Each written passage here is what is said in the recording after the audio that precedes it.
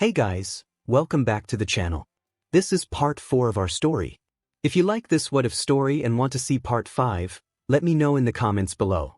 Before we start, don't forget to like, subscribe, and share this video with your friends. Also, check the description for more great content and my playlist. This story was posted by 𝗧𝗵𝗲 on Wattpad. Now let's start. Izuku is doing a test run on his lab after taking his internship with 𝗕𝗏𝗁 branch office in Tokyo.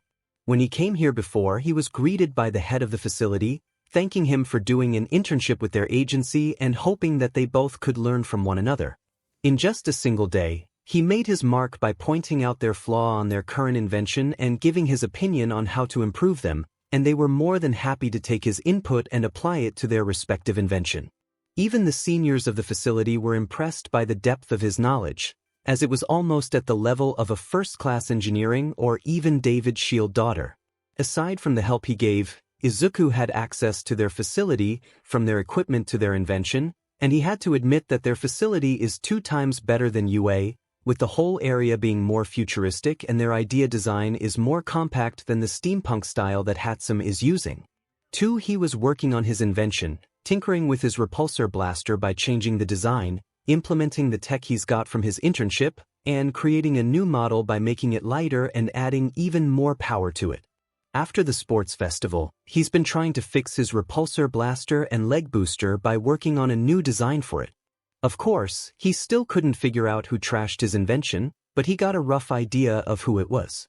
Whilst working, he felt a mild shaking in the building, thinking that it might have been an earthquake, before his phone rang and he saw the latest article that had just popped up on his phone. Hosu under attack by large monstrous creatures. He looked at the news report, seeing that it wasn't far from here and it's only a 10-minute drive from where his building is. He figured that they might need to evacuate before the attacks spread to their building.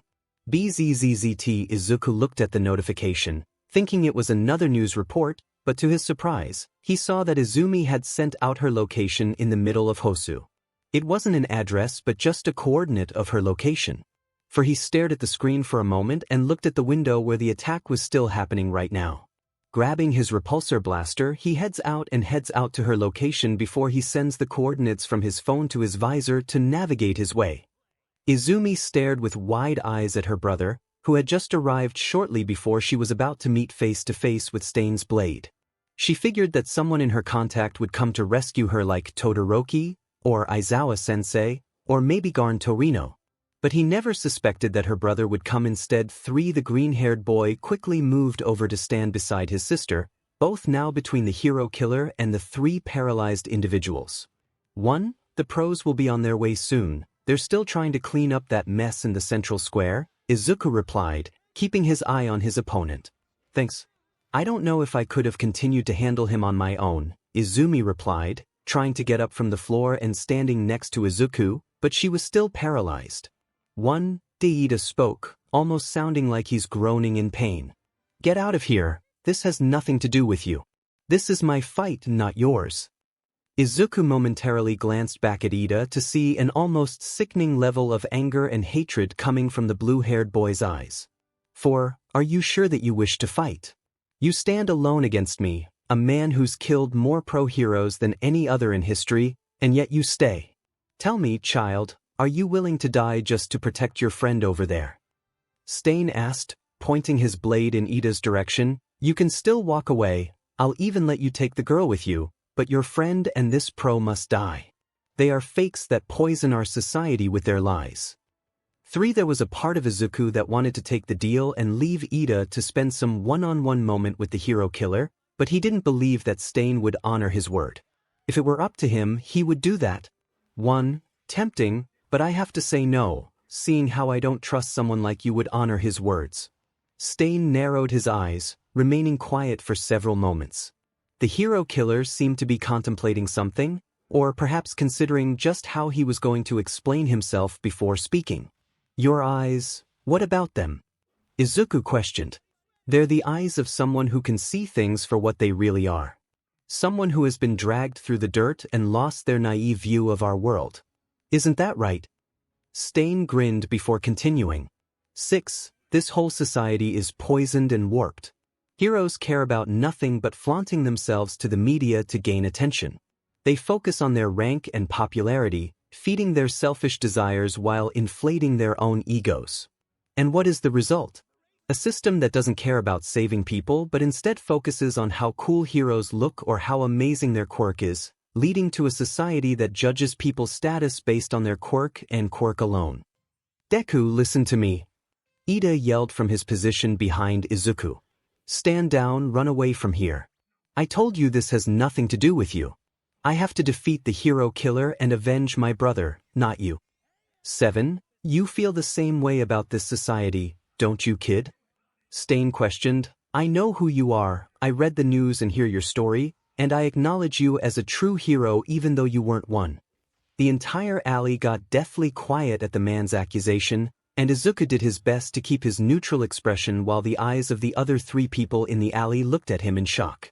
You're right, Stains. I looked ahead to see his face as Izuku continued to talk. But my opinion doesn't matter, because the reason why I'm here is just to take her back. If you want to stand in my way, then I'll stop you as well. Izuku responded, eyeing Izumi's direction, talking about her.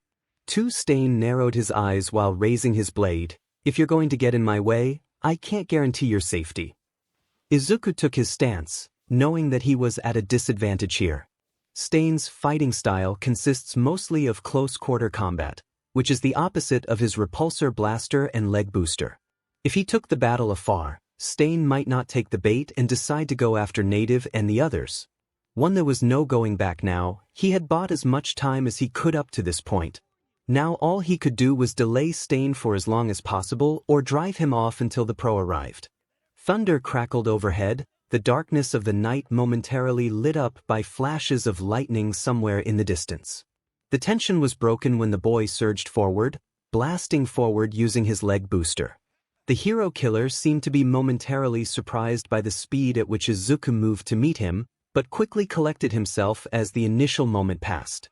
Izuku watched as Stain reached for one of the daggers lodged in his utility belt. Reacting quickly, the boy reached out his right hand to halt the drawing of the blade, while simultaneously ducking under the strike from the katana. He was able to stop Stain from drawing the dagger, but wasn't as lucky when it came to avoiding the other blade. Stain's katana tore at the top of Izuku's hair, slightly trimming his hair. The boy cursed internally, aiming his blaster in his left hand before striking the hero killer point-blank in the chest. Stain was launched backwards as Izuku frantically patted his hair to see if he got cut, which he didn't. 1. He's got training for sure and had a lot of experience in the battlefield. I need to be careful. Izuku thought. 1. Don't let him get your BLD. That's how his quirk is working. Izumi warned him. However, Izuku takes his eyes off Stain for just a moment, and it's long enough for Stain to nearly take his head off with a knife being thrown in his direction, aiming at his face. Izuku narrowly evades, and the knife cuts open his left cheek. Stain jumps at him and tries to slash him with one of his larger knives. He's fast. Izuku blocks him with his right arm that is covered by his gauntlet, blocking the blade, thinking that he managed to stop him, and then notices Stain threw his sword into the air. The sword he threw it along with the knife. Izuku thought, seeing how quick his thinking is. This distraction allows Stain to grab Izuku's shirt, and he gets his tongue close to Izuku's bleeding cheek. But before he could lick his BLD from his cheek, Izuku's right hand was aiming at his front, and he blasted himself out to the back before Stain could lick his BLD. Damn it, that was close. Izuku grunts, wiping the BLD from his cheek. Looking from the ground, Izumi couldn't help but see how her brother managed to keep Stain on the ground while buying them some time before the pro heroes arrive. She knows full well that her brother has some form of training in hand-to-hand, seeing how he managed to beat Bakugo up close, but seeing someone with full experience like Stain is on another level. Izuku is fighting toe-to-toe with the hero killer Stain, as the two of them trade one blow after another, one move after the next, like a professional dancer on stage, each of them performing one stride after another. But Izumi knows that all he's done is just keeping him up in bay and buying some time. But just as he was retreating, Stain threw several knives into Izuku's left forearm, and he blasted the knives using his blaster. He was about to launch a blast in his direction, but when he looked through the front, Stain was nowhere to be found. He looked around and saw a shadow start to form below him, and he looked up, seeing Stain descend from the air and trying to stab Izuku from above. Damn it, I won't be able to dash. Izuku looked up, seeing how Stain is close from his to escape. Suddenly free from Stain's paralysis, Izumi impedes the hero killer's path and grabs him in midair. She slams Stain against the wall and drags him away as they both descend, and then elbows her off of him. Izumi, dodge. Izuku yelled out, firing his blaster toward Stain as he got pushed back. Izumi landed next to her brother as they both caught their breath while not taking their eyes off the field. "You're okay?" Izumi asked, noticing that he looked tired out of the two of them. "I'm good." Izuku replied, "Listen, I can think of 3 reasons why you're able to move now, while those 2 aren't. The first, the more the target, then the effectiveness of his quirk is decreased. The second, it has something to do with how much BLD he ingested. Or 3, it depends on the BLD type." "It has to be the BLD type," Izumi concluded. 2, then we need to keep him at bay. I'll provide backup with my blaster while you distract him and fight in close quarters.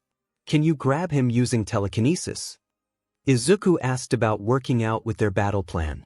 "I need at least a 2-second interval before grabbing him, and he's moving too fast for me to follow," Izumi replied, knowing that she can't tell him about one for all.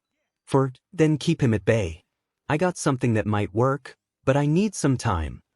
Izuku replied, and his right repulsor blaster started to glow in white light. "You're done planning. Because I will not allow fake heroes to escape me." Stain yelled back. The two clashed again, and while Izumi continued to have a hard time dodging the hero killer's attacks, it was clear that Stain was reaching the end of his stamina. He desperately trying to dodge both attacks from Izuku's long-range blaster and Izumi's punch while fighting the two of them at the same time. Stain made a mad dash over to Izuku before he traded blows with the hero killer, and he swiped his leg with a kick, and Stain fell on the floor, and Izuku quickly followed up with an axe kick, but Stain backflipped to his rear and ran ahead in his direction once again. "Cover me!" Izuku yelled, and this time the roles switched with Izumi covering him, and he was fighting close up. The fight continued 2-on-1, and both UA students did their best to avoid further cuts and injuries from Stain.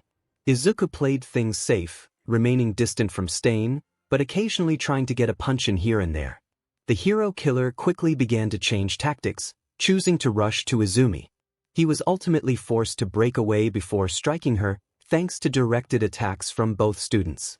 Stain ended up jumping over Izumi, now blocking the exit to the alley, before reaching down to pick up one of the knives he had thrown only moments before.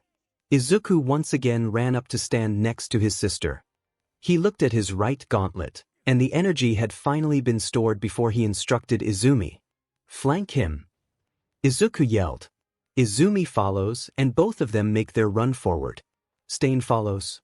She moved to the side and used her telekinesis to throw a trash can to his side, and he faltered for a second from the blow, and Izuku fired off his blaster, and a loud sonic blast hit Stain in the face, and he faltered, feeling the ultrasonic pulse disrupting his eardrums. "One, erg!" Stain yelled out in pain, holding both his head and screaming. He felt dizzy, and the world around him was moving rapidly and twirling, hearing nothing but a buzzing sound, and he dropped on the ground before Izuku followed and released a blast of blinding light out of the repulsor nodes on his hands to disorient him, feeling that Stain's eardrum could explode at any moment before he passed out. For a moment, Izuku just stood there, unsure of what to do as the reality of the situation tried to catch up with him. He had defeated Stain. The hero killer was lying on his back, beaten and passed out as Izuku stood over him. All that Izuku could focus on was the sounds of his rapid breathing and the drops of rain splattering on the pavement. "Izuku!" came a call from behind him. Izuku turned to see Izumi walk up to him, and her eyes diverted to his gauntlet. What was that just now? He looked over to his palm at his gauntlet. A concussive blast. Should be strong enough to knock him out. "Let's make sure the others are okay first, then we'll find some rope and tie him up," Izumi said while pointing to the hero killer. The two siblings turned back to the others, moving to check Native and Ida for any serious injuries needing immediate attention. Native appeared to be relatively alright, But Ida's injury was more serious. The blue-haired boy received quite a nasty puncture wound, still bleeding from both sides of his left shoulder. All they could do for him right now was secure 2 patches of gauze at either end before wrapping the arm in hopes of stopping the bleeding. Thankfully, Ida's paralysis had worn off, so they could move him more easily. Izumi I-1, I don't want to hear it. About 5 minutes later, Izuku stood in a group consisting of everyone present during the Stain fight, Gran Torino, and several other pro-heroes that had recently arrived on the scene. Izumi had already received a bashing, both verbally and physically, from the retired pro. Many of the other pro-heroes were trying to wrap their heads around the apparent fact that Izuku had more or less taken on the hero killer alone. You took down the hero killer all by yourself. One of the pros asked about finding what they heard. Almost sounds like fiction. Yeah, I am. Izuku plainly nodded. There's no way a kid took on the hero killer. Stop trying to pull our legs, one of the pros claimed. I'm telling you the truth, Izumi replied. He held his ground and stopped Stain from killing Ida and Native. The rest of us were paralyzed by his quirk. So you decided to plunge headfirst into danger? Gran Torino questioned Izumi. I swear you're like a carbon copy of Toshinori. I couldn't just let Ida be killed. Izumi replied, what was I supposed to do in that situation? As the group continued to bicker amongst themselves, nobody noticed the pale yellow Nomu fly around the corner of one of the tall buildings down the street. The monstrous creature descended undetected towards the group for several moments before Gran Torino happened to look over his shoulder. The retired pro was immediately snapped back to crisis mode when he realized what was about to happen. Everybody get down, he shouted. The moment the rest of the group caught sight of the winged beast, it was already too late. Acting on instinct, Izumi pushed away the closest people standing next to her before being snatched up by the monstrous creature. The Nomu then quickly began to ascend, its prey desperately trying to break free before they got too high. Izumi! Ida shouted. Out of nowhere, a shadowy figure blasted off from the ground, and soot marks were painted on the pavement so fast that time is almost stand still. Whilst on the grasp of the Nomu, Izumi saw her brother figure come in the sky and his right hand glowing before aiming his palm over to the creature's head and blasting him downward. For the blast is so powerful that it slams the Nomu into the ground and cracking the asphalt road from the falling as Izumi landed on the ground after freeing herself from the creature's grasp. The other heroes came up to check on her as Izumi, who was still stunned, watched over what happened and remembered what Gran Torino had told her before. But as long as he cared for you, then maybe you can mend your relationship or build a new one. 19. Soon afterwards, with the hero killer incident, everything went by in the blink of an eye for Izuku and Izumi. With the chaos contained in Hosu, Izuku and Izumi were finally able to take a breather. They were quickly frisked off to Hosu General Hospital to get their injuries treated, the 2 of them ending up in the same room while Ida was placed in another. There were no serious injuries aside from Ida's shoulder, but with all of them having fallen victim to Stain's quirk, they were kept overnight in the hospital as a safety precaution. They were unable to get proper rest until well past 2 in the morning, but despite being able to, Izuku and Izumi found it very hard to just fall asleep after everything they had been through. So I gotta ask, what were you doing in Hosu to begin with? Izumi asked, finding it weird to spot her brothers suddenly rushing in to save her. You send me your location to your phone, and I checked that it's located here, so I figured that you might need help. No, I meant, why are you helping me? Izuku asked, her voice shaking over what happened. Why, after everything that's happened, you somehow decide to come and rescue me?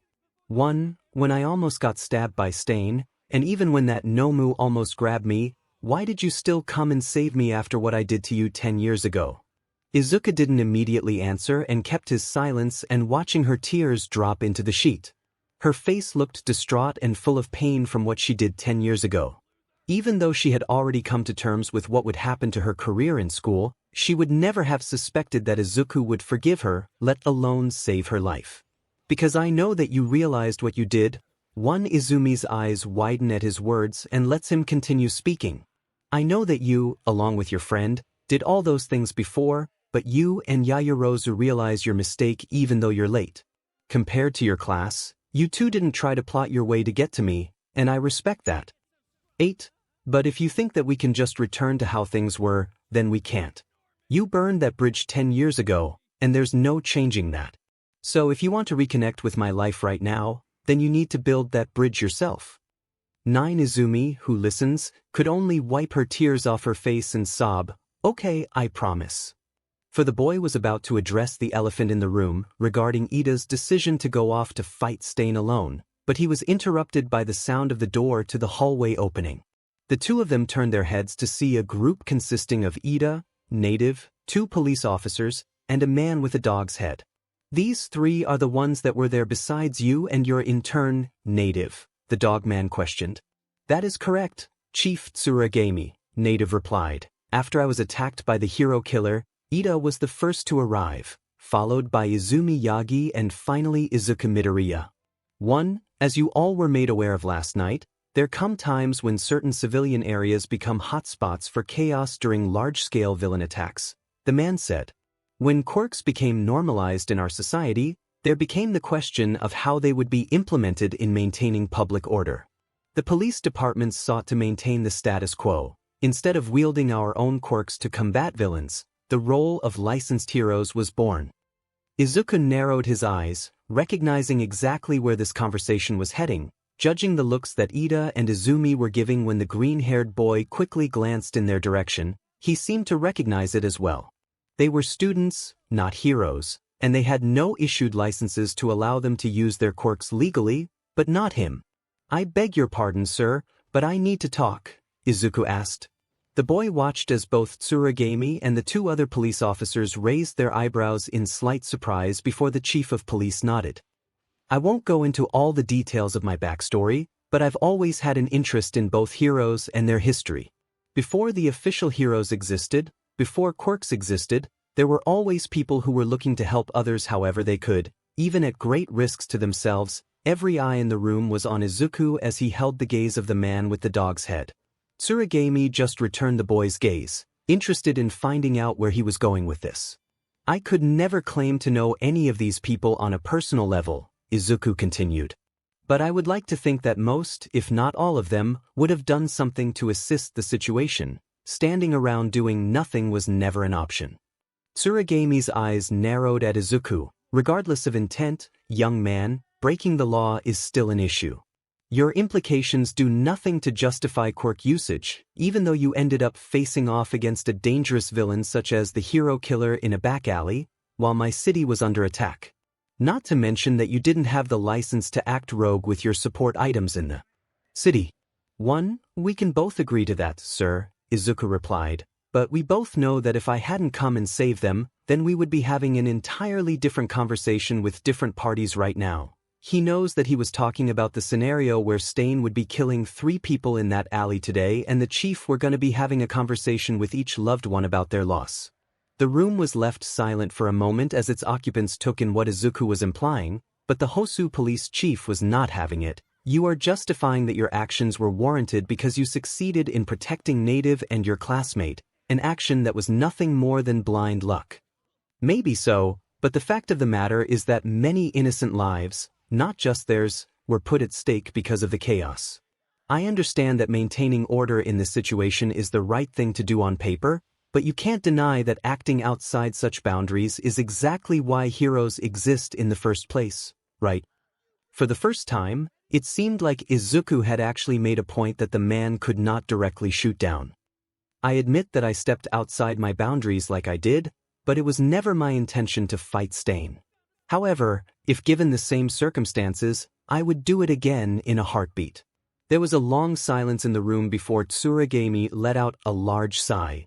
"The stance I've been taking up to this point has been the official stance of the Hosu Police Department. Perhaps it's time to fill you in on my more personal views of the situation." The last sentence seemed to ease a bit of the tension in the room generated from the conversation between Izuku and 𝗬𝗓𝗍𝗵𝗆. "Normally, I would be reprimanding the 2 of you for going rogue, especially with someone who didn't have a hero license to start with." He eyed over to Izuku's direction, knowing that he's the main topic of this conversation, But in the last hours, a video had gone viral capturing your action in that alley and you coming out bringing Stain in captive, and you managed to take down one of the Nomu along with saving a hero in training in camera. You put me in a difficult position. On one hand, you went rogue knowing you don't have a hero license to begin with. On the other hand, I'm told some hashtag is going around. He made an air quote with his paw. Hashtag rookie heroes. 2. Now I'm being told that we can't exactly punish 2 hero students for capturing a serial killer loose in Hosu. The chief continued to speak. Given that the 2 of you actually capture the villain, added to the fact that Native has vouched for the 3 of you to be voided of punishment, our report has been revised to explain the following. In the name of the pro-hero Native, the 3 heroes in training that encountered the hero killer were given permission to defend themselves and engage in combat. 1. The UA students grew shocked expressions as they realized what that meant. Native really stuck his neck out for them, shielding them from bearing a large amount of potential criticism by making their actions a result of his decision. Izuku looked over to the pro and gave a smile of gratitude, to which the man responded with a nod of approval. However, the police chief continued, the catch is that we won't acknowledge your efforts publicly. If something were to get out in the public eye, the official stance of the police force would only reveal your status as hero students. You will not be allowed to receive recognition for your actions. That's fine, Ida replied almost instantly.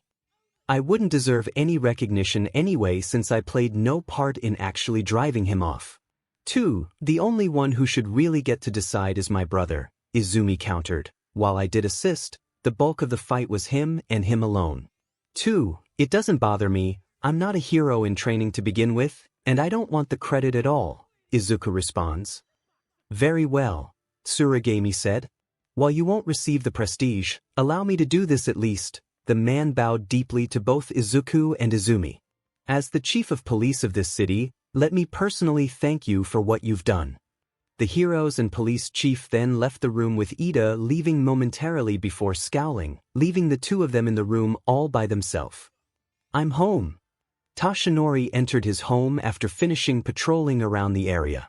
He looked around and found that no one was home right now. Izumi was still at an internship with Gran Torino, and Inko was buying groceries.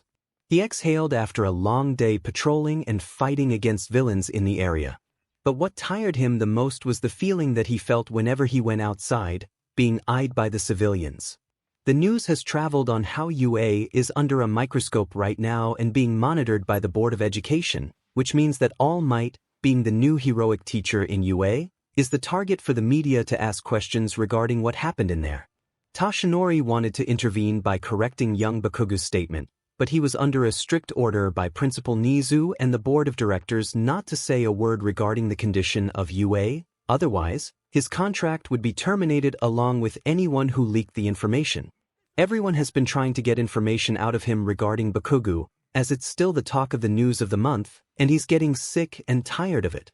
He makes his way into the kitchen, trying to get something to drink, when he notices a note stuck to the refrigerator. He figured that it's probably Inko writing about the menu for today, and when she returns and picks up the note to see the writing. But when his eye met the note, he couldn't help but widen his eyes, reading the message that was on the paper, and he unconsciously crumpled the paper in his hand. He glanced to the room left and right, trying to find out whether someone had occupied his home or not, but found that he was all alone in the house. Tashinori couldn't stop staring at the note, even as it crumpled from how tightly he gripped it. The note had shown up in the refrigerator in his house with no warning and no hint as to who could have put it there, all of which should be raising red flags as high as they could go, but Tashinori couldn't even process that as his brain latched onto the message, repeating it almost like a drum that beat in rhythm with his pounding heart. I know, Katsumi sits in the waiting room with the other relatives, where the prisoners are having a conversation on the telephone. She looked nervous, glancing left and right, not knowing how this worked to begin with since she only saw this in a movie. It took her about 2 hours to complete the process, but she finally had a visit with her brother, during which they spoke on the phone for about 30 minutes. The room itself looked common. With her left was the girlfriend of some inmates she had never heard of, and she was asking about her boyfriend's well-being. However, she couldn't hear what he was saying since he was talking on the telephone. 1 moment later, the guard came from the other side and brought her brother while he was in chains, and she couldn't help but feel shocked seeing his state, not by how he was being brought in, but by how he came out. His face is beaten to a pulp, with bruises on his face, and his cheek is swollen. There's also dry blood coming from his lips, and his movement is limping with one leg dragging the other. It looks like he just got beaten up with a metal pipe recently. For Katsumi hurriedly grabbed her phone to talk to him as he also grabbed one from the other side. "Oh my god, yeah, I looked F." Katsuki groaned. What happened?" she asked hurriedly, looking at his face, which was beaten to a pulp. "I don't want to talk about it." "Well, we're going to, 'cause it looks like you just got hit by a train or something." Katsuki held his silence before he speak up. "I got beaten by some unknown villains, bunch of pussies. They beat me from behind or ganged up on me for some reason." 2. Did you do something?" she asked, knowing how her brother's personality is. He might have tried to rile up a few of the inmates here. "No, goddammit, I didn't do it," Katsuki rebuts. "Well, maybe at first, but I've been keeping my head down ever since, and those guys keep coming at me all time." 3. Since when? "Since Deku paid a visit around a week ago." "Wait, he's here?" "Yeah. He paid a visit telling how basically the old hag is disowning me and Deku is suing my butt to the ground." Katsumi held an uncomfortable look, and he could tell from her face that he was right. "So they really did it?" he said. 1. Yeah, I just found out later on, but they really did it," Katsumi replied, not knowing how to tell him as well. "We asked Mr. Yagi to help get you out of here, but so far he hasn't been able to do that." "Well, what? He's the goddamn #1 in the Japan? How has he had such a hard time getting me out of the prison?" Katsuki asked, finding it difficult for him to hear. 2. Katsumi shushing his words immediately at the mention of All Might's name coming out of her brother's mouth. "Keep your voice down. Look, Mr. Yagi is trying to get your case dismissed, but so far Deku won't let go of it and we can't exactly did something right now." 1. What are you talking about? Katsuki asked, being he's out of the latest news on the outside world recently. Katsumi took a moment before she went to explain. "It happened right after the sports festival ended. UA is being visited by the Board of Education, saying that they are conducting an investigation of everyone in UA for such case that involved you. Not just the staff, but the whole student is being interviewed, asking a series of questions, all asking about their time inside UA and their opinion about the teacher." 1. I don't get it. Why did they come to you if they were investigating me? "Your statement in the tournament, dumbass." Katsumi replied, "You mentioned that Mr. Yagi has instructed you to push Deku off the building, and now the whole UA is under investigation on who that person could be. Not to mention, they reviewed the destroyed support items that Deku is wearing on the final match with you since Mr. Yagi had instructed us to destroy them." 2. Wait, you did that? "Yes, and now the whole student is being investigated for it. They were looking at the culprit who's responsible for it. There's no security camera in the waiting room, so they have been asking a lot of questions." 3. I don't need your help. I don't need you to intervene with what I did. Katsuki angrily replied. 1. I don't care, dumbass, because Mr. Yagi instructed us to do so. Katsumi responds before returning to the topic at hand. "But what I don't get is why, after Deku came here, then everyone in the prison is coming after you. I figured that he had something to do with it. I don't know how, but they're coming at me pretty seriously. Either they gang up on me in some hidden place or they choose to do it in the open." 5. You didn't try to talk to the guard. "Maybe explained it," she suggested, knowing that a prison guard is usually the person you go talk to about this sort of thing. 2. They won't have heard about it. Katsuki cursed, saying that it's a normal thing in prison, especially for the new kid, but I know that being beaten 5 times a day isn't exactly normal. 6. Everything here is weird. The prisoners are targeting me, the guards turn a blind eye, the nurse refused to treat my injury, it's like they all wanted me to suffer or something. 9. Look, you need to stay strong, okay? Katsumi replied, trying to lit a fire under her brothers, "But we're working on to get you out, but I need you to keep your head down for a while. Me and the class are working to get you out of here."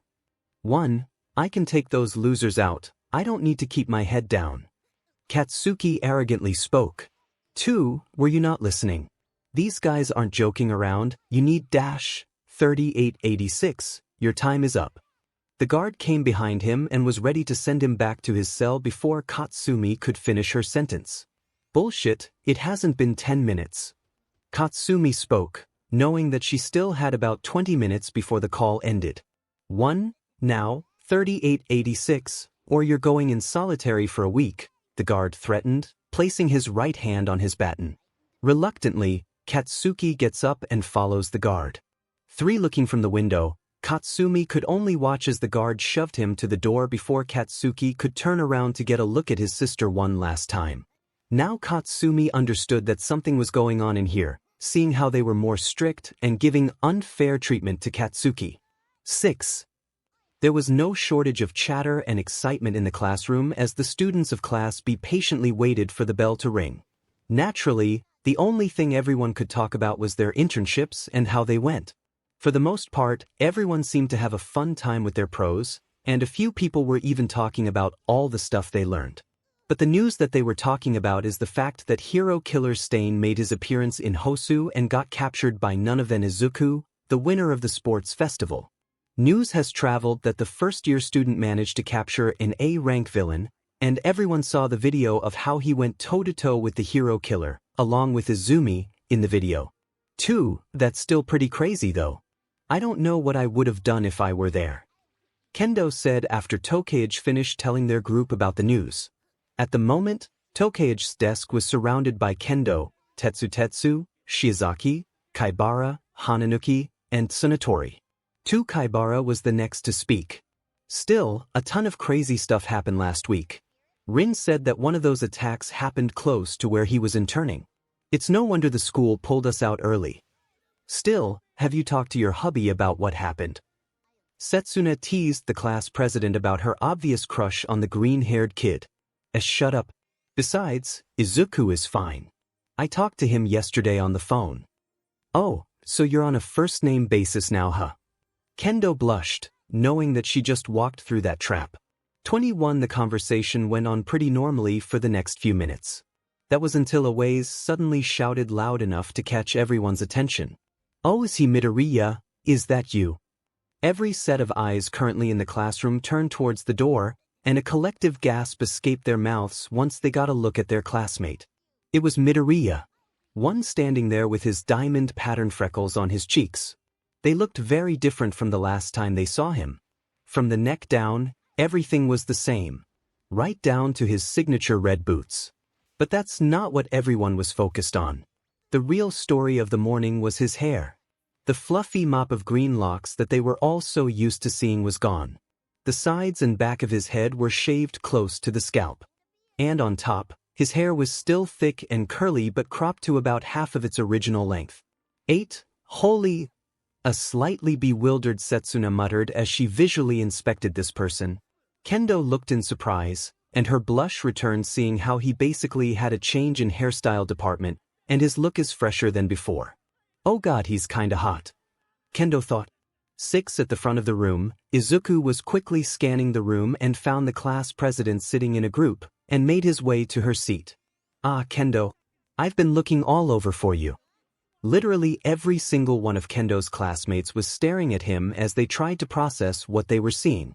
But for some unknown reason, Izuku is not aware of the subtle look he's getting from the class. Kendo seemed to be lost in thought, seeing him coming in her direction as her heart thumped madly. I got your request for your new costume change a couple of days ago, thought I came to deliver it to you. He held the metal briefcase in his hand as he delivered it to the orange-haired girl in front of him. 1. Thanks. Kendo seems to be losing her words with each second staring at his new look that puts her heart in a rapid pace. Setsuna, who recovered from her new, fresh, handsome look, quickly took the conversation before Kendo was about to have a cardiac arrest. Thanks, Midoriya. You've been a good help to us. But we have class to go to. Oh right, I forgot about that. Izuku replied while being pushed by Setsuna, Tetsu, and Hananuki out to the door. Hey, is Kendo alright? She looked kinda dazed over there. Oh, it's fine. Hananuki hurriedly replied. Yeah, why don't you come back later once the class is over and we'll have a talk? Tetsu added. Sure, that seems fine, Izuku replied before he headed to the door after being let out. Once the green-haired boy had left the classroom, Setsuna, Tetsu, and Hananuki sighed in relief before turning their head and seeing their class president still starstruck by his new look that completely left Kendo paralyzed. Well, at least we know that press likes the new look. Setsuna joked. 1. After their morning classes concluded, the students quickly made their way over to the cafeteria. Due to the seemingly never-ending downpour going on outside today, the student body had no choice but to pack themselves inside. Unfortunately for Izuku and 𝗵𝗃, by the time they got their food, almost every single table they could see had already been claimed. 𝗵𝗃 groaned, seeing that their usual eating spot had been taken over by a group of third years. Great, it's totally packed in here. Yes, I don't really see anywhere for us to sit. The two of them strolled around the cafeteria for a couple of minutes before seeing an unoccupied table in the corner of the cafeteria and quickly made their way there. They put their tray on the table and had their meal before 𝗵𝗃 interrupted his afterthought. So, I don't know you noticed at all, but most girls have been staring at you since you came to the class this morning, 𝗵𝗃 replied, mentioning the looks they get since they both walk together in the class and all the way to the cafeteria. Really, I didn't know, Izuku questioned. You didn't notice the looks people gave you when we came to the cafeteria or even when you were in the studio? 𝗵𝗃 asked, wondering if he really just didn't know or didn't care, especially with his new hairstyle that looked like a model now. 5. No, he shrugged. But at least this explains why everyone seemed so starstruck when he came to Class B this morning. 𝗵𝗃 sighed. Anyway, I gotta ask now that we can talk. What are you gonna do about them? Izuku doesn't seem to follow what 𝗵𝗃 is asking. What are you talking about?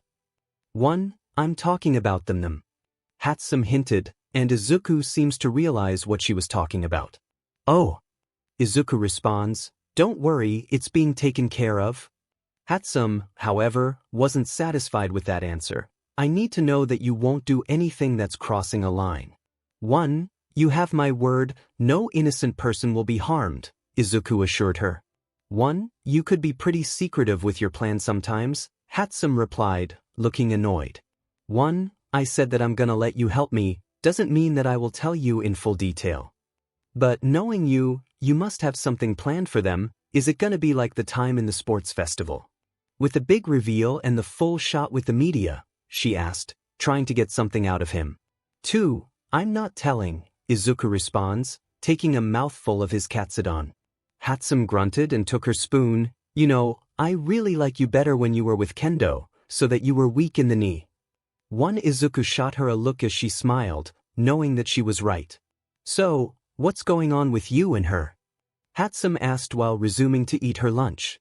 Who? Izuku asked, not understanding who she was talking about. You and Kendo. 𝗵𝗃 said, you two seem to be close. Yeah, we're just friends, Izuku replied. 4. She nodded playfully. Izuku perked his brow. What are you implying? What do you think? She asked. We're just friends, he pointed out once more. 1. Seems like it's more than that, she muttered. What's that? I didn't hear what you said. 4. Oh, nothing, 𝗵𝗃 quickly replied. 1. Katsumi sits at a cafe scowling while taking a sip of her drink. Sitting at the table are her classmates, consisting of Shoka, Shoto, Kaminari, Ida, Uraraka, and Kirishima, all gathered at the same table. 2. They were all gathered at the cafe doing some research about Deku's past and finding ways to get Katsuki out of the prison. They don't want to attract any attention by gathering in a library or in a classroom in one huge group, so they decided to split off and go to separate places. 1. Katsumi sits, taking a sip of her coffee with Ida, Shoto, and Kaminari working on their laptop, trying to find any sighting or news report of any info that relates to Deku or any green-haired kid, while the rest of them listened to Katsumi's story when she visited her brother. He really got beat up. Kirishima, being Katsuki's best friend, asked in concern, hearing about him. For Katsumi nods. Yeah, he told me that the inmates there are targeting him, saying that they beat him up for some reason. Did he talk to the guard or the warden? Shoka asked. No, they said that they won't listen to what he said. Katsumi shakes her head. That's unmanly. Kirishima grunts, slamming his fist on the table in anger. 5. And get this, my brother said that Deku came to visit him about a week ago. I bet that he had something to do with it. Ida looked away from his computer after hearing her theory once more and paused from his work. Katsumi, if you're trying to say that I'm telling you that Deku must have done something. He must have bribed the warden or have something to do with the transfer. And I keep telling you that it's impossible. Ida pressed on, only the Bureau of Prisons can approve of transfer, and last I checked, that Deku didn't have that authority. 2. Then he must have some dirt on the warden to get the transfer or Katsumi, listen to yourself.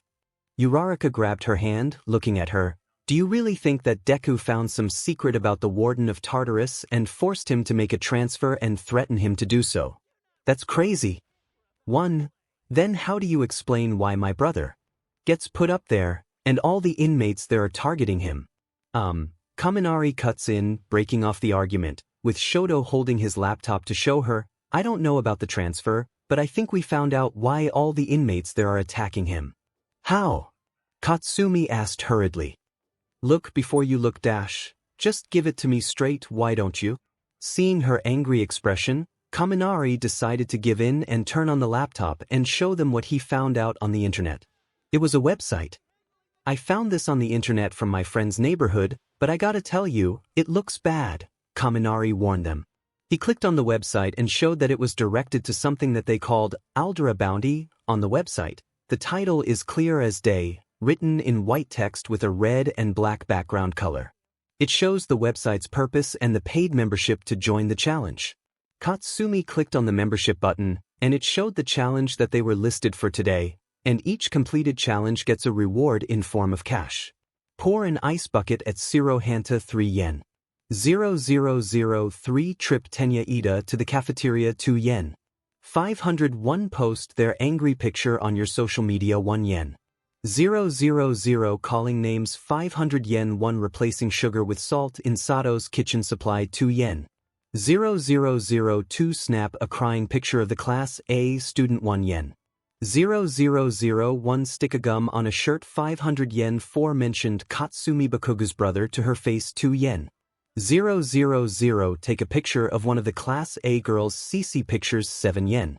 000 beating one of the perverts of class A 4 yen.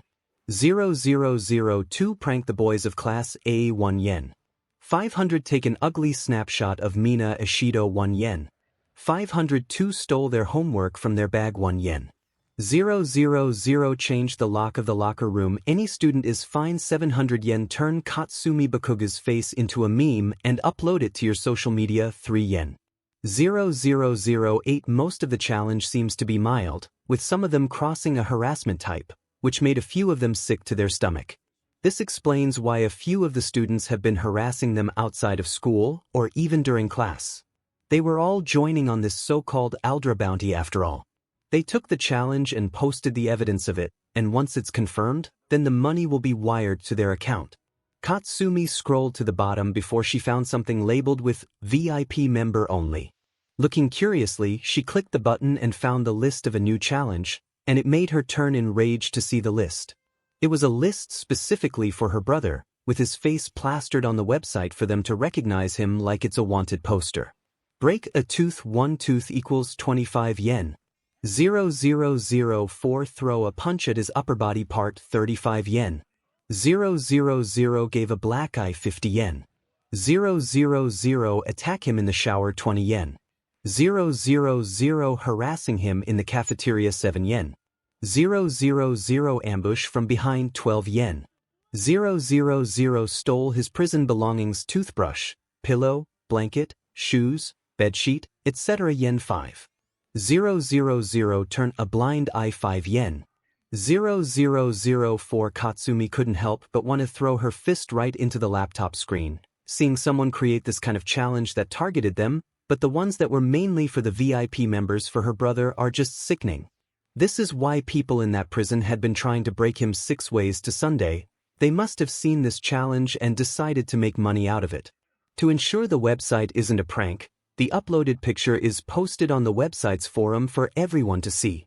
Whether it's a picture or a video, some of them even feature live streaming, showing evidence and the money transferred to their bank account, which proves it wasn't fake, encouraging others to join in. There are also a few pictures of her brother, who has a black eye and was beaten in prison.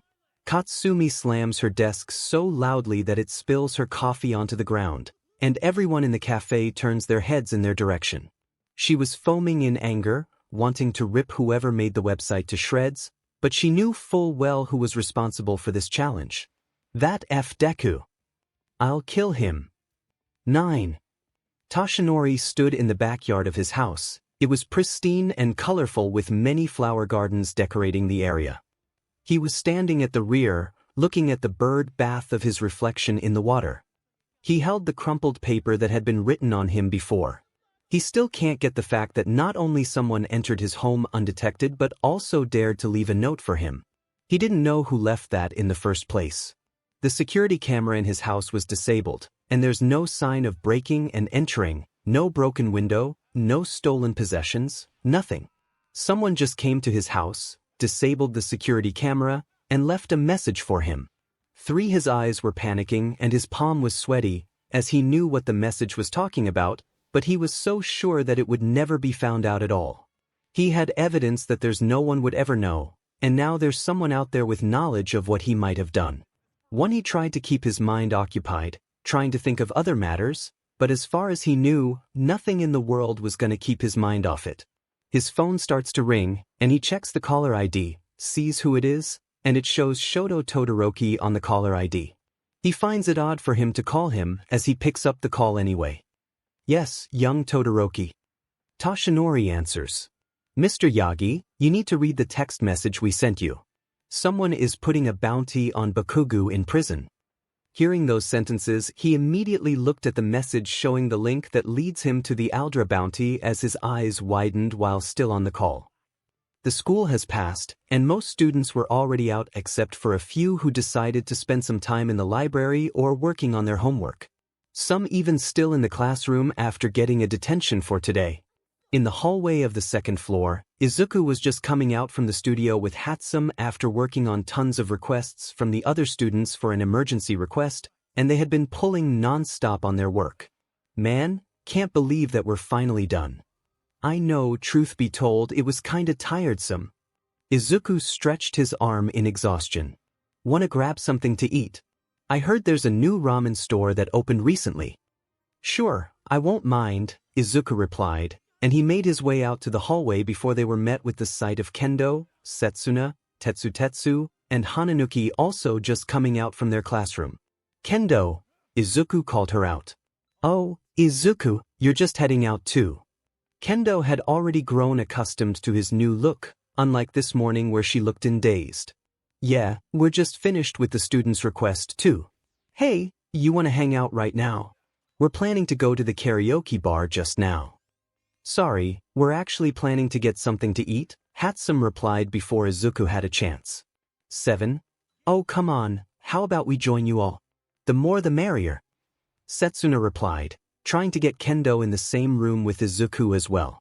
𝗕𝗪𝗄 glances in Izuku's direction, waiting for his decision before he answers, sure, why not? Soon, the two small groups had turned into one big group. Izuku and Kendo were walking side by side, at his left after Setsuna had tried to urge her to go to his side at her insistence, and 𝗕𝗪𝗄 to his right, trying to talk about her invention, asking for Izuku's opinion. They both walked down the stairs from the hallway before someone called out to his name, stopping their track. Deku.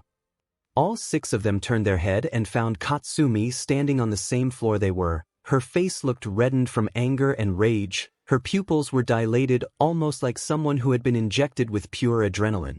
You son of a bitch. You put a bounty on my brother's head. I'm gonna goddamn knock you out. Katsumi threatened, her face looked angry and ready to throw a punch. Katsumi, don't you come at me, Izuku replied, threatening her. The rest of them had no idea what she was talking about, but knew that Katsumi's coming was a sign of bad news. You don't want me coming at you because you know once I get my hands on you, you're done. She buttoned down her UA blazer and dropped her bag to the floor before making her way to him. 3. Which is why I'll drop you before you do. Izuku walked close to her before she grabbed his blazer and slammed him to the wall behind him. "Go ahead and drop me," she slammed him in anger. "You're not gonna throw a punch because you were in the wrong this time." Smack. Katsumi took a full swing as her fist landed in his face, and blood started to drip from his face. "Izuku!" Kendo yelled out. His nose is bloodied and broken as Katsumi pulled her fist once more to deliver another punch, only for her to get stopped by 𝗕𝗄𝗕𝗄 and Hananuki, who pulled her aside, and Kendo, along with 𝗕𝗄𝗵, came to check up on him. "Izuku, you're okay? Talk to me," Kendo asked, checking up on him as he cupped his own nose. Plus she turned her head to 𝗕𝗄𝗵's direction. "Call Aizawa-sensei or Vlad-sensei, and bring recovery girl here as well." Now, 𝗕𝗄𝗵 hurriedly ran up the stairs and headed to the teacher's office to get someone here. Hopefully, one of the teachers is still here and hasn't gone home just yet. Izuku lies on the floor with his back touching the wall, and Kendo, who remains at his side to check up on him to stop the bleeding, while Katsumi continues to angrily yell, trying to break free from her grip, and continues with the beating she's just started on him. After what happened yesterday in the hallway after school hours, everyone in school had heard about the news, and it has been the topic of gossip for today, and some had reached over to a hero bulletin to inform of the news before their respective homeroom put a stop to it under the threat of expulsion. But the news is as clear as a blue sky, as everyone has heard about what happened. Katsumi Bakugou of Class A had punched Izuku Midoriya in the face. The details of the incident are still unknown, except for the 6 students who were in the area at the time and had been strictly instructed not to mention it to anyone under any circumstances, not even to their parents. Even Aizawa-sensei had to come down and threaten them if they decided to ignore his warning. However, from most people's perspective, who were in the unknown, they saw it as Katsumi, who is angry to see her brother put in prison, decides to lash out and get payback to the one who's responsible.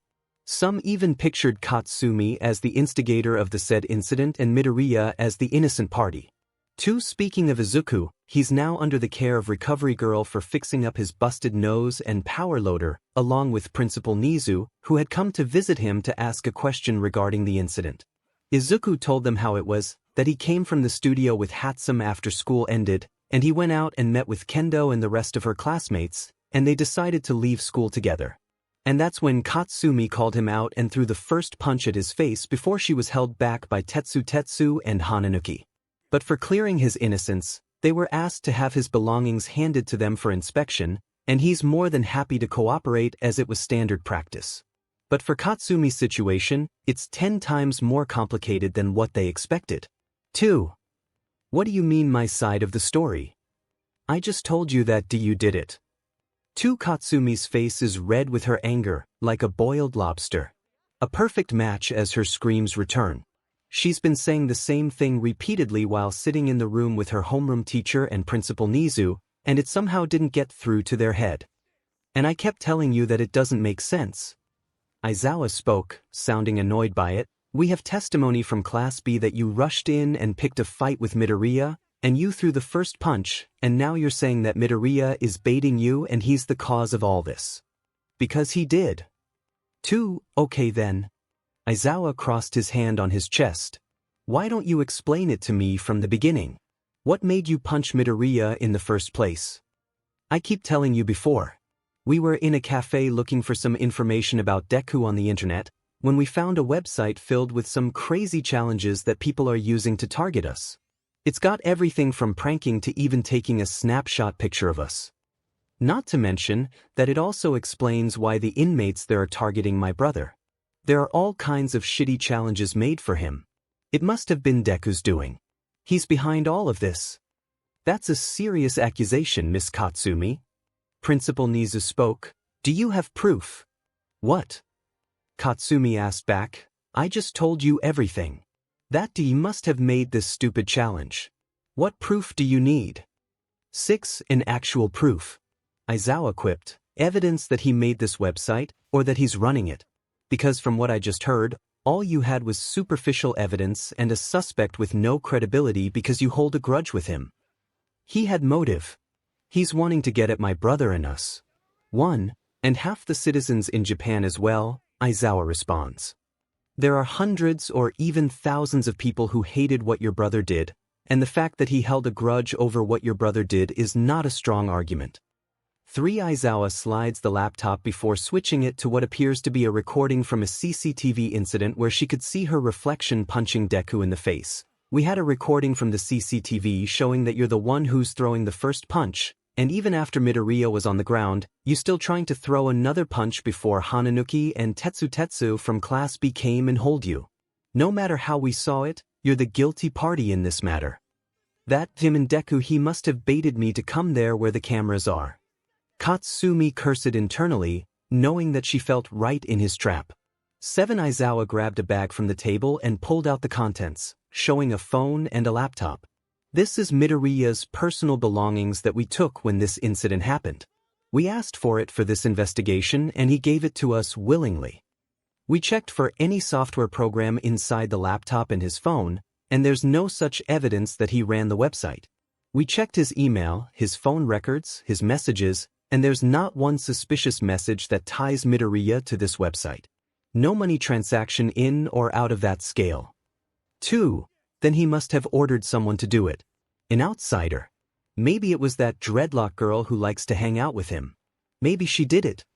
Miss Hatsum is not the topic of this investigation, Principal Nizu replied. Now it sounds like she was grasping for straws, looking for anyone to place the blame, which means that all you had was just a discovery of a website that's targeted at your brother and your class. But then the school, I meant those extras, must have taken part in it, right? They did this to us, which means that they must have known about this too and took the challenge. Katsumi replied, remembering how the other students were pranking them all the time since the website was made. 𝗃𝗏 and Principal Nizu shared a look, knowing that she does have a point. If the students were known, then there must be evidence. After all, there's evidence that the website is being made, and people posted the challenge on UA ground, so the students are bound to participate. All right, we'll pursue this matter later on. Izawa replied, and Katsumi smiles, knowing that they won't let this go before he continued. But we have another thing to talk about and it's regarding this paper that's being delivered to you just now. Izawa slides a paper onto the table, and Katsumi takes it to read. Her eyes widen at what's written in there. 1. Izuku sits at the cafeteria, eating his bowl of katsudon in a group that consists of Izuku, Kendo, Hatsum, Setsuna, Hananuki, and 𝗕𝗏𝗕𝗏, all at the same table. Izuku's face is still swollen from the punch, with his nose bandaged, and he's having trouble eating since the punch also busted up his lips pretty badly. Every time he tried to get something to eat, his lip was in pain, and he couldn't eat properly. Are you sure you didn't need help? Kendo asked, looking concerned. 1. Yeah, you look in pain, Hatsum added, looking from his right side. I'm fine, he answered. Maybe Prez needs to feed you. I'm sure she won't mind if you ask her. Setsuna teased him. 1. Setsuna. The rest of the table laughed at Kendo's antique, but Izuku left in wonder if he's asking that question to her. Would he really have done it? Hey. They all turned their head and saw both Izumi and Momo standing near their table with a tray in their respective hand. 2. I heard about what happened. Are you okay? Izumi heard from the news on how Katsumi had gone off the rails and thrown a punch at him. She and Momo immediately went and tried to ask him about it. 2. No thanks to your class. 𝗕𝗏𝗕𝗏 quipped. Can we sit together? We just want to talk, that's all. Momo asked. 6. For a moment, Izuku looked at the two of them and scanned around to see if there was anywhere else for them to sit. Concluding that there really wasn't anywhere else for them to go and the two of them were acting in a civil manner, he should return the favor as well.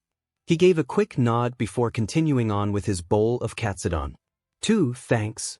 Wasting no time, both of them set their tray down in the seat right across from him. With Izumi sitting next to Hatsum and Momo in front of him, Setsuna moved to the side to give space. I heard what happened from the class. Mind telling me what actually happened? Momo asked the questions first. 1. What did they tell you? Hananuki asked, wanting to know along with the group. That my brother is at fault, and they did nothing wrong, Izumi replied. Figures, Kendo scoffs at the accusation. Your friend just came out of nowhere and picked a fight with Izuku, and next thing we know, She threw a punch at him in the face. For what? I don't know. He accused him of targeting her brother or something, which is weird since he didn't know what he was talking about either. She might be talking about the harsh treatment Bakugou had in prison.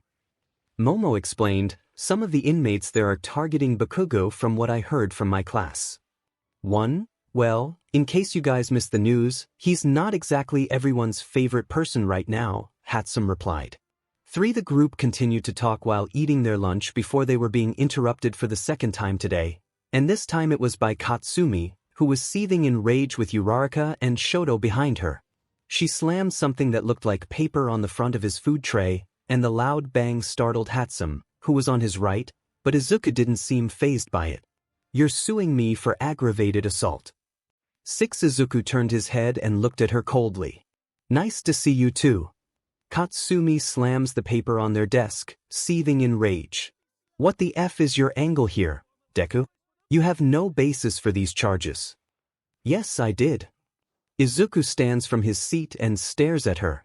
Aggravated assault is a serious violent crime that involves an attack with the intent to inflict severe bodily injury, often using a weapon or other means likely to cause death or great bodily harm.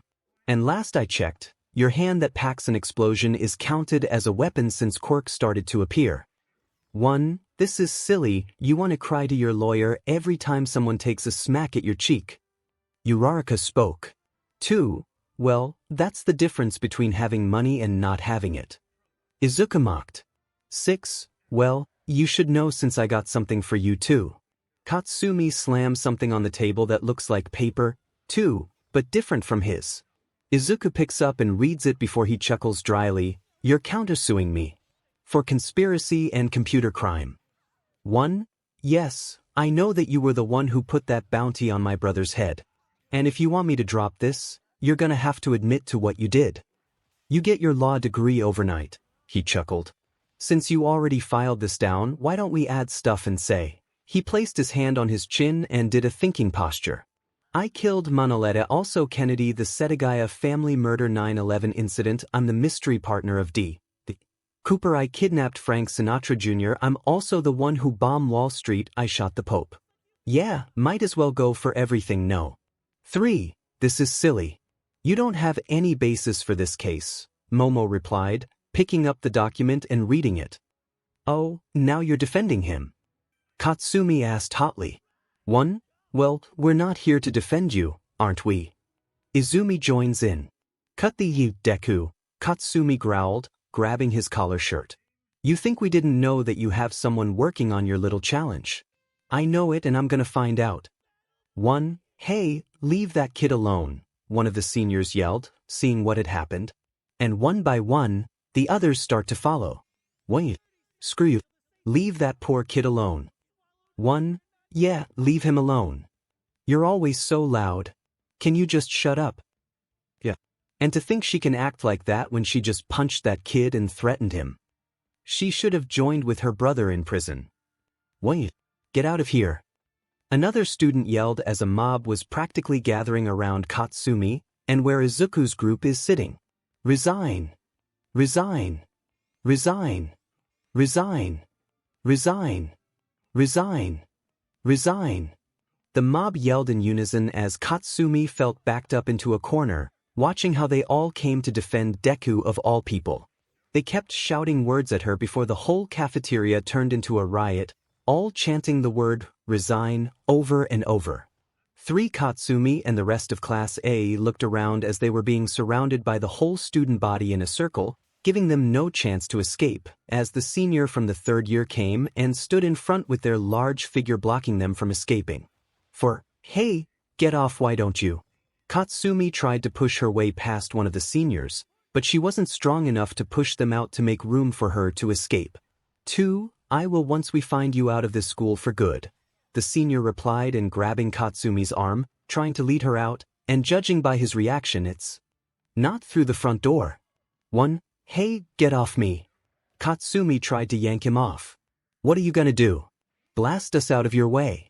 The senior countered, looking at her. Katsumi is tempted to just do it, but knowing that with 100 pairs of eyes on her right now, that would only sign her expulsion out of the school. What's going on here?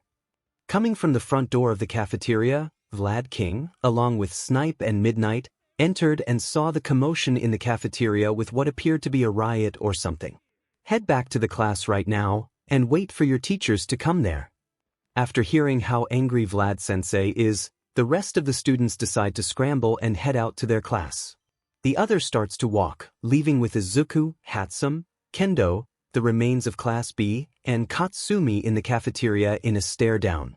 This isn't over, Deku. Katsumi spats in anger. 3, of course, it's over when they send you in a double cell with your brother, Izuku responds before he starts to walk away as well. 1 Katsumi, who's the only one in the cafeteria, grits her teeth in anger before she too walks out, but is stopped by Snipe, who remains at the door. You're coming with us. What? Your teacher would like to have a word with you. 1 seeing no room for an argument, Katsumi decides to comply and follow her teacher's lead. He walked up in the front with her following from behind, but strangely he's not leading her to the classroom or the teacher's office. It was on the 3rd floor where she knows he's leading him. Standing in front of the oakwood door, Snipe knocked the door 3 times before he heard the voice allowing them to enter, and the gun hero pushed the door, revealing Principal Nizu sitting in his office with his beady eye. Hello, Miss Katsumi, we have something to talk about. The school has over, and everyone is heading back to their home after a long day in class with the test and the incident in the cafeteria this afternoon. All of them are walking down the UA gate before saying their goodbye to one another before he walks out. Outside of Class H, Izuku and Hatsum were walking out after a long day in class. They decided not to work in the studio for today since they were too tired from what happened today, and Hatsum had invited him to hang out around her neighborhood. But when the 2 of them were coming out of the class, they were greeted with the sight of Kendo, Setsuna, Tetsu, Hananuki, Izumi, and Momo, all waiting at the front door. It was Kendo's idea to meet with the 2 of them and hang out together, plus she wanted to make sure that Izuku won't get jumped for the 2nd time for today. So they walked together and headed out to the city to hang out together. They were making plans along the way and talked about class and stuff before someone called them out, feeling like a déjà vu for a 2nd time.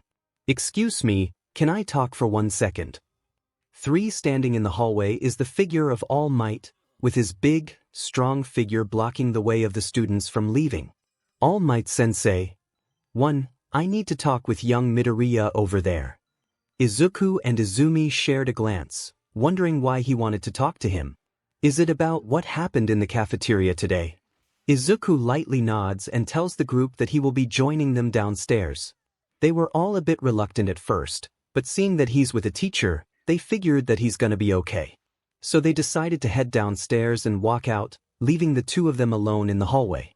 Once the 2 of them couldn't hear the stepping sound or the chattering voice, Izuku softly chuckled before he decided to lead the conversation first. First, Katsumi. Then it was Izumi. My money is on Shoto being next. 1, what is wrong with you? What? Filing criminal charges against young Katsumi for a fight you started? You've got some nerve, boy. 6, I didn't start SHT, and your favorite superstar is the one who took a swing at me in the first place, so maybe you should ask her instead. After you put a bounty over young Bakugo's head. All Might pressed on, you think she hasn't told me about it? And now you're gonna erase that program once and for all, and you're gonna dismiss those charges you're filing on her. What? You plan on beating it out of me? Izuku chuckled, finding it to be funny, because that's the only way you'd get it. When he tried to walk away before All Might placed his hand blocking his way, Son, let this thing go. All Might spoke, calling him son, trying to sweet-talk him. Once you dismiss the motion, she's not gonna follow through on this thing. Foreseeing his fake acting, Izuku decides to play along in mocking him. Oh, son, put down your gun. I promise Katsumi will put her down, too, and you can trust both of us, because neither of us has ever lied to you before. You filed those charges. She's gonna follow through with your threat and put you on criminal conspiracy. All Might spoke, breaking the songs and dances. You're both pointing a gun at each other's head, like cowboys and Indians here. Yeah, we are, Izuku replied, and unlike her, I'm the one holding a real gun with live bullets, and if she didn't drop this, I'm gonna pull the trigger and fire my gun at her. 3, You tried to file this, and I'm gonna put a stop to it before it even begins, and she's gonna do it to you. All Might threatened, showing that he's not kidding. Ping. All Might's phone rang at the same time during the conversation, breaking them up like a bell during a fight. Izuku pulled his phone and looked through the screen before he lightly chuckled at what he was staring at, and looked at the number 1 hero. Well, I guess she better do it, because there's some crazy but challenge heading straight to your golden boy in prison. He showed his phone to him as it showed the new challenge that had just been posted on 𝗲𝗵𝗵𝗺𝗃 mere seconds ago. Special challenge for VIP members, deadline before midnight, crippled Katsuki Bakugo's leg 1 yen. 0000014. All Might's eyes widen at the screen showing the latest challenge that's coming on the platform. It was directly targeted at young Bakugo, and he knows full well that prisoners in there have some connection with the outside world. And if one of them informed the other inmates there, then young Bakugo might not even survive for tonight. Out in anger, All Might grabs his shirt and pushes Izuku out to the wall, slamming his body behind. What did you do? I didn't do 𝗧𝗵𝗲, I was standing with you the whole time and I didn't even touch my phone or anything to send a message, so how the hell did I do that? Izuku grunts, feeling his breath start to run out from the grip. But All Might is not convinced. He knows that his stepson did something, but time is running out. Unless he stops the program from happening, young Bakugo's life will be in danger tonight. Seeing no other way, he dropped his stepson off and made his way into the principal's office, holding the phone in his hand. He can't allow young Bakugo to get hurt in that prison any more than he has to, even if it means asking for the principal's help. He went inside without knocking on the door in a hurry. He pushed the door so loudly that it sounded like a typhoon just blown the door from the outside, and it made the principal jump slightly from his seat. Toshinori, what is it this time? Principal Nizu is working on his computer, not taking his eyes off the screen. It's not a joke, Principal. He slammed the phone, showing the new challenge on the 𝗲𝗵𝗵𝗺𝗃 website. This time, young Midoriya has gone too far with this prank. Toshinori, we talked about this before. Midoriya is not responsible for the creation of this so-called bounty. Then all the more reason for us to investigate thoroughly. We need to hire a private investigator for this and Toshinori, we're talking about a breach of privacy of one of our students, and I won't have that. But if it calms you down, I'll decide to erase the website itself for good. You did? Yes, I've been working since this afternoon trying to erase this website, and I was just done with it right now. He pressed the keyboard before it launched the program and completely erased the whole website from the internet. Toshinori checked his phone and saw that the website had been removed from his phone, as the word of 𝗲𝗵𝗵𝗺𝗃 had been completely erased from his phone, which means that the bounty that's hanging over young Bakugo's head is already gone. He internally sighed, knowing that the ruckus had finally ended for good and knowing that his stepson's plan to threaten him was long gone for good. 2. It's late at night in Mizutofu City as the sky has turned dark, and the rest of the group had said their goodbye and gone off to their respective house after they had just been hanging out. Momo is just being picked up by her driver. Tetsu, Kendo, Setsuna, and Izumi had gone to the train station. And Setsuna and Hananuki had gone to catch the next bus, leaving 𝗵𝗲𝗄 and Izuku alone. Both of them walked over to the side of the road as they were heading to the station. 2. Izuku had been staring at 𝗵𝗲𝗄's phone that he borrowed as he typed the word 𝗲𝗵𝗵𝗃 into his search engine and found that the website had been erased, thanks to the work of Katsumi and Toshinori. 𝗵𝗲𝗄 stared at her phone, looking at the website being completely erased, and made a comment. Well, guess that little internet challenge has been banned now. 1. Truth be told, I didn't expect that they erased the website this quickly. If I had to guess, Principal Nizu is the one who helps them see how it's gone out of control with that last challenge. 𝗵𝗲𝗄 then fished out of her school bag a phone and handed it back to Izuku. You're lucky that my friend in class had the exact same model as your phone. 1. It was actually Izuku's plan to ask 𝗵𝗲𝗄's phone and give the fake one to Principal Nizu after he got punched by Katsumi. She figured that if she handed her phone, then the teacher or the principal might get suspicious, so she suggested that he was using a new phone that was not one of theirs to avoid suspicion. 1. It's not that difficult. Borrow your friend's phone, copy the data with mine, and they never see it coming. Izuku turned on his phone and unlocked it, before he ran through the text message that was coming simultaneously. Still, I gotta ask, someone must be running it for you, aren't you? 𝗵𝗃 asked, knowing that there's no way he can run it on his own while staying in class. Maybe, Izuku answered vaguely, but it was more than enough for her to know the truth. Hold on. 𝗵𝗃 asked while they kept walking, if you knew that the website isn't gonna last and this will put a target on your back with them even more, then what's the point of all of this? Because all I see is just you wasting your money. True, but at least I get one thing in return. And what's that? Izuku smiles in return as he's the only one who knows. In the middle of the night, when everyone in school is mostly already gone home, the entire Class A remains in the classroom waiting to hear about Katsumi's verdict on the school. Some rumors that are flying said that this case is dead on with rumors of Katsumi's being expelled for good, but those from Class A didn't believe it for a second, knowing that Mr. Yagi is gonna do everything to protect her. Soon, the door is opened, and Katsumi enters with Toshinori, who's in his skeleton form, seeing that no one is here at all. They both entered the class as the other were asking for the verdict and wanting to know the result. So, how is it? Uraraka asked, looking concerned, the most in the group. Toshinori sighed before he delivered the news to the rest of them. Young Katsumi is gonna be fine. She's not getting expelled. The class cheered on the decision as they all hugged her in a large group, saying that they were worried for her, thinking that she might be expelled for good, but they always believed that Mr. Yagi would come through for them. But she needs to have detention for 2 months and write an apology letter. But mostly she is fine, Toshinori spoke, but his words fell on a deaf ear from the class cheering at her safety. But among the cheers, Momo seems to be unconvinced by the decision. The case against Katsumi was dead on for sure. She was punching Izuku in a corridor with half a dozen eyewitnesses. Then, the accusation was thrown at him in the cafeteria, and she attempted to file criminal charges with minimal reason. It doesn't make any sense for her to go away scot-free. To Katsumi, Momo spoke, how did you get away from punishment? The class seems to wonder why Momo is asking the question, and for some reason, Katsumi looks all quiet at her question and holds her silence. Momo, what's wrong?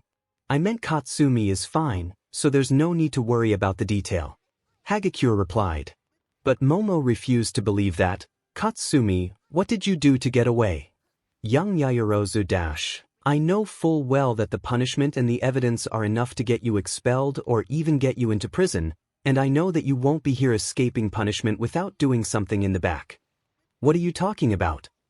She cut a deal with Principal Nizu. Momo answered before she made her way to her, so I'm gonna ask you, Katsumi, what did you do? Flashback start, so, Miss Katsumi.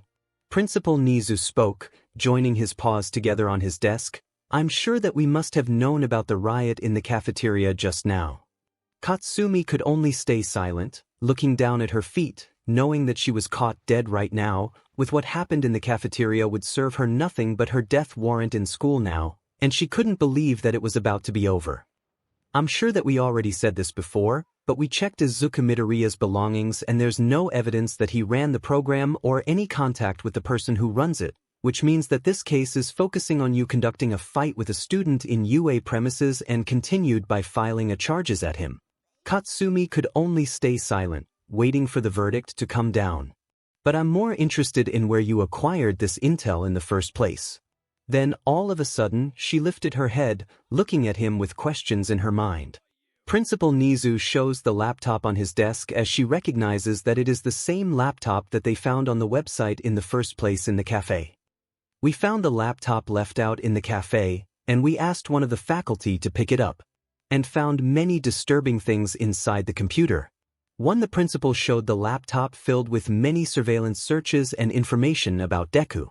From his date of birth, family tree, personal diary of his daily activities, and even many pictures of him walking in school and outside of school premises that look like stalking.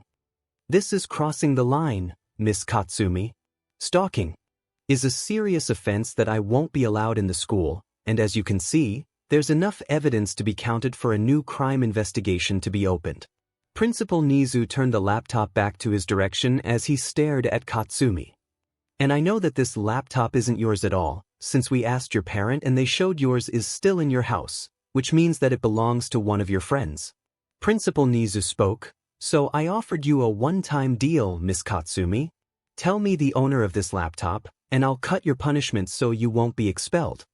Katsumi looked at the offer that was being handed to her, knowing that this was her way out from being expelled, but that would mean that she needed to tell the principal the owner of the laptop. But her life in school is on the line, and she needs to do something about it before she gets expelled.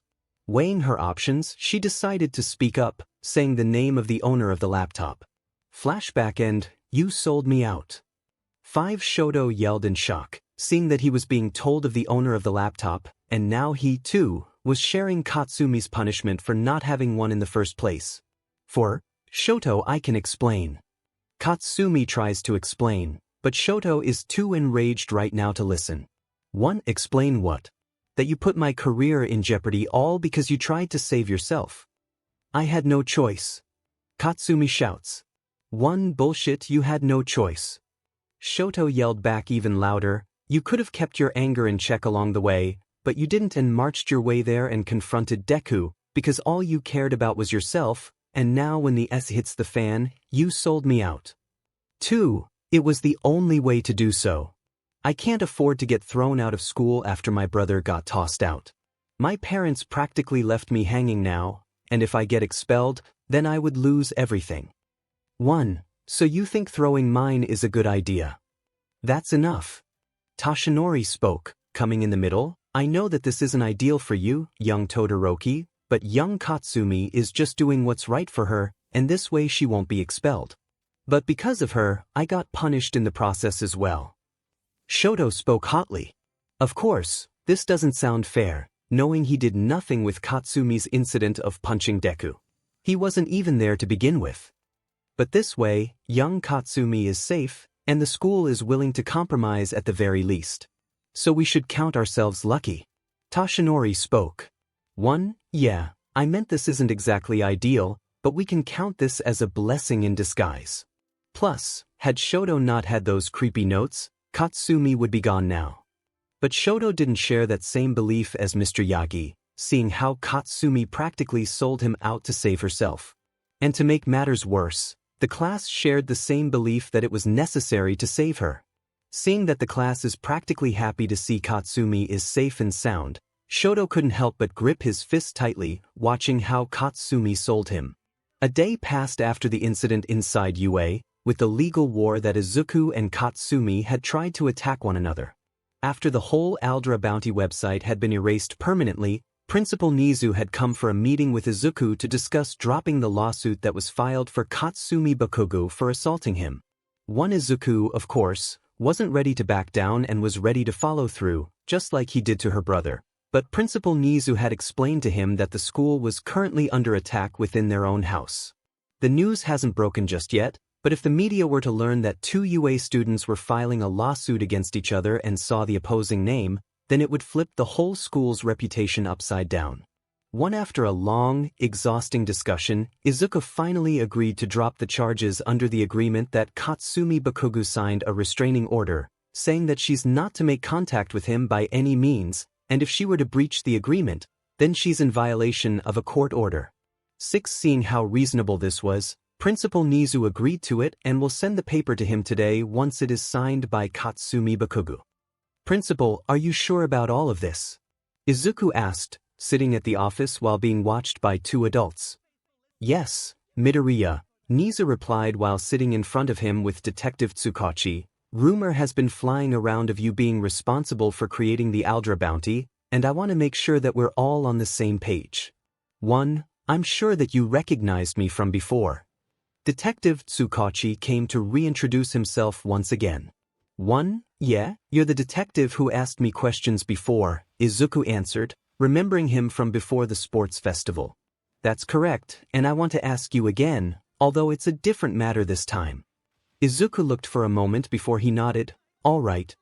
Excellent. Detective 𝗧𝗵𝗁 will be asking you questions, and all you have to do is just answer them. Thank you. Let's start with something easy. What's your name? Izuku Midoriya, he said. Where do you study? 𝗎𝗍𝗍, he said. What course did you take? Support course, he said. 𝗧𝗵𝗃 decides to get to the business. Okay, did you know about the 𝗪𝗲 challenge that was posted recently? Only after I got punched by Katsumi, Izuku growled. Did you know any of your friends were participating in the challenge? 𝗧𝗵𝗃 continued. No, I don't, he said. Are you the one who created the 𝗪𝗲 website? 𝗧𝗵𝗃 asked calmly. No, I'm not, he said. 𝗧𝗵𝗃 gave a look to the principal, telling him that he's telling the truth, so he decided to ask another question. What's your opinion on the website itself? 3. My opinion, he asked. I think whoever created that website is trying to make an example for those who put themselves above the rules and consequences.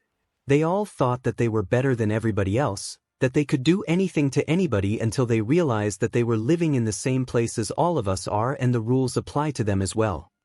2. You're saying that the 𝗪𝗲 is a good cause. 1. I'm saying that they got what they deserve, even if it's just a small fraction of what they should be falling to them. Are you saying that they too committed the same type of action just like Bakugo to you before? Izuku didn't answer the question and held his silence, which brought both Detective 𝗧𝗵𝗃 and Principal Nizu to question. Midoriya. Do you have any other questions?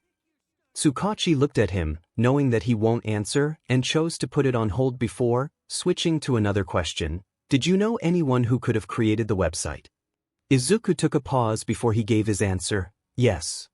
Principal Nizu, Power Loader Sensei, 𝗕𝗵𝗍𝗁, 𝗕𝗶𝗃𝗁 higher-ups, any IT employee in any Mizudafu company, anyone who has at least a background in software technology, they are all capable of creating that website.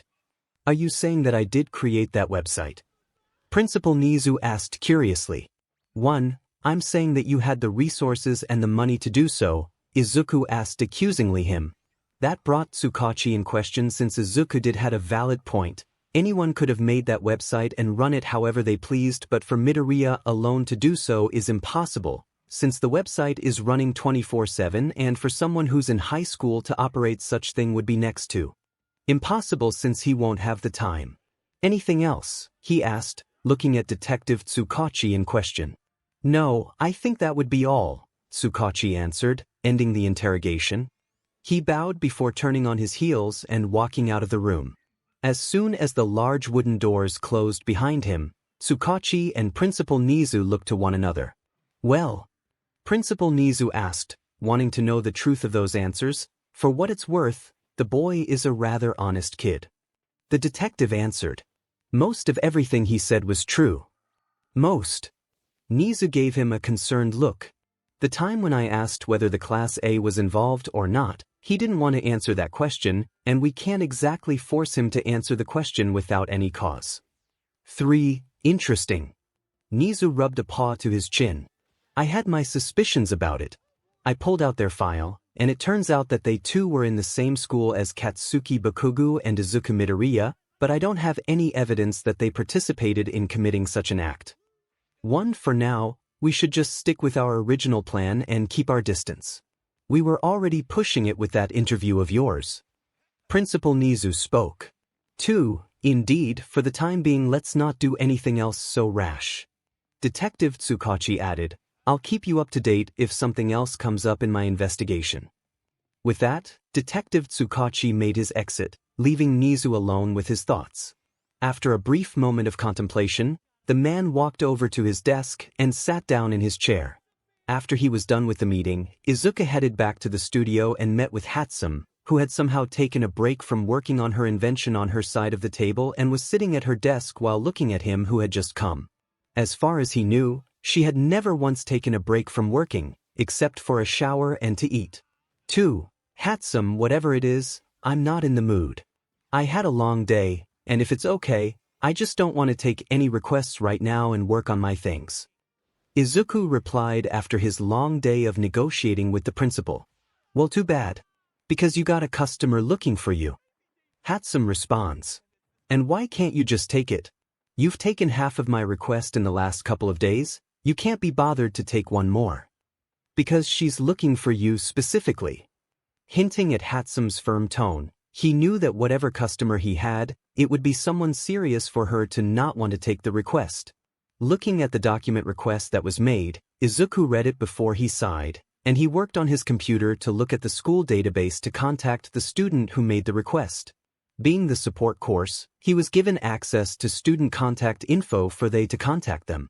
Searching through the list, he finally contacted the student, telling her to come to the studio after lunch. 2. Alright, sit down all of you. Izuku entered the room, and the students began to scramble and head to their seats. Izuku entered the class to begin, as he was greeted by the class. He entered the room and found most of his class already sitting by and not talking, at least that wasn't bringing him a headache for the morning.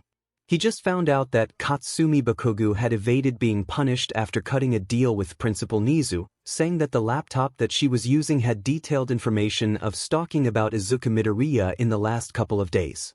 And truth be told, she got lucky because if it weren't for that, she would be expelled for starting a fight while being caught on camera. 2. That explains why Shoto Todoroki, who's sitting behind, was glaring at her like he wished to bore a hole behind her head. It looks like his face is kinda similar to his father, who bears a striking resemblance. 1. Before we got started for today, I have some announcements to make, Izuku said, and the student began to give him undivided attention. Katsumi, Izuku called out her name, and she just looked up while grunting that her name was being called out. After the stunt you pulled in the hallway, you should be expelled for starting a fight and punching a student, not to mention the incident before that. But right now UA is under criticism and the school has offered a compromise, Izuku explained, and he pulled a paper from his folder. This is a restraining order made by both school and Midoriya, stating that you won't make any contact with Midoriya under any circumstances, you won't text him, you won't call him, you won't even be allowed to make any contact with him, Izuku explained, and that of course enraged Katsumi. What? You can't do that. Katsumi exploded, and suddenly she was being strangled by Izuku's scarf. 6. I can and I will. This is mandatory for you after you decided to throw a right cross to Midoriya's face. Izuku walked to her desk and placed the paper on her desk for her to sign. She pushed the paper off her desk. I'm not signing it. 5. I don't think you understand. Izuku began to explain, refusing to sign this paper means that Midoriya gets to resume his lawsuit, and that puts you through a compromising situation, seeing how your brother is sitting on Tartarus and you're about 1 second away from joining him. 1. You punched him in the face after trying to assault him, and then you filed a lawsuit against criminal conspiracy, thinking that Midoriya might be responsible for the creation of the website, and then you shouted it out to the cafeteria, and now people know about it, which puts us 1 step away from the media to learn about it, even though we knew that it was nonsense. So why don't you go ahead and sign, so we can resume this goddamn class? Izuku pressed on. 5. Katsumi growled in silence before she grabbed her pen and quickly signed it before handing it to her teacher. Now that's over, we could finally discuss the important matter. Izuku picks up the paper and walks back to the podium. As you all know, you've already completed your internship program, we're gonna move to the next part of the program. We're gonna be having a summer camp this week. Soon afterwards, Izuku-sensei explained the summer camp's intent to help improve their quirks and push them to the limit, but for the class, they all thought that it's gonna be filled with nothing but fireworks and camping. But unlike the rest of the class, Katsumi didn't share the same excitement as the class about it. She was still pissed about Deku getting away from punishment that he deserved, and now she was being humiliated by the whole school. Well, she's had enough about it. She had been too quiet about it, but she still had a card that she hadn't played that could bring Deku's entire reputation to dust. The plier that she found in Deku's toolbox, which was in her locker. The one that she suspected to related to Principal Daisuke's car accident. If she can somehow prove that it's the same cutter that's responsible for it, he's bound to get expelled and arrested for murder. 9. After the class is over, Katsumi quickly heads out of the class, not wanting to stay around with the class. She was too busy planning for finding how the plier is connected to it that she didn't hear the class calling her name. Whilst talking in the hallway, she felt all eyes were on her. She realized this more often ever since they found out that the website that targeted her brother had disappeared, and they all suspected that she was the one who responsible for it, but the looks that they gave her is filled with disdain and pissed look. One that her brother would give to those extras and not the other way around. She's the one, right? Yeah, the one who erased the website. I heard that Yosuke got around 10 yen. 000 last week. Toshiki from the second year got 15 yen. 000. Damn it, I found out about the website too late. Why did she have to know about it too, anyway? I haven't made the withdrawal just yet. I got around 30 yen. 000 in there. Me too, I still have my money there because of her. What a selfish bitch. Katsumi growled in anger, hearing how she was the reason why they were broke and out of money this weekend because of her. They were the ones who used her class and her brother to make a profit by harassing them, and they were pissed. What a selfish person. 3. So, what do you want?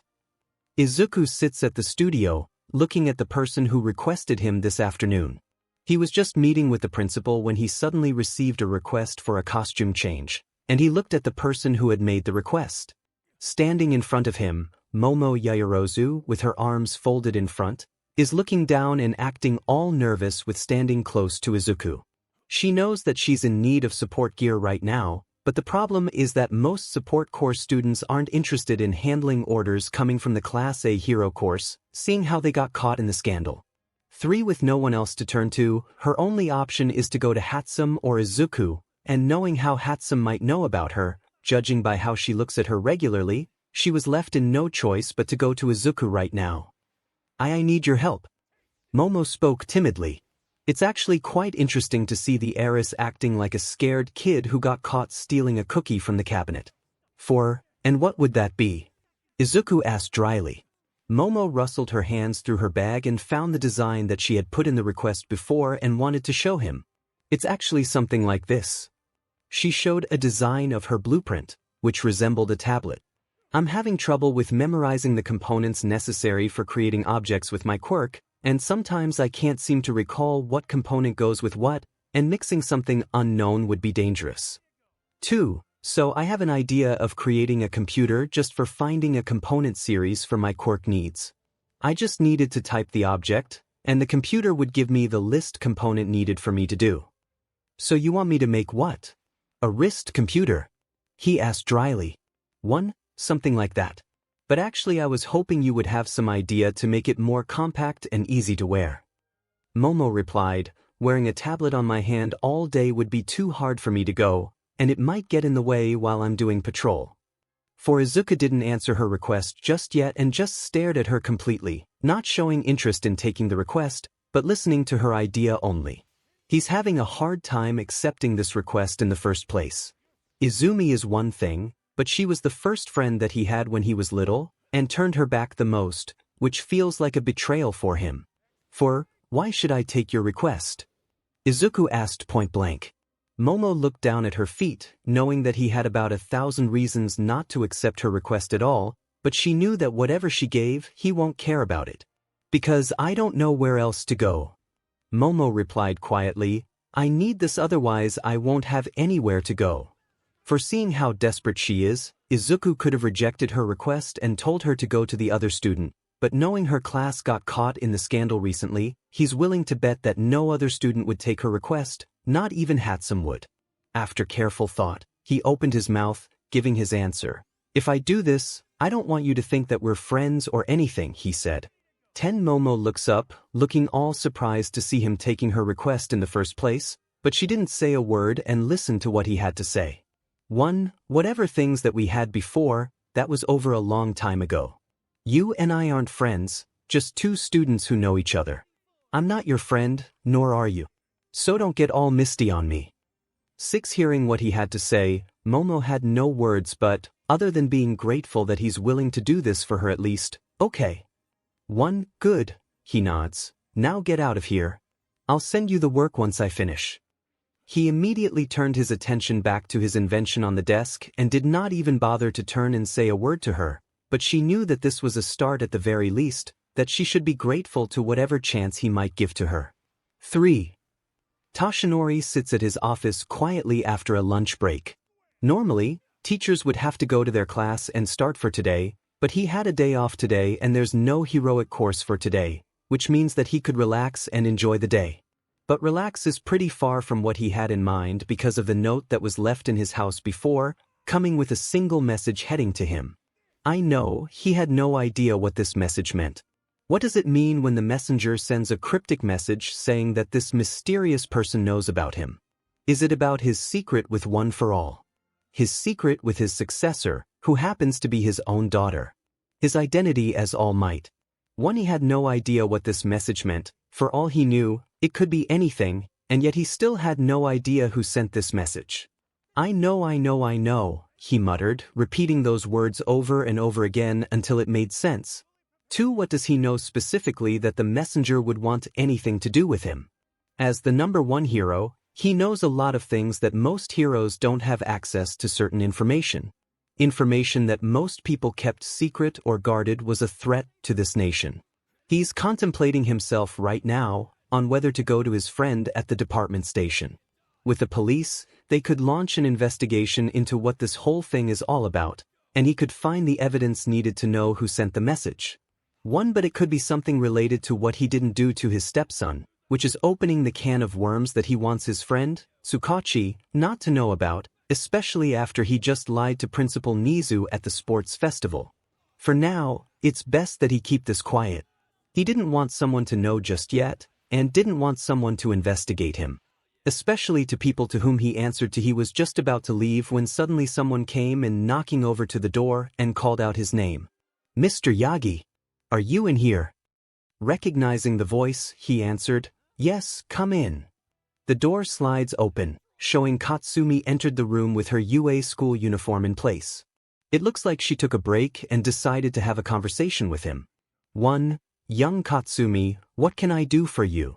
Toshinori asked, thinking that she had come here to ask him about her brother's case, which he had made no progress on just yet, right now, since he's dealing with his personal matter. I just want to say thanks, for bailing me out with the charges. Katsumi rubs the back of her head, looking uncomfortable. What? It's okay. It's nothing, to be honest. I know, but it means a lot to me, she replied. After what happened to Katsuki, it's just nice to know that you're looking out for me, after my parents had abandoned. 1. It's just what I did, young Katsumi.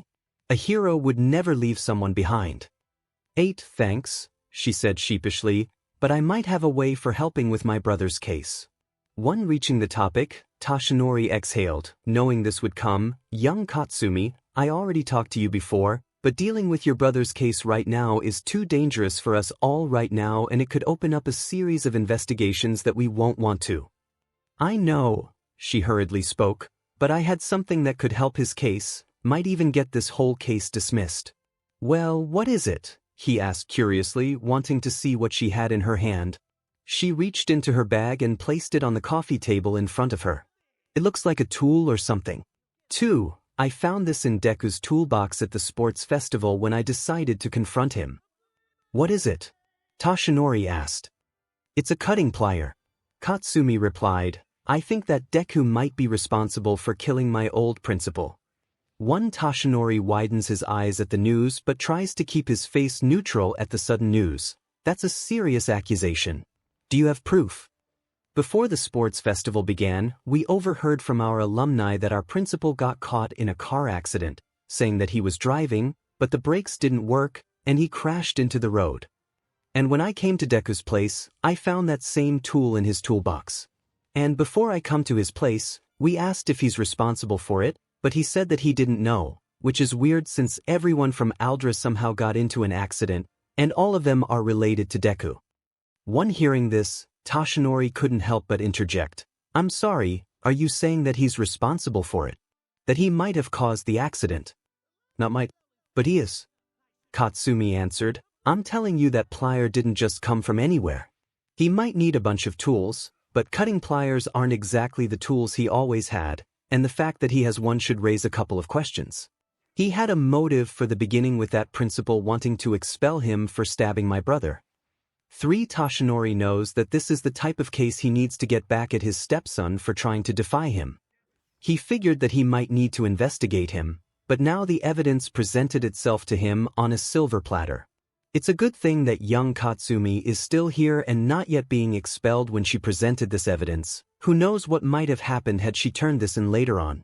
4. Grinning his face, Toshinori smiles as he answers, "Okay, I know someone who can help us." 5.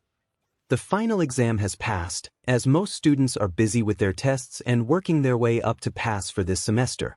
No one can take their eyes off the upcoming test as they are busy cramming their brains with information and training their bones. Class A is also preparing for their written exam, and fortunately, they all managed to pass the first half of the exam. However, there is still the second half that they need to complete. As expected, Izumi, Ida, Katsumi, and Yaoyorozu had the top scores overall. With that particular hurdle now out of the way, all that was left for them to do was to make it through the practical portion, and they would be home free. Everyone stood in front of the arena wearing their respective hero suits as they were all looking forward to participating in this match today. Not only Class A but for some reason Class B were also joined up for today in the same arena. Congratulations on making it through your written exams without any failures. But as you all know, that was only half of the story. Today, all of you will be taking part in the practical portion. I expect you all to do your best. Aizawa said to the students as they all stood in front of the main training center. So why are all of the teachers here? Kaibara asked what everyone else seemed to be thinking. No doubt a few of you did a bit of scouting and information gathering before today to see what you're going to be up against, right? Aizawa asked, knowing that some of his students had already heard what the exam is gonna be. We're fighting those robots from the entrance exam, right? Mina stated with a wide grin. The acid user grins, thinking about how easy this test is gonna be. Too wrong. Huh. Everyone blinked in confusion. Actually, Principal Nizu interjected after appearing from out of nowhere. For various reasons, this year's test will be completely different, my young pupils. Wait, what? There will be a new focus on the exams for you all. You will be focusing on both teamwork and combat with actual people. So what does that mean for you? You students will be working in pairs. And your opponents will be members of our esteemed faculty. Isn't that fabulous? What? Huh. Come again. All right, class, listen up. All eyes turned to Aizawa, who had Nizu riding in his scarf. The plan for the finals was to have teams of 2 go up against one of us pros. Additionally, your partners and opponents have already been chosen. They were determined based on various factors that I don't have the time to get into. Aizawa explained with a slight grin on his face. We'll begin with Class A first, then we'll move up to Class B. The matchups are as follows: Sato and Kirishima vs. 𝗵𝗃𝗃 and Tokoyami vs. ectoplasm Ida and Ojiro vs. Power Loader Shoto and Yaoyorozu vs. Eraserhead Uraraka and Aoyama vs. 13 Mina and Kaminari vs. Nizukoda and Jairu vs. Present Mike Hagakure and Shoji vs. Snipe Mineta and Siro vs. Midnight Izumi and Shoka vs. All Might 1. Looking at the pair, some of them were groaning, thinking that they had a bad matchup with the teacher, while others were pumped, seeing that they finally got to test their ability against a pro hero. However, one particular student wasn't satisfied with the pairing at all. "The hell, why am I not up there?" Katsumi shouted, looking enraged to find that her name is nowhere to be found. "1, you looked surprised." Kendo asked sarcastically. "Due to the recent incident that happened, we don't think that you can be trusted with pairing up against the class at the current state, and having 3 members in a team would give a major handicap." Principal Nizu answered. "Plus, we have something extra planned for after the exam is over for all of you." Huh. This time, not only were the students looking confused, but the teacher was as well, seeing how they weren't in the loop with the principal's plan or what he had in mind. Even Aizawa, who is his trusted employee, seems to be confused, not knowing what he's planning. Power Loader has come with something intriguing recently and has caught my attention as well, so we decided to use this final exam as a testing arena as well. A testing arena. Come on in.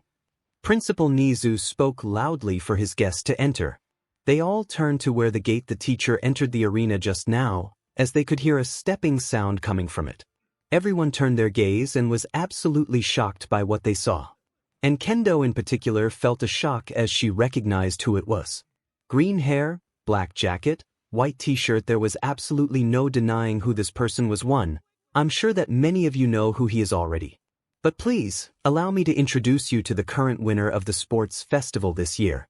Our special guest for the day, Izuku Midoriya. Nizu announced with a smile on his face. One standing in front of them. Izuku walks by with a smirk on his face as he stares down at his fellow students. When both classes heard of the pairing that was coming for their exam, some of them were questioning the choice matrix that was implemented when making the decision. Some speculate that it was entirely from academic or quirk compatibility or personality, or even a relationship with one another. For example, Shoto and Yaoyorozu were paired up because Shoto relies too much on brute force in combat, and Momo relies on her quirk too much and can't make quick decisions in the midst of combat. Which is why Aizawa-sensei is picked to be their opponent for the match. They could understand why the decision was made, but for Izuku, who is not a student in the hero course, was tasked to join the exam to test his invention, he finds the idea quite absurd even to their ears. Surely, if it's just for testing, it won't make sense to involve the teacher, but Principal Nizu insists on the staff helping with the testing itself while at the same time wanting to test Midoriya's skill. Not to mention, Izuku had displayed his skill at the sports festival, and he's proven to be able to handle his own pretty well, and they heard that Izuku helped fight against the hero killer, too. From that alone, he's shown amazing fighting skills and met the standard just for entering the hero course alone. Oddly enough, Principal Nizu asked All Might to help with the testing, saying that out of the staff, he's the one who's the most durable out of the whole staff, plus Izuku himself requested him to participate, which he accepted. The test is mostly similar to the hero course, either you defeated the staff on your own or by cuffing them, or you choose to escape from the exam. When students made their way into the viewing room, they were greeted with not only the entirety of Class A, but all of the teachers as well. There were even a few staff members present whom she had never seen before. Everyone was packed inside and looking intently at the main monitor. "Hey, has it started already?" Kendo asked, who was just finishing her exam with Tsuburaba. "It's about to. It's Midoriya versus All Might Sensei." Monoma replied, keeping his gaze on the screen. "I can't believe that it's really happening." Kendo looked in wonder why, of all people, did Izuku got paired up with All Might. But Principal Nizu already authorized it, so there shouldn't be anything to worry about, Kaibara added. "Oh, this is going to be good." A few students smirked. It wasn't every day that people got a chance to watch All Might fight. Most of his battles were done in the blink of an eye. But with the numerous strength limiters that the teachers were given, maybe they'd get to see a good bit of action. It was like getting a private show that everyone wanted to see. So what sort of invention that Izuku make that he wanted to test against All Might? Kendo asked, since she didn't get the chance to ask or see his invention because of her exam. But when she asked that question, the class shared a perplexed look with one another, not knowing how to break the news to her. It looks like they didn't know what to say either. She wondered what sort of invention made them lose their words like that. "Well, you just have to look and see for yourself." Setsuna uncomfortably scratched her cheek, giving a vague answer. 2. All Might entered the arena with a smirk on his face, wearing his hero costume proudly with his perfect teeth smile on his face. His footsteps echoed through the hallway as he heard the announcement from the intercom saying that the exam had started. Truth be told, he had no idea why his stepson had decided to pull this silly experiment against him in the first place. He knew full well that he didn't stand a chance against him in terms of fighting power or strength at all. But he didn't care. Plus, this is a good opportunity for him to show himself in his place by using this exam as a cover. He can try playing with his toys all he wants, but they both know that it won't make any difference to him. For he entered the fake city while glancing around, looking for any sign of his stepson coming his way. He looked around to see if there was any sign of him flying or running in his direction. Maybe he'll try a sneak attack instead and ambush him. Or he had laid some trap for him in the area. Upon waiting, he didn't see any sign of him for about 3 minutes before he saw something walking in the middle of the street. He squints his eyes to get a better look and finds his stepson just casually walking in the middle of the street with no signs of fear in his eyes. All Might can't help but laugh seeing him walking by like that. Even his daughter was brave enough to come at him with a full-blown assault instead of walking like it's a Sunday afternoon. "Young Midoriya, aren't you here to test something on me?" You don't expect me to stand idly, don't you? All Might asked, keeping up his facade, knowing that people are watching. Thought I'd test myself against you for a while.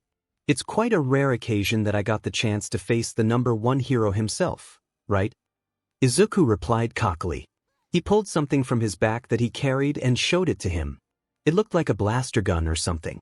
Unfortunately, I'm quite busy, so I apologize that I have to end this before it starts. All Might smirked before he dashed with incredible speed and pushed him out of the way with a straight punch, sending a gust of wind towards him.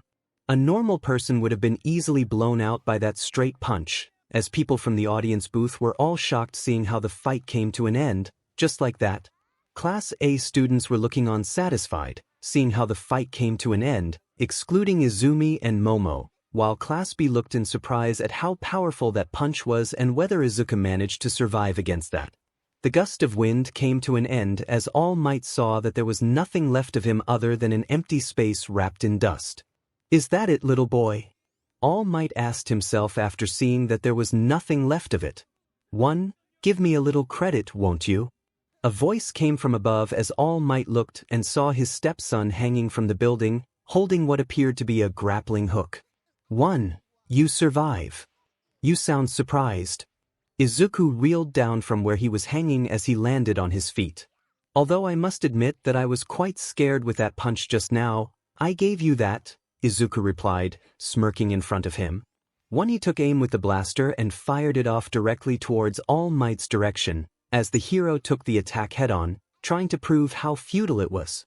But when the attack hits him square on, All Might can't help but feel a bit of sting from the impact, almost like 1,000 needles piercing through his body with each hit.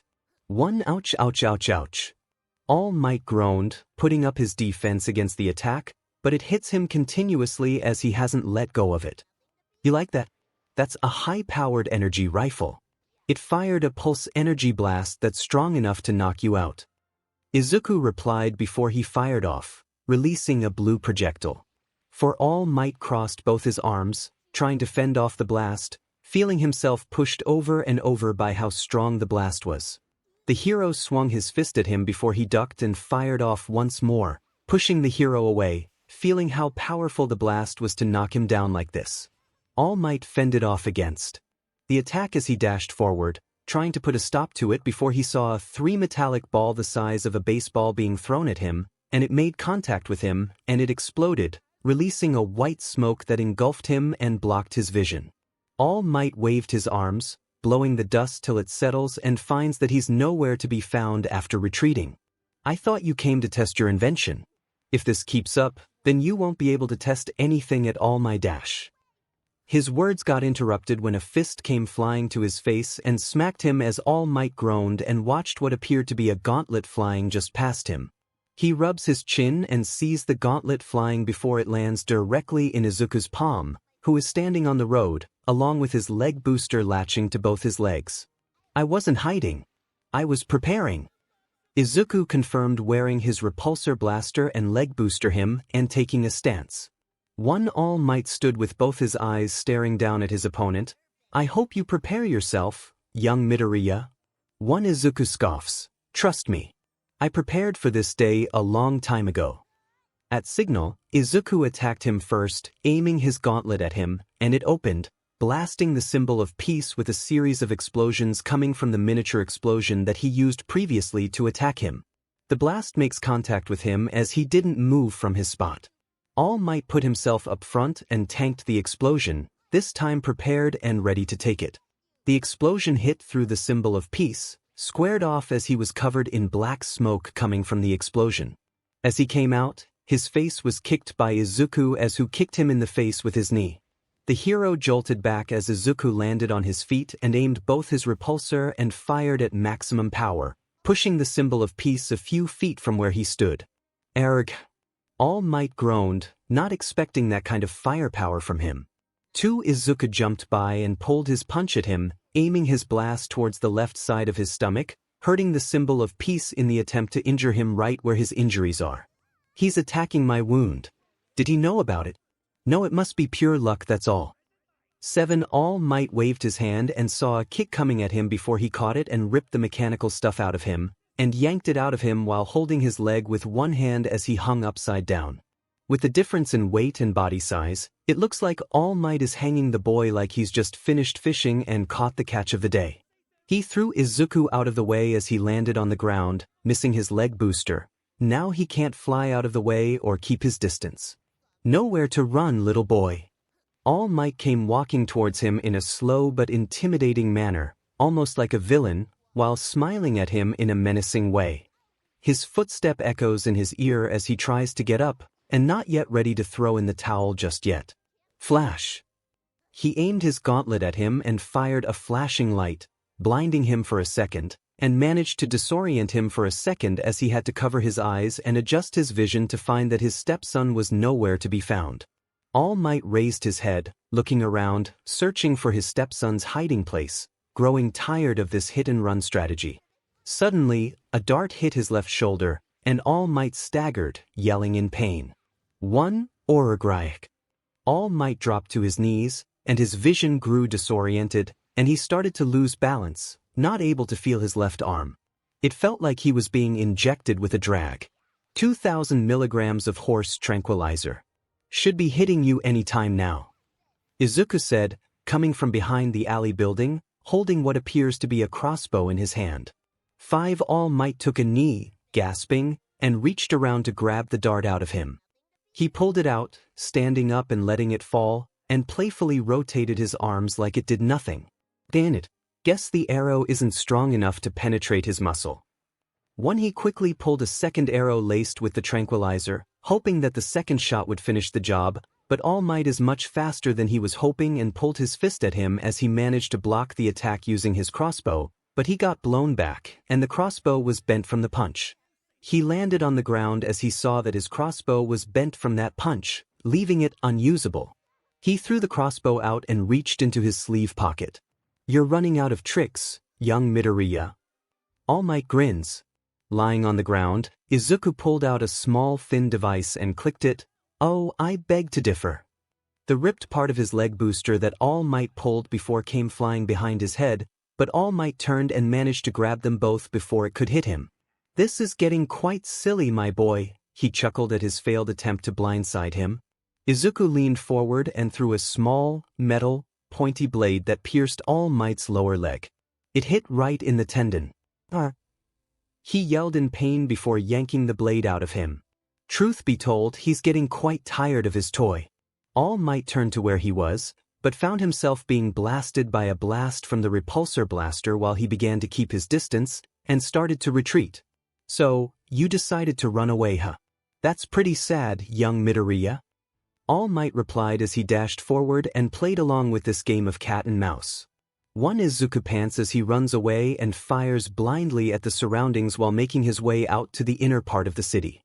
His breath is pretty exhausted from the battle, and he's running out of tricks and inventions to try out. All that he's got are just a few of them for him to work with. He makes his way to the road while making his run for it. If he still has his leg booster, this would go a lot smoother.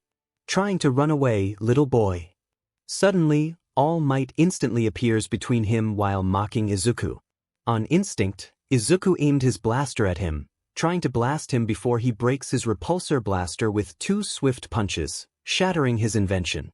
All Might knees Izuku in the chin and sends him flying into a building as he barely maintains his consciousness from that punch just now. Then his body falls down following the gravity and he gets caught by All Might, who holds his right hand that's still wearing the repulsor blaster with one hand. It's over, All Might declared. Izuku grits his teeth, seeing how his invention pales in comparison with All Might's strength. That blistering speed and that raw strength, no wonder that he's being declared the strongest hero in Japan. The wall that every hero wants to climb over. The hero grips his wrist tightly as Izuku winces in pain, crushing what's left of his repulsor blaster while he grins, hiding his pleasure under that fake smile he's wearing. He knows full well that he likes to see him squirm like this, to feel powerless, to feel knowing of his place in the food chain. You were running out of inventions to try me with, so you decided to win by making your way into the escape gate. If you still had those rocket boots, you might make it in time, as I said, might. Izuku couldn't help but grit his teeth, but he wasn't ready yet to accept defeat. He still had one more card to play. One more chance for him to win. "Don't F with me," Izuku cursed, wincing from pain. "I still had one more shot to fire." All Might had to hold his laugh at his weak attempt to fight back. He's clearly out of options right now, with no invention or tricks left to play with. And even if he did, he's too much in pain for him to move or even react.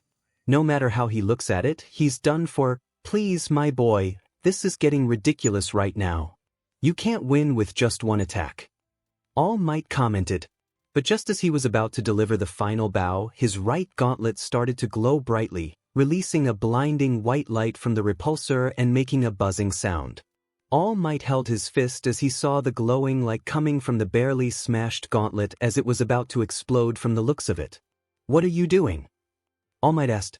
"My last card, I'm firing all the energy in one shot, focusing all the energy to go critical, and then it will explode," Izuku said, turning his lips into a smirk as he stared at the number 1 hero in the eye. "You're mad. If that happens, your hand will get blown off in the process. You'll be injured." "That's exactly what I'm saying," Izuku replied, grinning madly. "If you don't let go, then my hand gets blown off, and people would ask questions why you let a student suffer such injury, and you did nothing. You will be slandered for the rest of your life for letting a child get such a level of injury. But if you let go, then I'll aim the blast straight to your abdomen where your injuries are. With that level of attack, you will be forced to transform to your weak, frail form that you desperately try to hide from the public." Izuku stared at the number 1 hero. His eyes showed how serious he is, and his face turned into a wolfish grin. "So, you choose your reputation or your secret. Which one will I destroy first? You've got 10 seconds before this goes critical." "For, you're bluffing."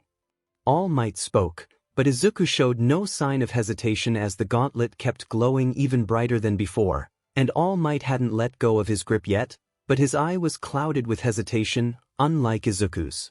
Each second just passed as All Might began to grow in fear, wondering if he's trying to scare him or something, but no matter what, his stepson shows no signs of backing down, and even with the last second, he still shows no sign of backing down, which frightens him. Soon, the glow began to expand in white light as the gauntlet had reached its critical level and exploded just like how Izuku had said, as All Might closed his eyes off and let go, only for the gauntlet to fire its beams straight up in a powerful blast, unlike what Izuku said would explode. Boom! The blast hits the rooftop of the building below them, and it hits the water tank and it explodes, splashing them down with water, pouring its content on both Izuku and All Might as he finally let go just now, as he immediately removes the gauntlet before it fries off. The water pours down as All Might's entire body is wet from the water. He growled at his stepson, bluffing to force him to let go, just now with his secret on the line and having his entire body get soaked by water as if it were a prank or something. He was about to end this silly fight once and for all when suddenly his body started to weigh on him. He couldn't move his arm or his body like he wanted to, and something growing from the inside of his costume, like a white hardened foam, and he was dropping face down, feeling the weight of it. "You like that?" Izuku weakly groaned, rubbing his right hand that was being crushed by his grip moments ago.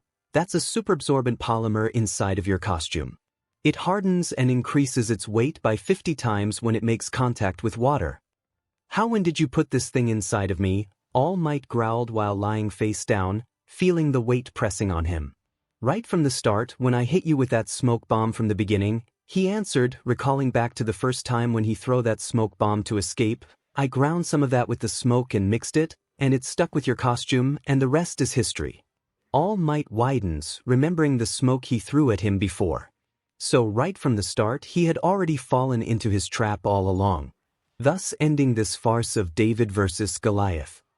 Izuku walks by and holds something from his pocket. It was the same cuff that they used to capture the staff for the exam. "You lose." The alarm from the fake city rang, ending the exam. All Might growled in frustration and forced to look up to his stepson, grinning at his state. 5. Izuku Midoriya passed the exam.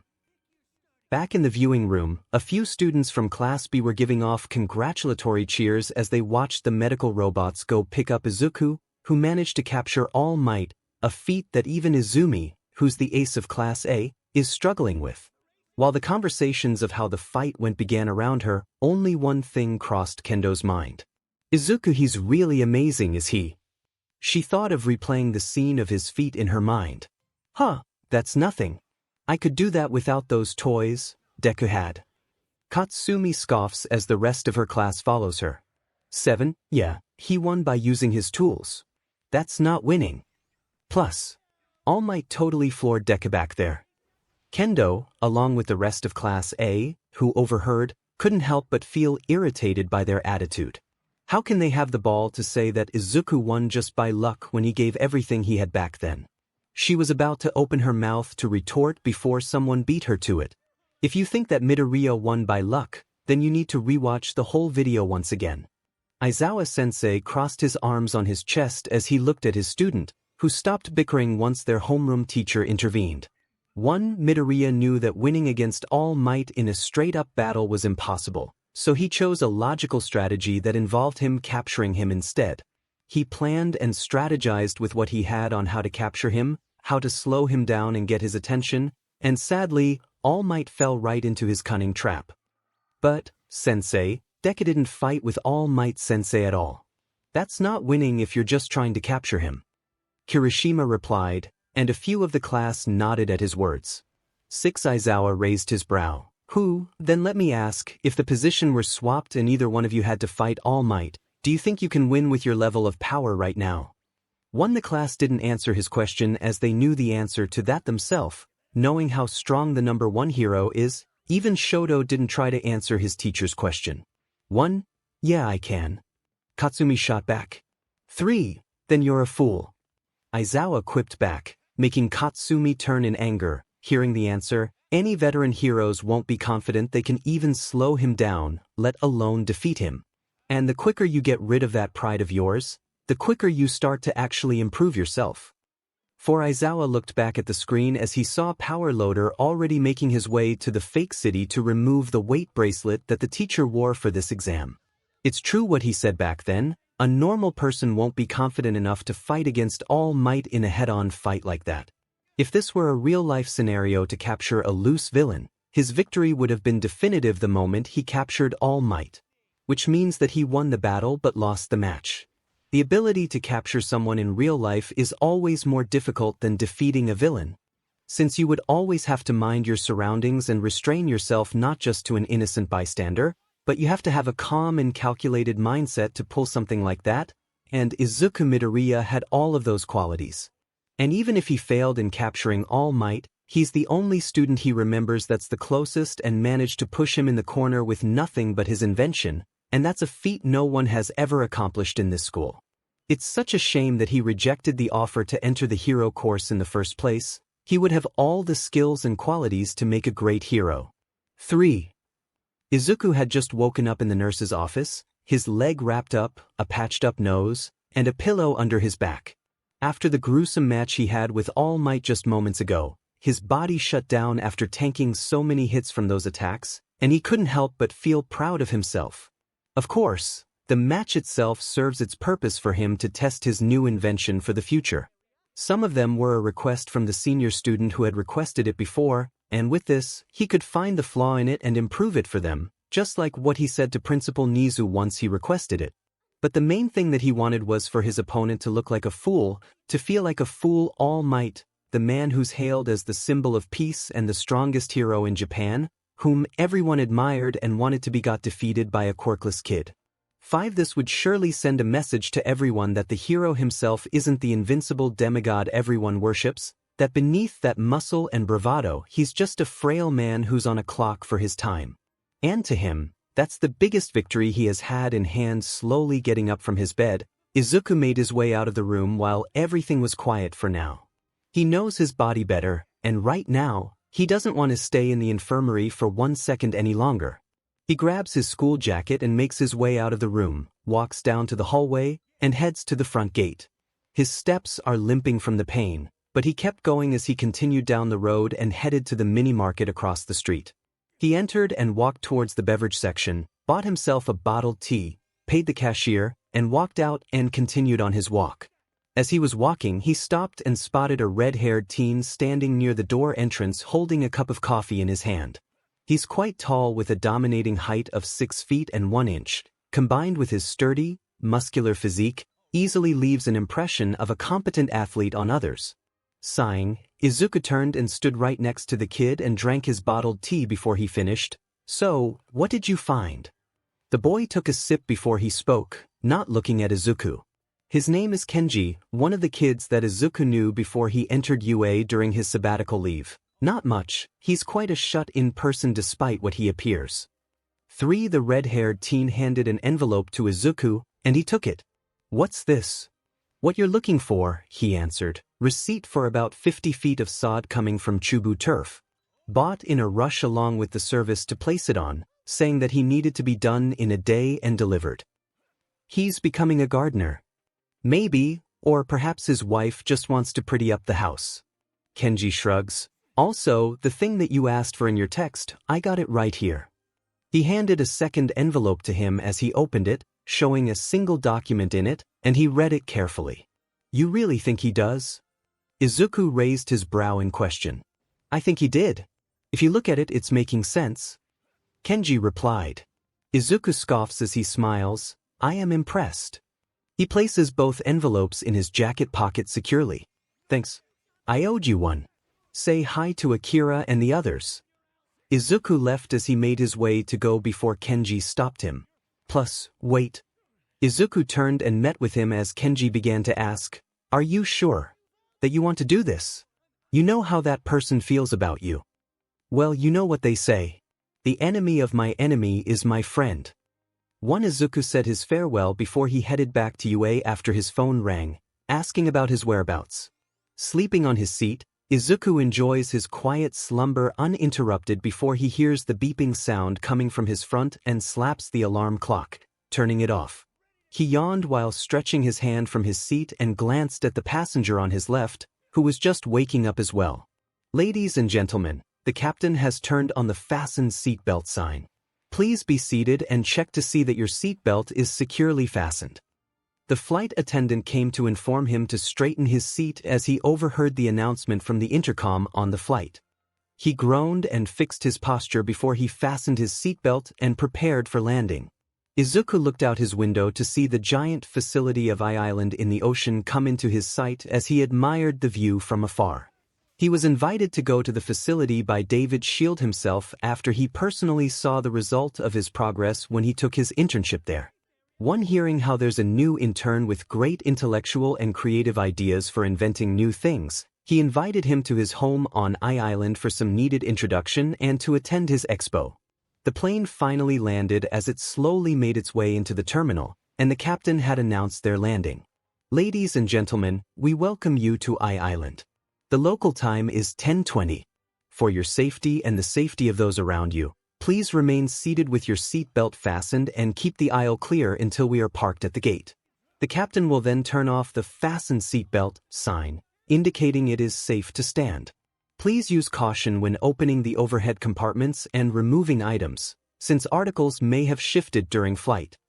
He waited for a moment until the gate was opened, and Izuku took off his seatbelt and made his way to the gate and grabbed his luggage, and walked out of the plane after being greeted goodbye by the flight attendant.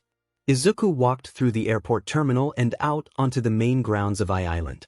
Izuku was mesmerized by the sight of his first time coming to Island.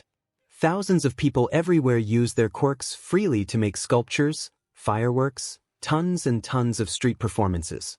Exhibits and tall skyscrapers were scattered across the horizon. He had to admit that Island is far more amazing than he expected, with many individuals coming from all over the country just to join this expo alone. Of course, he was invited to come as well, but he figured that it's gonna be a private party with few people, and not a full show like the ones he saw right now. Once he got the invite, 𝗵𝗃 had been dragging his feet along the way, asking why did he got invited to go there but she's not, and whining for him to take her as well. Unfortunately, the invite is specifically for him alone, and he's not sure that bringing a guest would suit well with 𝗕𝗏𝗁 himself. Not to mention he only sent one ticket. So he promised her that he would give one of her invention designs to be reviewed by him to see if there's an improvement that he could implement, and that's more than enough to get her off his back.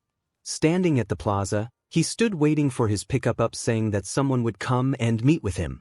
Whilst waiting, he received a call from Kendo, and he picked up the call. 1. Kendo, hi. He greets her. Hi, Izuku. I was just calling to see you. I see that you're already landing there. Kendo asked. 1. Yeah, just landing now. Izuku told her, able to hear the commotion behind her voice. It sounds like she's in a training hall. I have to admit that Island is a lot more amazing than I expected. Really? She asked, looking curiously. Yeah, wait, let me establish the video call. He pressed the video button on his phone, showing her face on his screen, and he aimed his phone around to show the part of the plaza. 3. Wow, that looks really good. Seriously, a whole city right in the middle of the sea. Kendo commented, looking all jealous for not coming. Wish I could come with you there. 3. I know, I'll send you a souvenir once I head back. Really, you'll do that? Sure.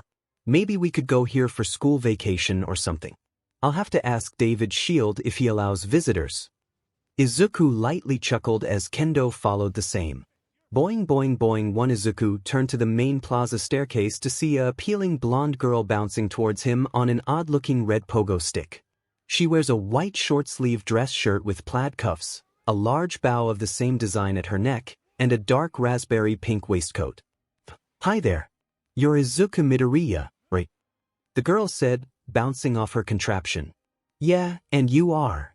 He asked, looking at her, wondering if she's a part of the Island Expo staff. The blonde walked up to Izuku and held out her hand to shake. I'm 𝗵𝗃𝗍𝗵𝗆. It's a pleasure to meet you. 2. Izuku pulled off his glove and shook her hand. I'm Izuku Midoriya, a first-year student at UA. It's a pleasure to meet you too. Upon hearing her last name, Izuku couldn't help but notice. Are you by any chance related to 𝗕𝗏𝗁𝗍𝗵𝗆? Oh yeah. He's my papa, she answered, smiling innocently. I'd better show you around here since we're only at the gate entrance in the plaza now. Izuku, who is that? Kendo's voice rings from the phone as Izuku forgets that he was still calling her. Oh, sorry, I forgot that we're still on. This is Melissa. Apparently she's gonna be my tour guide for today. Oh really? How nice. Kendo replied, giving off an odd look for some reason and with a strained smile. 10. Midoriya, we'd better hurry. The train is about to leave right now, Melissa calls out, waving her hand in the air, standing on the train entry door. Hey, I gotta go. Text you later. Izuku hurriedly spoke, seeing how the train was about to board. Kendo replied before hanging up the call on her own. 6. Seeing the train is about to get on board, Izuku hurriedly runs to the train as he enters with Melissa, heading to the main city of Island. Izuku was astounded by the island. Everything he saw was something he thought couldn't even exist and could only appear in his dream. A diving suit that could go thousands of feet below water, a helmet that can give a nearly 360-degree view at all times, and so much more. Melissa began to explain how all of these inventions came to fruition. Almost all of these inventions were made due to other inventions my papa patented. She points out to the invention in the room, showing her father's creation. Wow, you must be really proud of him, Izuku replied. He had to admit that when it comes to invention, 𝗕𝗏𝗁𝗍𝗵𝗆 is a class on his own with his creative mind and innovation. He's someone you would want to study under. Melissa and Izuku stopped in front of a giant hover tank exhibit. Yeah. It's my dream to be a scientist like him one day. I want to live up to his legacy and help the world in any way I can. Me too. I pursued a support course because I know that it's something that I have always dreamed of. 2. I can tell. Melissa giggled. My papa was pretty much impressed by how you work under his branch office in Hosu. Seriously, he went straight to call the manager over there and told her to send an invite to this place for you. Really? Yeah, he's interested in you. Melissa confirmed. Other than his assistant and me, he's rarely to get interested in anyone else. Wow. I never knew. Izuku raised his brow at the news, not expecting how Melissa's dad himself is impressed by him. Izuku, is that you? Izuku whipped around to see Momo standing right behind him. He was surprised to see her in this place and wondered how she managed to be in there at the same time as he was. Not only her, he could see Izumi standing a few feet behind Momo, and she too seemed to be surprised to see him in this place. What are you doing here? The heiress asked, finding it quite a surprise to see him at Island. I got invited by 𝗕𝗏𝗁𝗍𝗪, he shortly replied. Oh, are they your friends? 3. Acquaintance. We're from different courses. So, who's this? Izumi asked. Melissa put out her hand and shook Izumi's hand. 1. I'm Melissa 𝗕𝗏𝗁, it's a pleasure to meet you. Izumi Yagi. It's an honor. The two shook hands as Melissa recognized the family name bearing the same resemblance to All Might, whose real identity is Toshinori Yagi, but she couldn't disclose it to the public. 4. I'm Momo Yaoyorozu. Momo came and shook her hand as Melissa shook her hand. 4. It's nice to see you too. Melissa smiles. So, shall we go and perhaps grab a drink somewhere? Both Momo and Izumi shared a look, realizing how Melissa is the third wheel of the silent vendetta that Izuku is having with their class. It shows that he might be willing to act civil around them, or perhaps with Melissa on board, but they don't know whether it's a good idea for them to come. 2. Sure, why not? Izuku shrugs. 1. Melissa started to walk to the doors with the group following her. Izuku walked up next to Melissa, and both Izumi and Momo followed behind them as they headed to a nearby cafe. Eventually, the group found a small outside cafe and all the girls sat at one table while Izuku sat at the table next to them, trying to give them the privacy to talk among the girls. Upon eavesdropping on the conversation, Izuku learns that Melissa has been born and raised in Island since she was little. She had never seen the outside world very often, except a couple of times, so she kinda missed out on what happened in the outside world. This would explain why Melissa doesn't seem uncomfortable with having him and his sister join for a coffee break. Because she didn't hear the news of the sports festival. He guessed that the Island information was quite restricted, and she hadn't heard of what happened at UA. Maybe her father knew about it since he's the one who invited him for an internship, or perhaps Melissa knew about it and didn't care. Deku. 1. The group turned to the voice to see Kaminari in a waiter's outfit standing next to their tables. Next to him, he could spot Mineta slide up right next to him in the same outfit as the blonde was wearing. Great, just my luck. Dorkfest continues. Izuku quipped, wondering why they both were here. Izumi and Momo were one thing since they came from prominent families, but these two are far from the word prominent. 1. Kaminari. Mineta. What are you doing here? Izumi asked, looking the same as he is. Kaminari shrugs. Well, we found an ad online that said the expo needed workers for the expo. The pay is really good, and it's a free trip out here, so we hopped on the chance. The blonde glances in Melissa's direction as he slides in and tries to flirt with her. Well, hello ladies. Nice to meet you here. Kaminari Mineta, stop right there. From afar, they could see something coming fast, straight towards them in the shape of armor. Upon close look, they realized that it was actually Ida wearing his hero costume. For Ida, what are you doing here? Momo asked, wondering just how many of her classmates were coming to this event. I'm representing my family agency. They can't come, so I decided to volunteer for them. Ida answered. 3. Before either of them could comment on that, something came to interrupt them for the third time. 33 seconds. That's amazing. The heroes in the group shot up at the explosion out of instinct. They all ran to the source to see a giant mountain-like area with a timer and scoreboard on a large screen next to it. It looks like some kind of arena gameplay. The crowd was cheering as they saw Kirishima down in the pit, as he had just finished completing the course this time in half a minute. 2. Now this is just getting ridiculous. Just how many are these guys are coming? Kirishima, who's just coming out from the pit, looks up and sees his class is coming here too, but then he spots Deku also here amongst them as he spat in disgust. What are you doing here, Deku? 1. Izuku walks in and scoffs. I could say the same to you. I thought this place was for heroes only. He stares at the time that Kirishima got, and he can't help but smirk. Nice time, for a loser that is. Yeah, so why are you here, you piece of it? Kirishima growled. 3. Before the two of them could butt heads at one another, Melissa came in between as she saw the two of them were about to fight. She didn't hear what they were talking about, but she could tell that it wasn't something good. "Hey, what's going on?"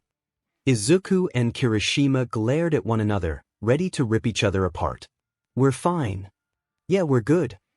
Both of them backed away, seeing that not only Melissa, but people had started to look at them as well. "Say, since you guys were here, how about you guys try this out as well?" Melissa asked around, trying to cut the weird atmosphere between them. "I'm game," Izuku replied. "Huh, with what?" "Your quirkless Deku." Kaminari chuckles.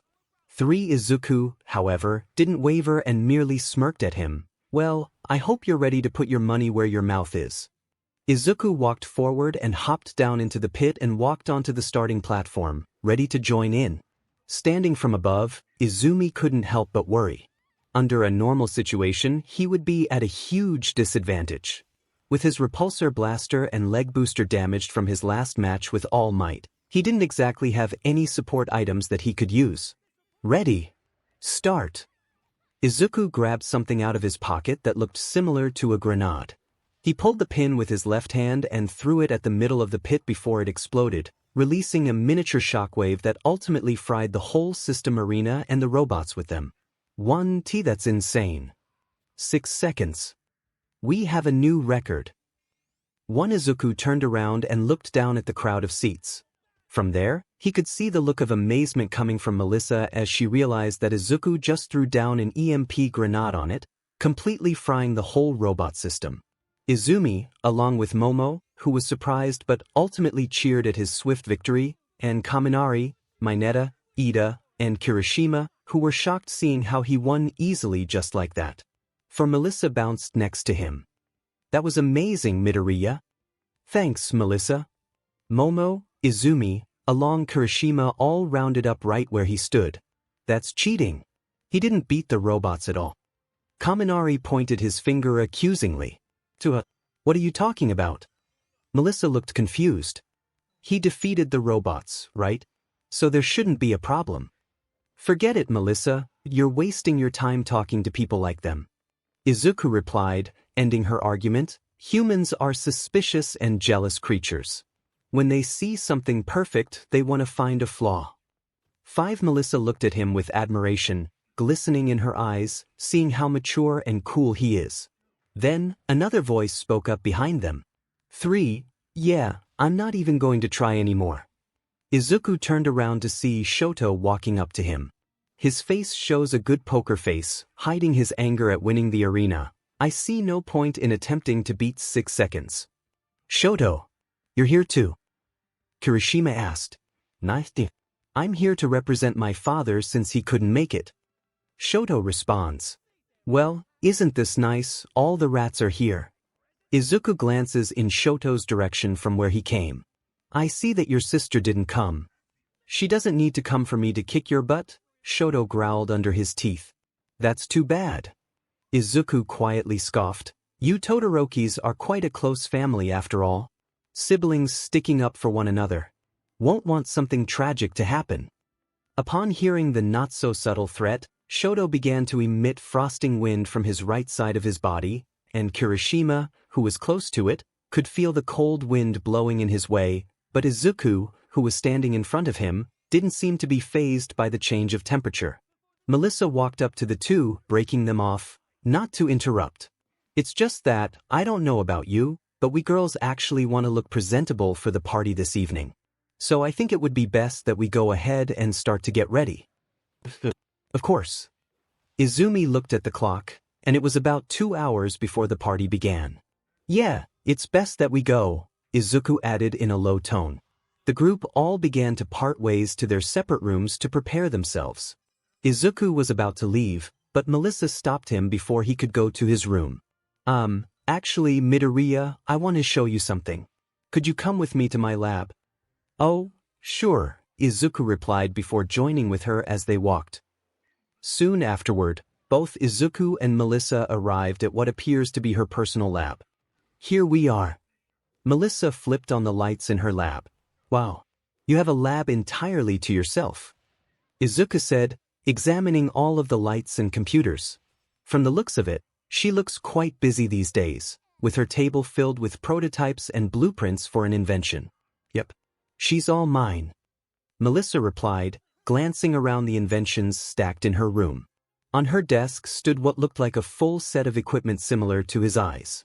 Izuku recognized it at once, seeing he owned one himself, though it was much smaller than Melissa's had and more robust than hers. In the corner of the room stood something that looked like a life-size android robot with human features on it, seeing it had a nose, mouth, ears, and eyes that piqued his interest. Like my LMD, do you? Melissa said, who was watching Izuku closely. What's that? Izuku asked, pointing at the android robot in front. LMD, also known as Life Model Decoy. It has the capability to holographically project the exact appearance of a person. It is supposed to be used for schools or training exercises, instead of fighting with the same old drone you had on the entrance exam. This one can help you with a real-life scenario, she went on to explain. 1. So it could project into anyone you want. Izuku perked his brow, knowing how advanced and creative that sounds. Heroes or villains, you name it, and we've got it. I've been working on the database for quite a while. It should be ready next week. And from what my papa said, he is gonna have one too. Really? Maybe he'll ask one with power loader, see if he can tinker the drone a bit.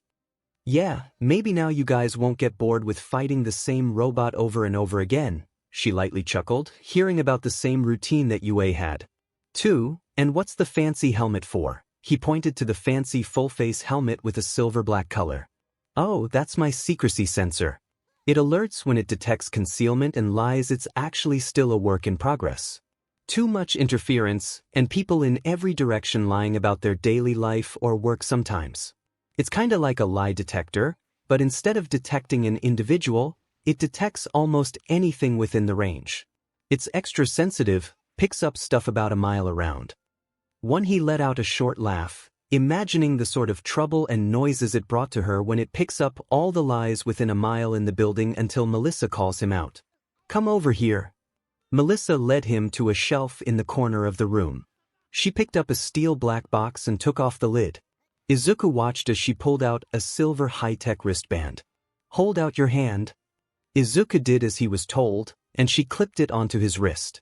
I was looking through my Papa server the other day, and I noticed that you had uploaded your blaster design on our main server, so I figured that I would make one using your blueprint as my base and make a few adjustments. Melissa tapped the center of the wristband, and it glowed a bright blue.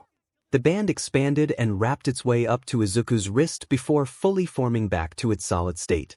Oh, what is this? Well, I don't actually have a name for it yet. She scratched her cheek, still undecided about the name herself.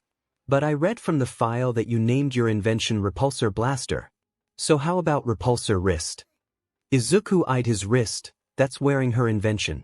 From the looks of it, it's much lighter than what he used to wear, and by the looks of it, it's much more advanced than what he used to wear before. It's clearly a work of art. Compared to any of his inventions, her design can be considered as a state-of-the-art, using the new compressed material and cutting-edge technology that's available. As expected of David Shield's daughter. Thanks. Izuku was still flabbergasted, not exactly expecting to get a gift, let alone an invention. But how did you even make this? Does your quirk enhance your intelligence or something? Oh no, I'm actually quirkless. Izuku froze at that. He looked back up at Melissa. Quirkless?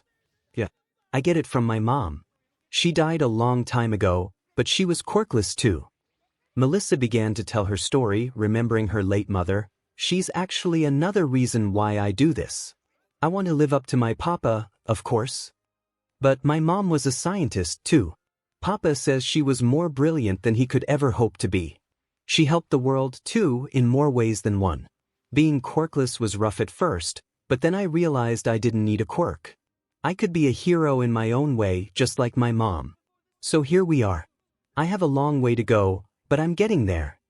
Hearing her side of the story, Izuku couldn't help but feel a bit jealous, knowing how grateful she must be to be living on a private island of her own with her father as the lead scientist of the major production of the whole invention line in Japan. A small part of him wishes that he had that kind of life. A quiet life where people didn't give a look of your quirk status, or how people will see him for who he truly is, without any kind of discrimination. 2 and here was Melissa, quirkless and happy as can be. Out of all the things Izuku had seen in this island, Melissa was by far the most incredible. Saving lives and living her dream. Midoriya. Izuku looked back up at Melissa. She put a hand on his own. Please, take it. Seeing her gesture, he nods, accepting his new blaster. Okay, thank you so much. 2 she smiles in response. Great. Now let's go get ready for the party. The party is about to start as everyone gathers in front of the lobby, waiting for the rest of the class to come. Ida stood earlier than everyone else, wearing his blue suit and yellow tie. He stood proudly representing not only his parent agency but also his school. 1 Kaminari and Mineta also arrived wearing white shirts with a black vest and a bow tie, bearing a striking resemblance to their work attire at the cafe. Shoto was also there waiting for the others with the most flashing outfit of them all, with a white vest, red tie, and blue dress shirt featuring him in a professional light but also highlighting his characteristics. Ida taps his feet impatiently as he waits for the rest of the class to come and see where the girls came from in the elevator. Momo stepped out of the elevator in a cream-flowing dress, her hair pinned up, and just the slightest amount of makeup to emphasize her perfect face, while Izumi came with a simple, elegant black tuxedo dress with slim-fit tuxedo pants accompanied her. 1 You're late, it's very unbecoming for UA students, Ida replied, chopping his hand in anger. Both Izumi and Momo didn't even bother to argue with him, seeing how they grew tired of his antics. Is that it?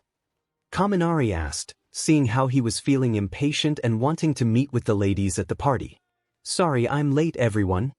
All eyes turned to Melissa, who came running out of the elevator in a stunning blue dress, her hair up, and her glasses were gone. Her captivating look sure gets a lot of attention from the boys, mostly from Mineta and Kaminari, who are oogling over her. 2 Okay, let's go to the party. Mineta raised his fist in the air, looking excited to go in. 1 Wait, where's Midoriya? He's not here just yet. Melissa glances around, noticing the boy is missing from the group. Leave him. He probably won't come to the party anyway. Kaminari excused trying to steal Melissa from under Deku's hand anyway. But then, the elevator door opened and Izuku came out of it, gaining their attention with his attire consisting of a black long-sleeved shirt with a dark green vest and matching green-colored tie. Different from the other males in the group, he came wearing a white glove with the repulsor wrist on his right hand, a gift from Melissa. 2 Melissa walked over to Izuku. Great suit. You look very dashing, Izuku. Oh, thank you. Izuku replied, while looking at her looks as well, showing a different style of clothes compared to the afternoon. You look great as well. Wow, only great. It's because you know I'm quirkless now, isn't it? What? Izuku raised his brow in question. Why would that have anything to do with it? I'm just kidding, Izuku. I saw the expression you had in the lab when I told you. I just thought I would tease you a bit. As Izuku awkwardly tried to laugh it off, Momo couldn't help but overhear their conversation, mentioning that Melissa is the same, just like Izuku. Plus, quirkless. She's just like Izuku then. 2 Suddenly, metal door after metal door slammed down over the regular doors, and red lights began to flash. The rest of them looked alarmed at the sudden warning, wondering what could be the cause of all of this. Emergency lockdown. Engaged. Warning. Explosives found on site. All citizens, please stay indoors until told otherwise. Drone patrol will be mobilized. All citizens found outside after 10 minutes will be detained. After the door was sealed shut, none of them had any idea why everything had gone down just now. One moment, everyone is happy enjoying the party, and the next thing that happens, the door is sealed shut, and there's a warning of an explosive found on the scene. Melissa scrunched up her face in confusion. That's not the protocol for explosives. Something is going on. Mineta was repeatedly pressing the elevator buttons in panic, trying to run away. The elevators are down. 1 Shoto raised up his phone and moved it around. I don't have any signal either. Melissa checked her phone as well and found that she also had no signal. Not just her, but everyone doesn't have any signal reception here. 1 Something's wrong. None of this is part of any of the protocols for emergencies. And it's weird that the whole place is on full lockdown just because of an explosion warning. Melissa spoke, finding that this whole thing isn't right. Izuku tries to fiddle with his vision gazer, which he keeps with him all the time, but just like his phone, there's no signal reception to be found at all. He figured that he could send a message to 𝗵𝗃 or UA and alert them of what's going on, but he's running out of luck as well. Guys, Izumi said, getting everyone's attention. We need to find a way to get into the party room. If something's wrong, we should get to All Might. Everyone but Melissa was surprised to hear that All Might was at the island, but decided that it was just a miracle he was there to help. But Izuku is more surprised than anyone to hear that All Might, of all people, would be here too. The timing itself is just too coincidental for him to arrive here of all places at the same time when 𝗕𝗏𝗁 invited him to go there too. Melissa, is there any way to the party room from here? Izumi asked, trying to formulate a plan. Not directly. But that door over there leads to the second floor. The main hall has a glass ceiling over the chandelier we can look down, she said, pointing to a door near the elevators. The group filed through the door and ran up the stairs. Once they reached the glass dome, they looked down over the railing into the main hall. The entire crowd was being held hostage by a multitude of gunmen. All Might was being constrained on the stage by some kind of restraint. Melissa frantically looked around the room. I don't see my papa down there. You don't think they took him, do you? Izuku pursed his lips. He's the head scientist on the island. It's likely that whatever they're here for, they would need him. Melissa's expression went from worried to panicked and scared. Izuku placed his hand on her shoulder, trying to calm her down. Hey, don't worry, he's gonna be okay. They took him for a reason, and if they wanted to finish him, they would have done it in there. Izumi turned to Momo. Momo, I need you to create a listening device. I'll get All Might's attention and ask what's going on. On it. Momo began to create the tools using her quirk before a fully set listening device was constructed and placed into the floor, and Izumi started turning the flashlight on her phone on and off again, giving the hero a signal. Once Izumi made eye contact with her father, she signaled the pro to speak. I hope you kids can hear this. Villains have taken over the tower and have control over the security system. Even the pro heroes are being held hostage, which means the entire island is held captive. You all need to get out of here. It's far too dangerous. Momo unplugged the device from the floor and turned to the class. This is really bad. The teens retreated to the staircase landing as Momo began to explain the situation, where the entire island has been held hostage by an unknown group of villains. They were discussing what their next course of action should be on whether to escape or to take action. All Might is our teacher and a professional. We should do as he says and try to escape from here. We can't go against his will. Ida runs off as usual, disagreeing with Izumi's decision to take action. 1. We can't just go up and leave. Those guests down there need us to save them. Izumi argued that finding out how Ida can be strict with the rules at times like this. And I understand that, but we need to get ourselves to safety first, Ida said. 2. And go where? Izuku quipped, joining the conversation. I don't know if you noticed, but we're on a goddamn island in the middle of the sea. It's not like we can run off to who knows where. He's right. We all came here on a plane through the airport, and no boat could take us on time before those villains did something to the guest. Momo added, by the time we bring help, we all will be too late. We can and we will. Ida stressed out. Yaoyorozu can create a buzzsaw and cut the gates open for us to run, and we run off to the shore and find a boat to alert the heroes. It's 5 inches of solid steel. You want her to create a spoon so you can dig yourself to make a tunnel, maybe. Izuku spoke, finding that Ida's plan of escaping is next to impossible, not with all the security in this place. 1. Izuku's right. Our only option here is to fight and take the villains down before they take over this place completely. Izumi spoke, backing her brother. 1. We don't have our hero licenses. If we fight, it would be breaking the law. Ida argued. 6. Not here, it's not. All eyes turned to Izuku. Melissa? Quirks are allowed to be used freely on the island, right? Well, yes, but we've never had a villain attack before. There are no set rules for fighting villains, so it should be okay. Melissa spoke. Kaminari jumped up. That's a good enough loophole for me. Let's kick some butt.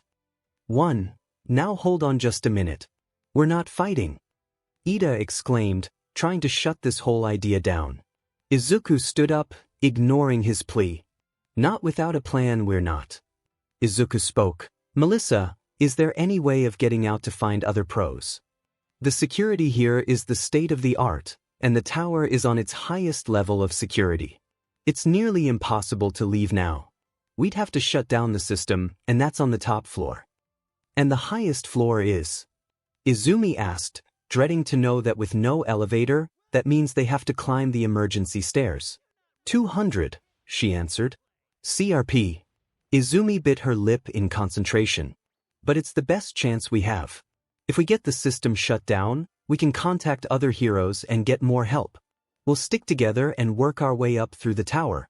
We'll avoid fighting as best as we can, but if it comes down to it, we're more than enough to handle some gunmen. Is everyone in?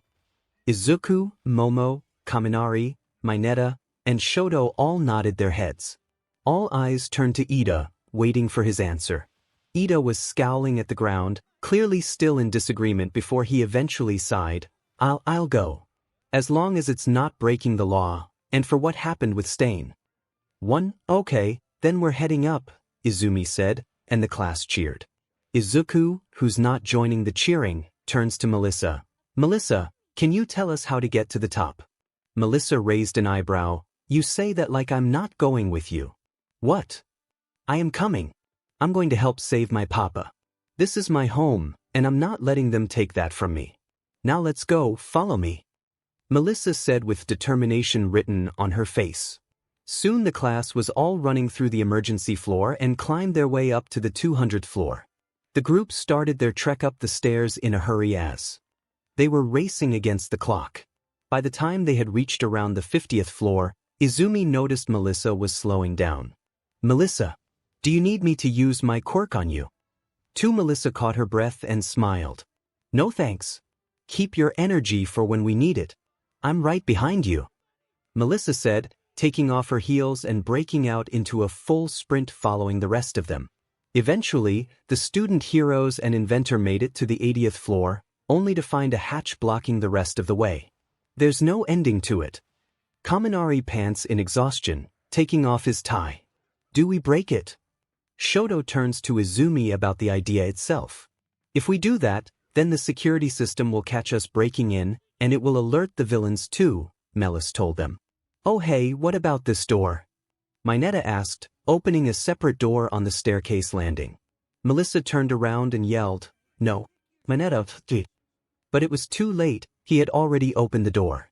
A red light flashed above the door, and an alarm was ringing in the stairwell, bringing their entire attention to what had just happened. 2. During security lockdowns, all unlocked emergency doors are monitored. They know we're here now. God damn it. Izuku cursed. Shoto began walking through the door. Then we need to make as much progress as we can before they get here. Let's go. They proceeded through the door and into the connected hallway while making their way fast before the villains made their way into here. While rushing through the hall, the thick steel doors suddenly began closing down throughout the corridor. The door. They're trying to lock us up. Izumi points out. Not only their front, but the rear as well, as it's being shut completely. The door is about to close in on their front as they saw an exit door on the front of the door that is about to be closed. I got it. Shoto uses his ice to keep one of the doors open long enough. Everybody through. Quickly. The other doors are closing. Don't worry. I'll handle it. Ida said, activating his engines and bursting through the opening. He raced ahead and busted down another door. We can cut through this area over here.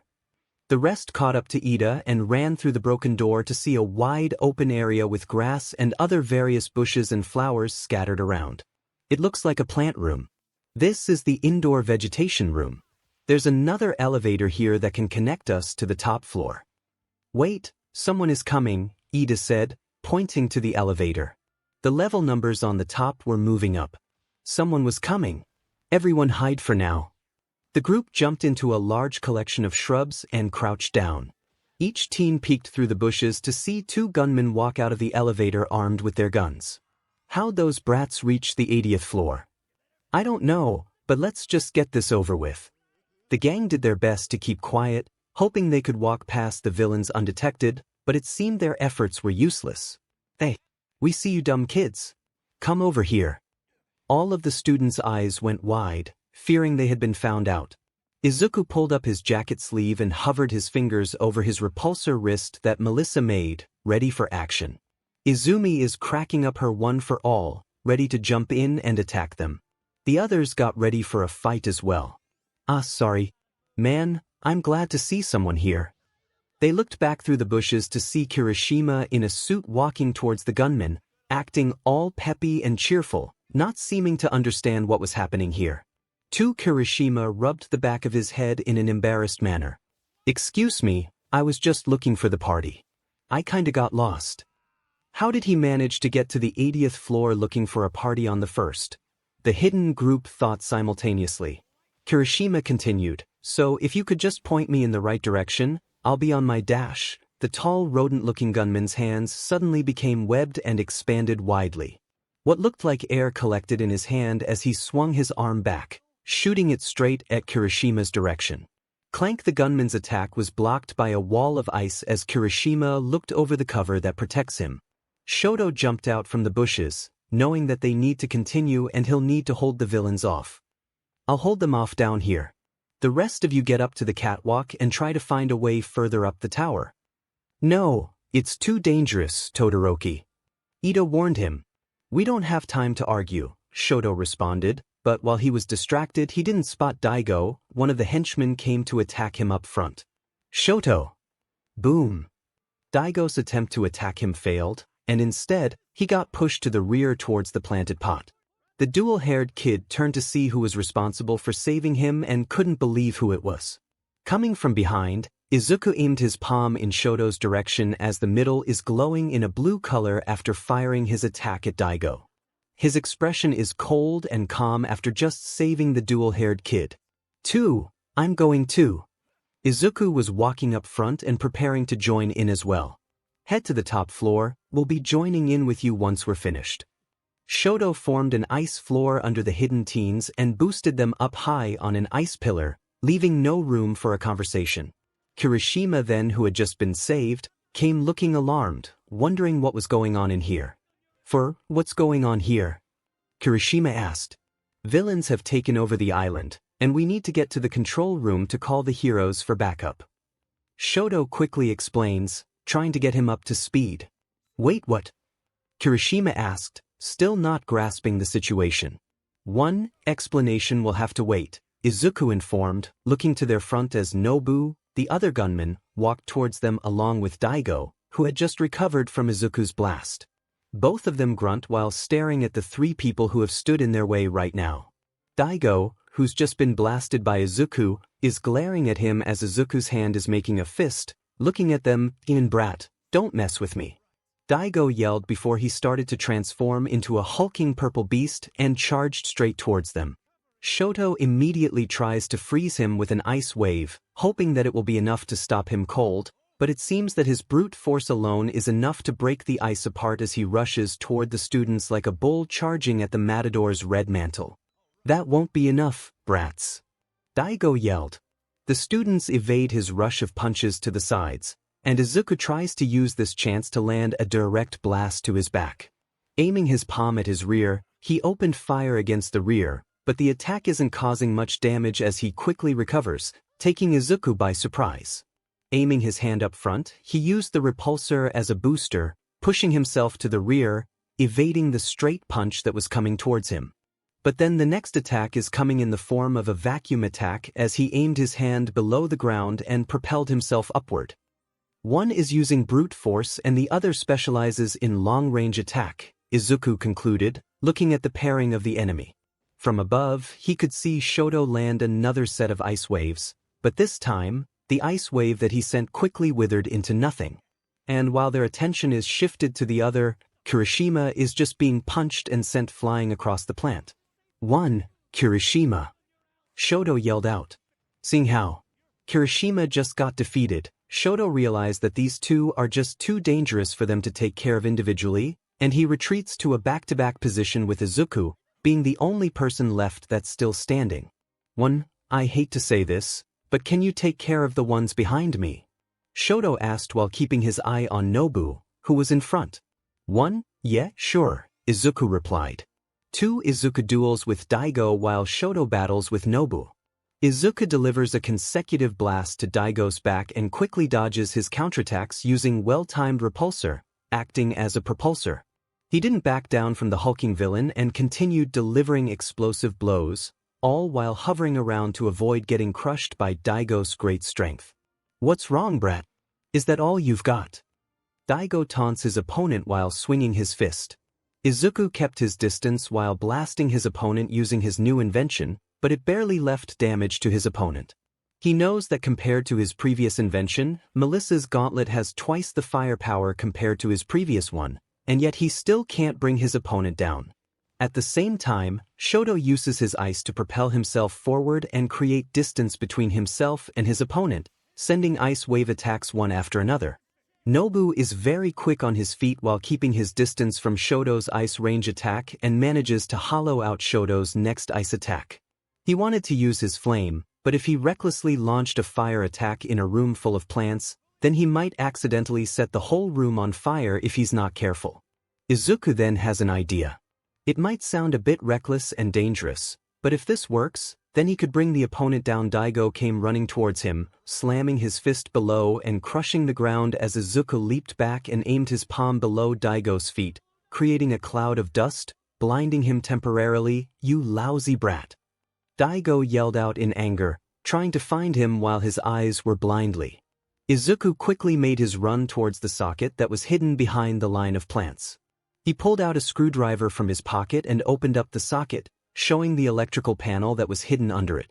He pulled the cable and connected it to his repulsor wrist. Once it was connected, he aimed the gauntlet in Daigo's direction before it released a powerful bluish laser blast that pushed Daigo out to the back of the wall and left him unconscious as he reverted to his normal human look. "Ugh!" Daigo groaned before he lost consciousness. He panted as he saw his opponent finally down before he took off the cord that was connected to the power socket and let out a sigh, thinking that it was finally done. And just in time, Shoto's opponent is also done just now, with him being encased by ice as he was left unconscious and immobilized. Shoto looked to his side, seeing that Izuku had also finished with his opponent, and he walked up to his position. "So you've taken care of your opponent?" Shoto asked, his voice monotone as always.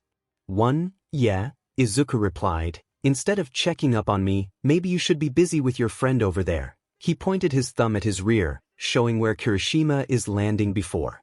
Remembering his friend, Shoto immediately runs off to check on Kirishima's condition.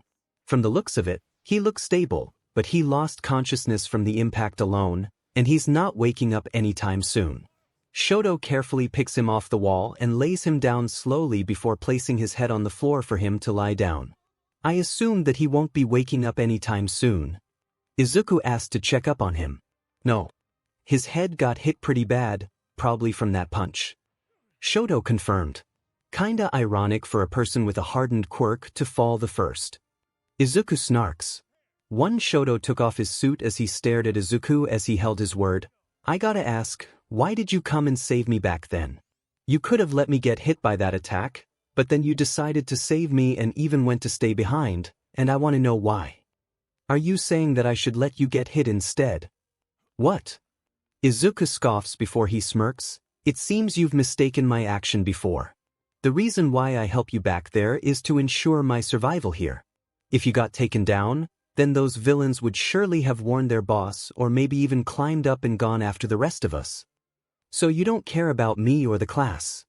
6. As long as I'm off this place safe and sound, I don't give a damn about what happened to all of you."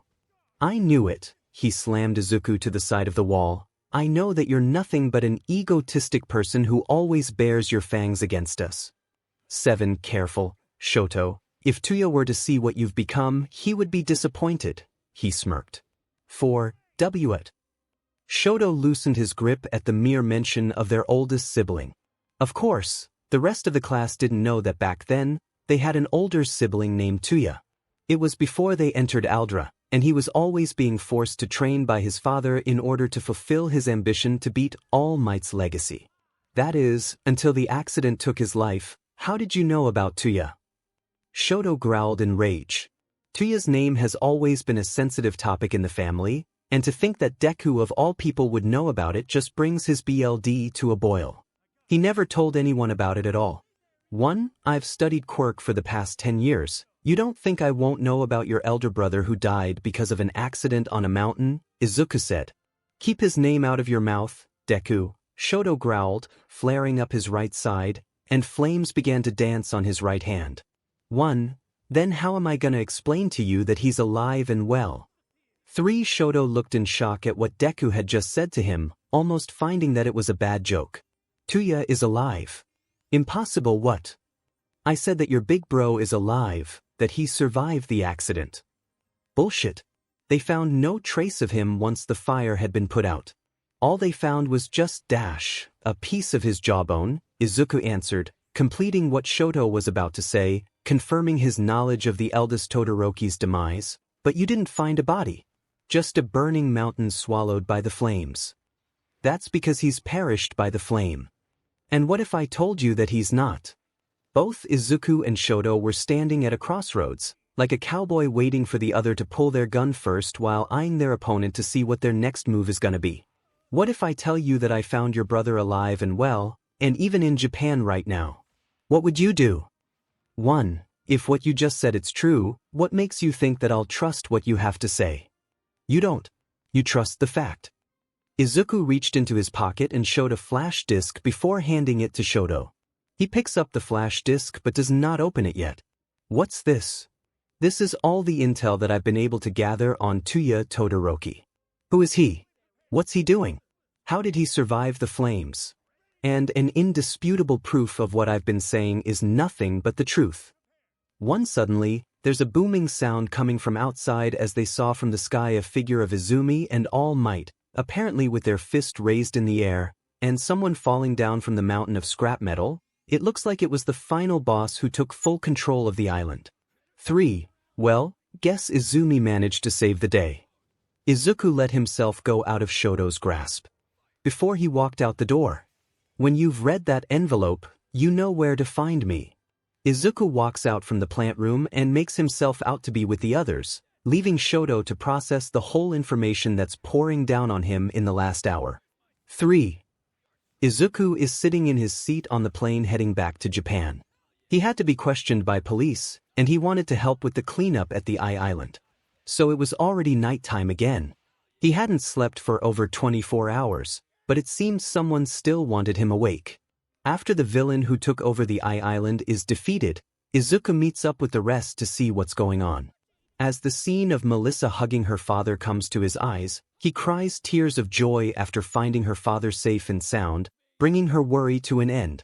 He could also spot All Might, who had just gotten out of the battle against the villain boss, as everyone came to cheer his victory, while Izumi walked up to him to see how he was doing after he defeated one of the henchmen.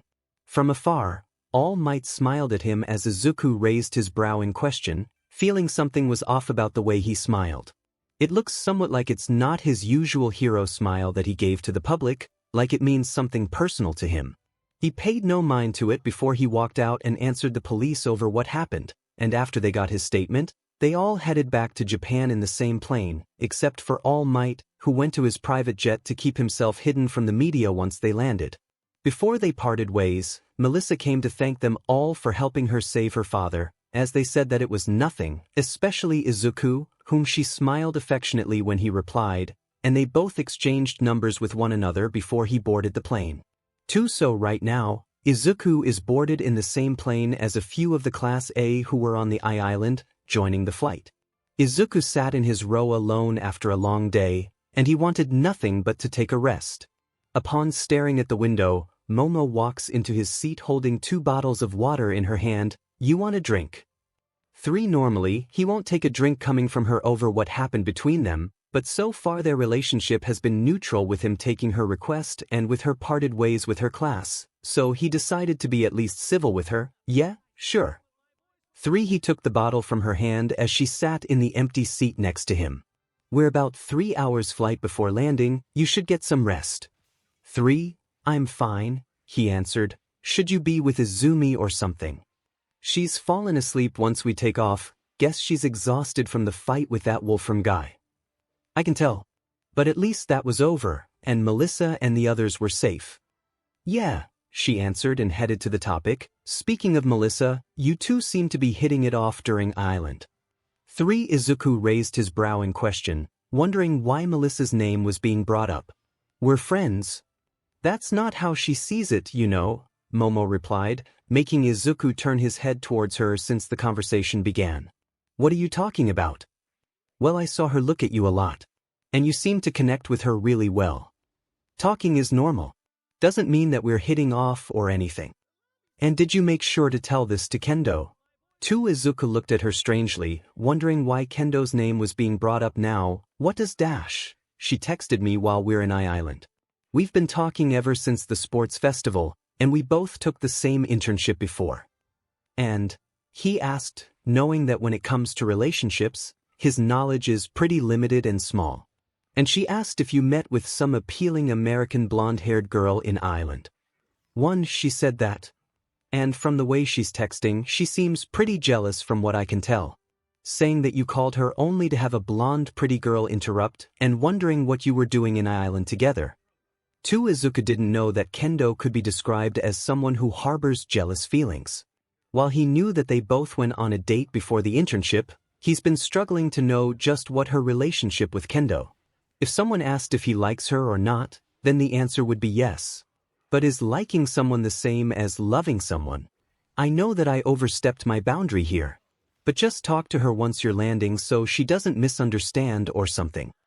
Momo took her leave, holding the water bottle and walking back to her seat, leaving Izuku to wonder about his relationship with Kendo right now. After the talk, Izuku finally decided to take Momo's advice and get himself some rest for a moment. Figure that a sleep might be what he needed after being exhausted from all the fighting. Soon, the flight began to land as the class cheered and looking excited to head back to UA and tell the story with the rest of the class. Shoto, who sits in front, glances at Izuku as he takes his luggage from the overhead. They all walked to the hallway and headed to the airport gate, waiting for their pickup. Izuku, who's just landed, opens up his phone and takes Momo's advice to contact Kendo. Maybe I should call her.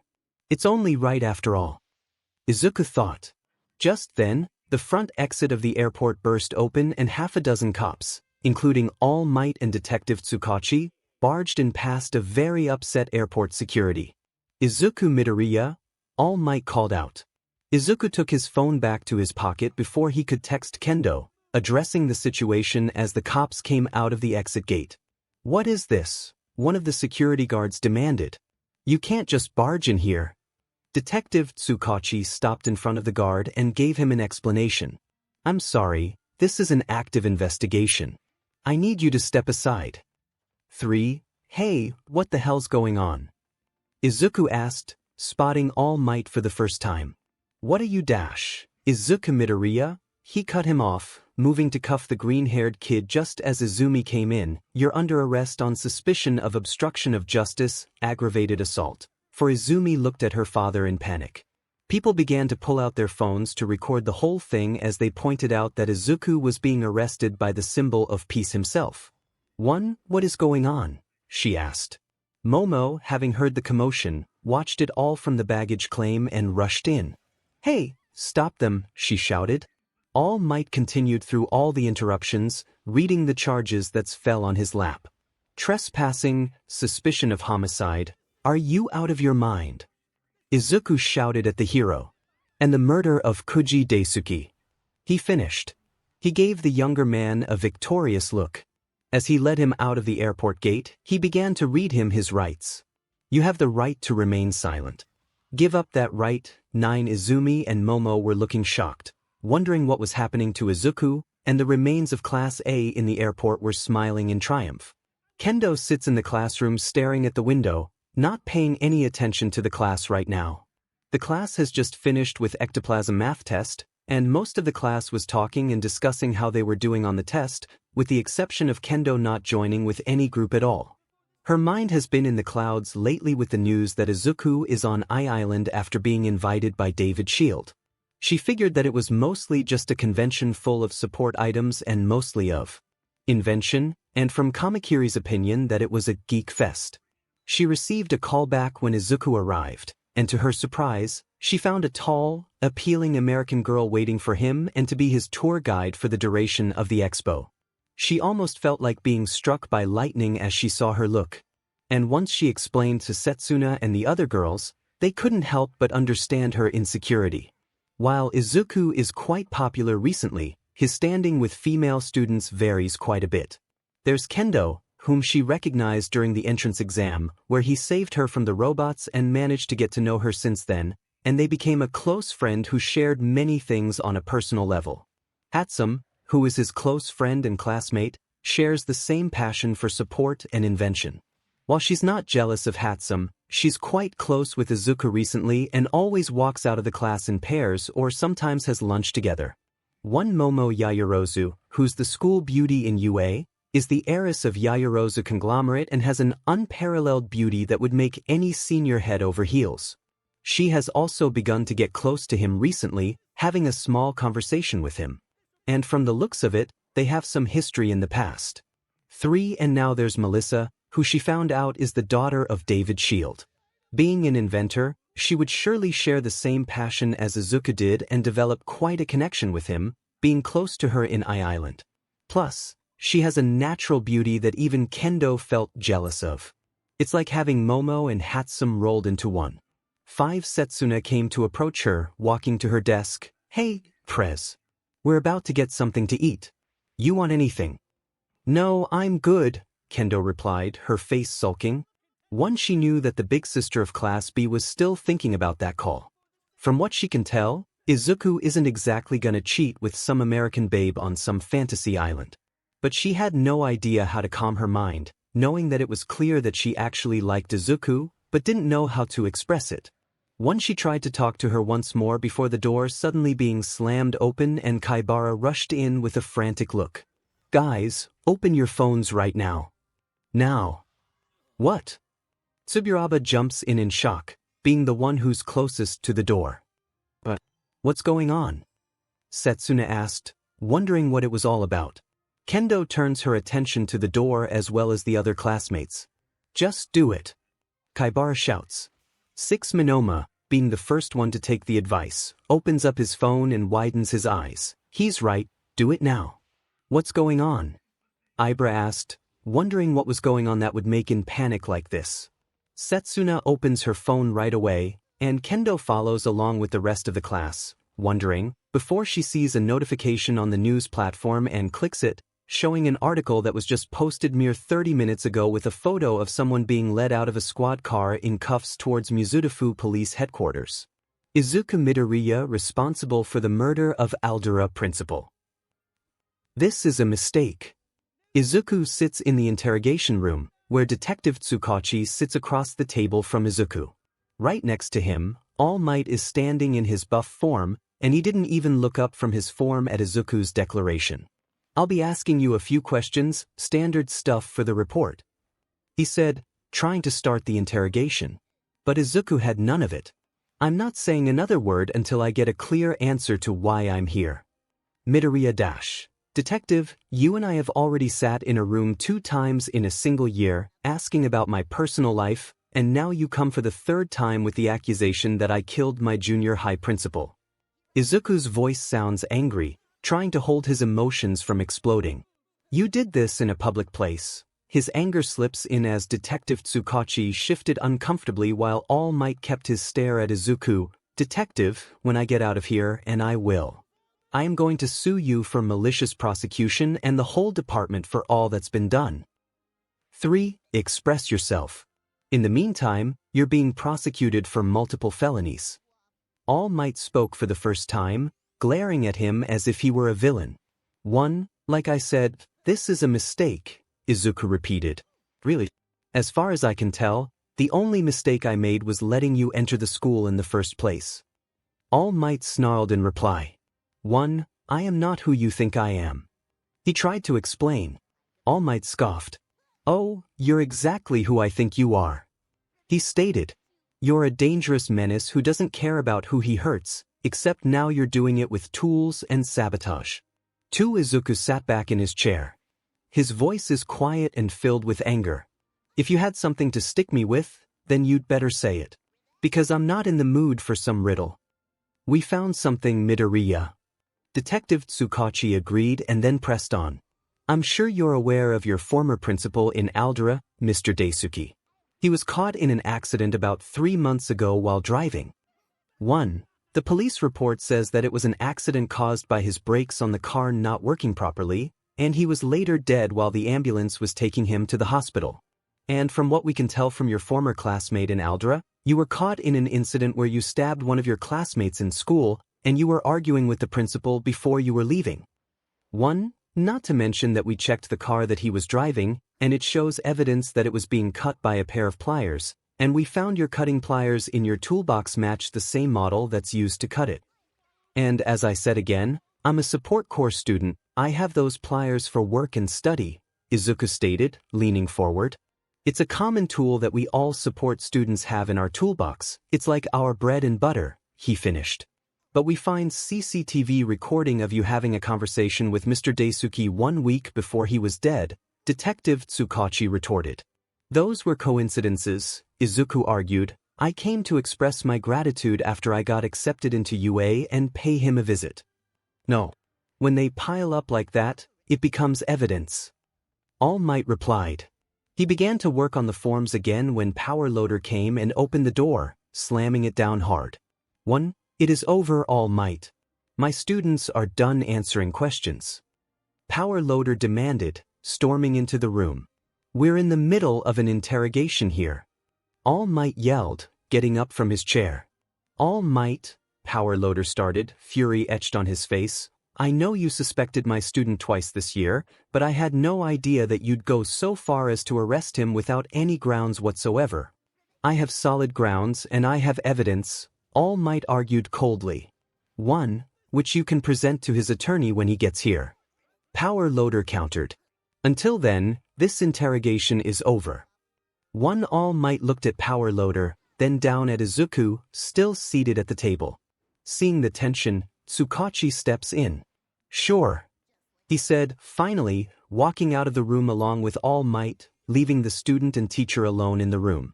Power Loader Sensei, what are you doing here? Izuku asked, not expecting to see him storming in to bail him. 𝗕𝗏𝗄 called and asked me to help you, he answered. 2. Is she okay? No. She's not, he rubbed his temple. She got a call from Izumi of Class A, saying that they brought you out from the airport once you landed from my island. Yeah, 𝗷𝗵𝗃 is also there, but he didn't just try to haul my butt in there, and instead, he did that in a public area, Izuku replied. That's because he doesn't have jurisdiction over there. Island is a private property, while Quirk is free to use over there, Hero's arrest jurisdiction is another. So that's why he headed back in a separate plane, because he needed to intercept me on the flight once I landed. Yeah. But I'm not here to talk about that. Power Loader spoke, looking at his student in the eye. I'm gonna try to help you out, but first I need to know something, and you're gonna tell me right now, is this true? Did you kill your former principal? Izuku's face turns to a scowl, seeing how his teacher suspects him. No, I didn't. If you need me to answer that, then you don't know me very well, Sensei. 2. Power Loader sighed. Sorry, it's just too much, seeing you being arrested like that. I don't want to see my students locked behind bars. 2. I know, sir. But I can tell you, I didn't do it. Izuku replied, looking him in the eye. After the news broke out, Izuku was led to the UA hallway to a meeting with the principal after being driven off by Power Loader. Upon returning to the school ground, he was met with many pairs of eyes looking at him as he walked down the hallway. Unlike before, where all eyes were on him filled with admiration, this time it's filled with suspicion after learning what happened on the news, saying that he was responsible for the death of his former principal. They all were looking at him with many doubts about whether he had done it or not. The two of them were walking towards the studio while he wanted to have a conversation with Principal Nizu himself. Once he arrives, he is met with 𝗵𝗃, who's waiting for him in the room along with Izumi and Momo, who's just landed from the airport and makes their way here, and Kendo, who's visibly worried about him. For he enters the room, and immediately, Kendo makes a run in his direction and wraps him in a hug. "Oh God, are you okay? We heard what happened." One Izuku, who was still flustered at her attempt, quickly composed himself before answering, "Yeah, I'm fine. Power Loader managed to get me out before things turned ugly. I still can't believe that they arrested you on the spot like that. It doesn't make any sense at all." Kendo pointed out. "Did you know about this?" Izuku asked, shifting his gaze towards Izumi, wondering if she knew that her father would act on this. "No, I didn't." She shakes her head. "I thought he came to leave because he wanted to avoid the press. I didn't know he was intending to beat us to it. The important thing here is to say nothing until your attorney is here," Momo advised. "That's gonna be a problem on my end," Izuku replied. "What are you talking about?" "As of right now, I don't have an attorney." Upon hearing that, all eyes turned towards Izuku in shock. "What are you talking about? Didn't you file a lawsuit against Bakugo with a law firm?" Izumi pointed out, remembering how the class made a big deal out of it. "I did. But it was an ongoing lawsuit.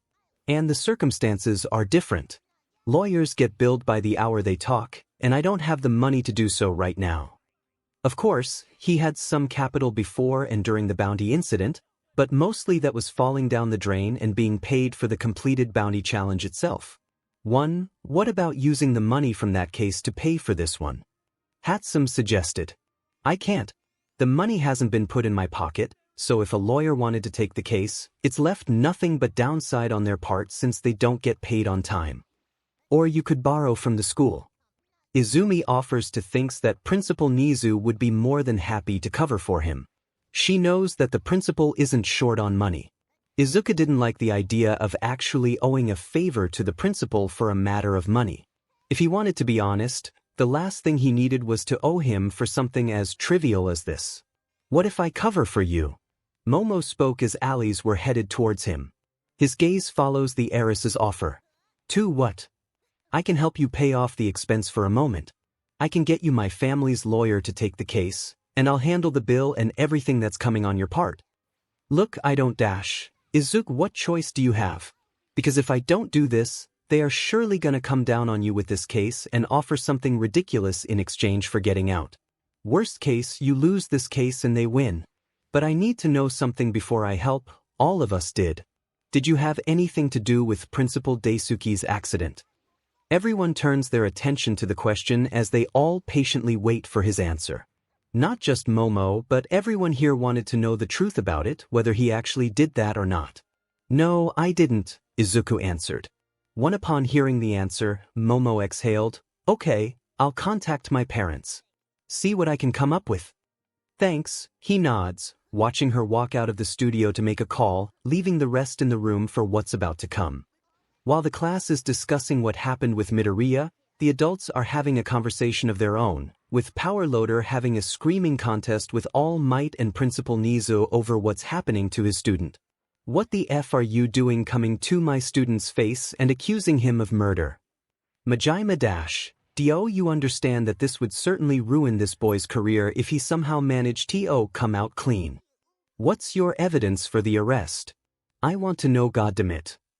"Toshinori, I have to agree, when you came to me for an immediate arrest warrant, I'm not sure myself until I find the evidence, but even I had to admit that this looks biased." Tsukachi spoke, sounding not agree with his decision.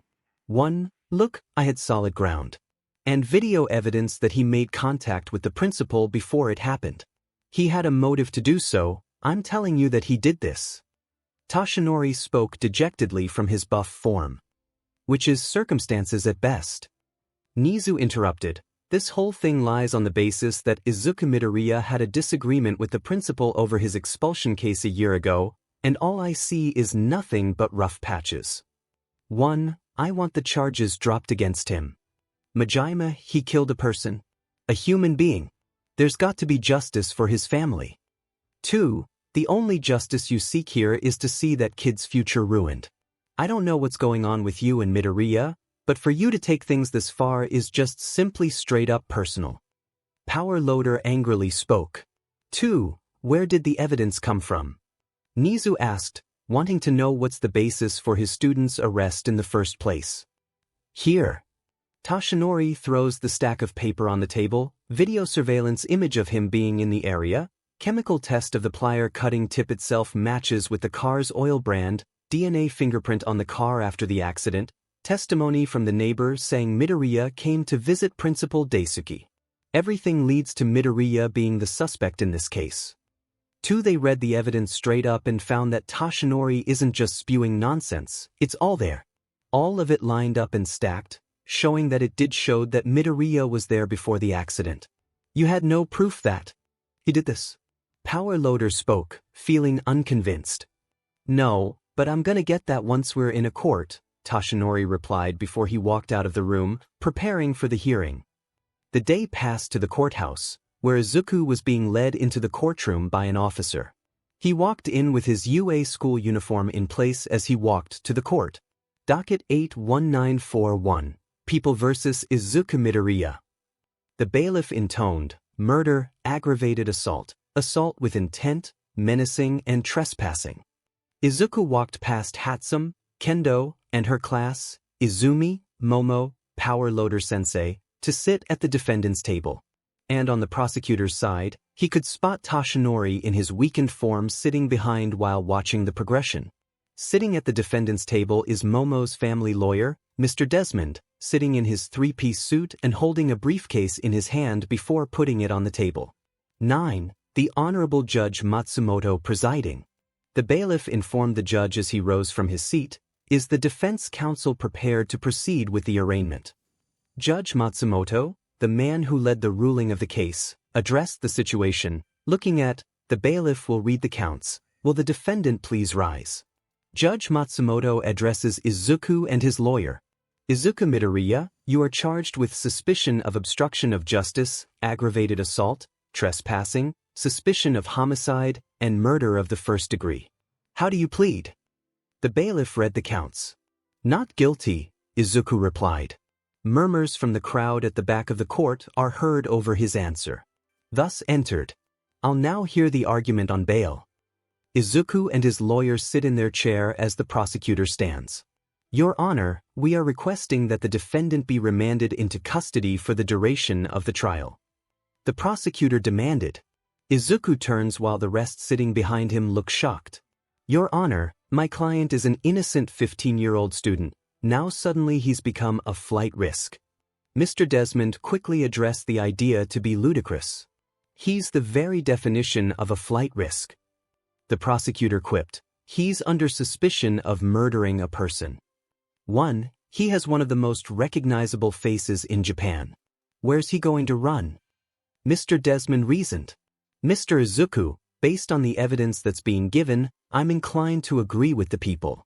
You are hereby remanded into UA custody for the duration of your trial, wearing an ankle monitor and not allowed to move outside of UA confinement. The judge said, ignoring him. Your Honor the defendant tried to argue, but the judge cut him off. Bailiff, please take the defendant into custody. He banged the gavel to close out the hearing. One Izuku gets up from the seat as he moves towards his lawyer while he speaks. I'm sorry. Izuku stands, and has HNDCFFS put on him by the bailiff and is led away out of the courtroom. He glanced to his right and saw the look of his friends being led by the bailiff while in cuffs.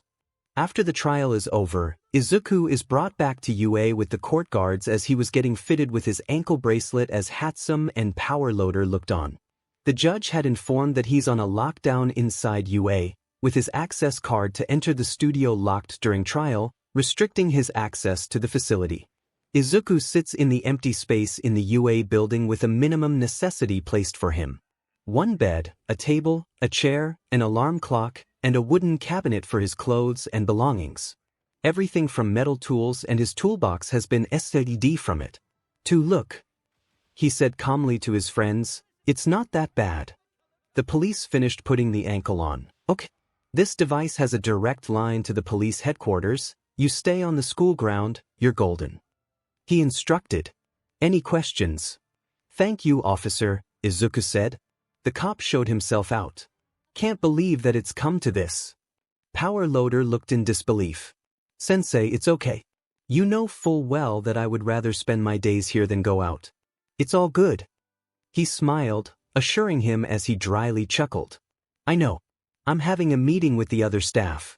Let me know if you need something. Power Loader said before he let himself out. Once he's leaving the room, Izuku and 𝗵𝗃 begin to look at one another at his current circumstances. So, you look awfully good for someone who's being convicted of murder. I'm being calm. He answered, where's the rest of them? Noticing that Izumi, Momo, and Kendo aren't around. They had a class going on. It's past recess.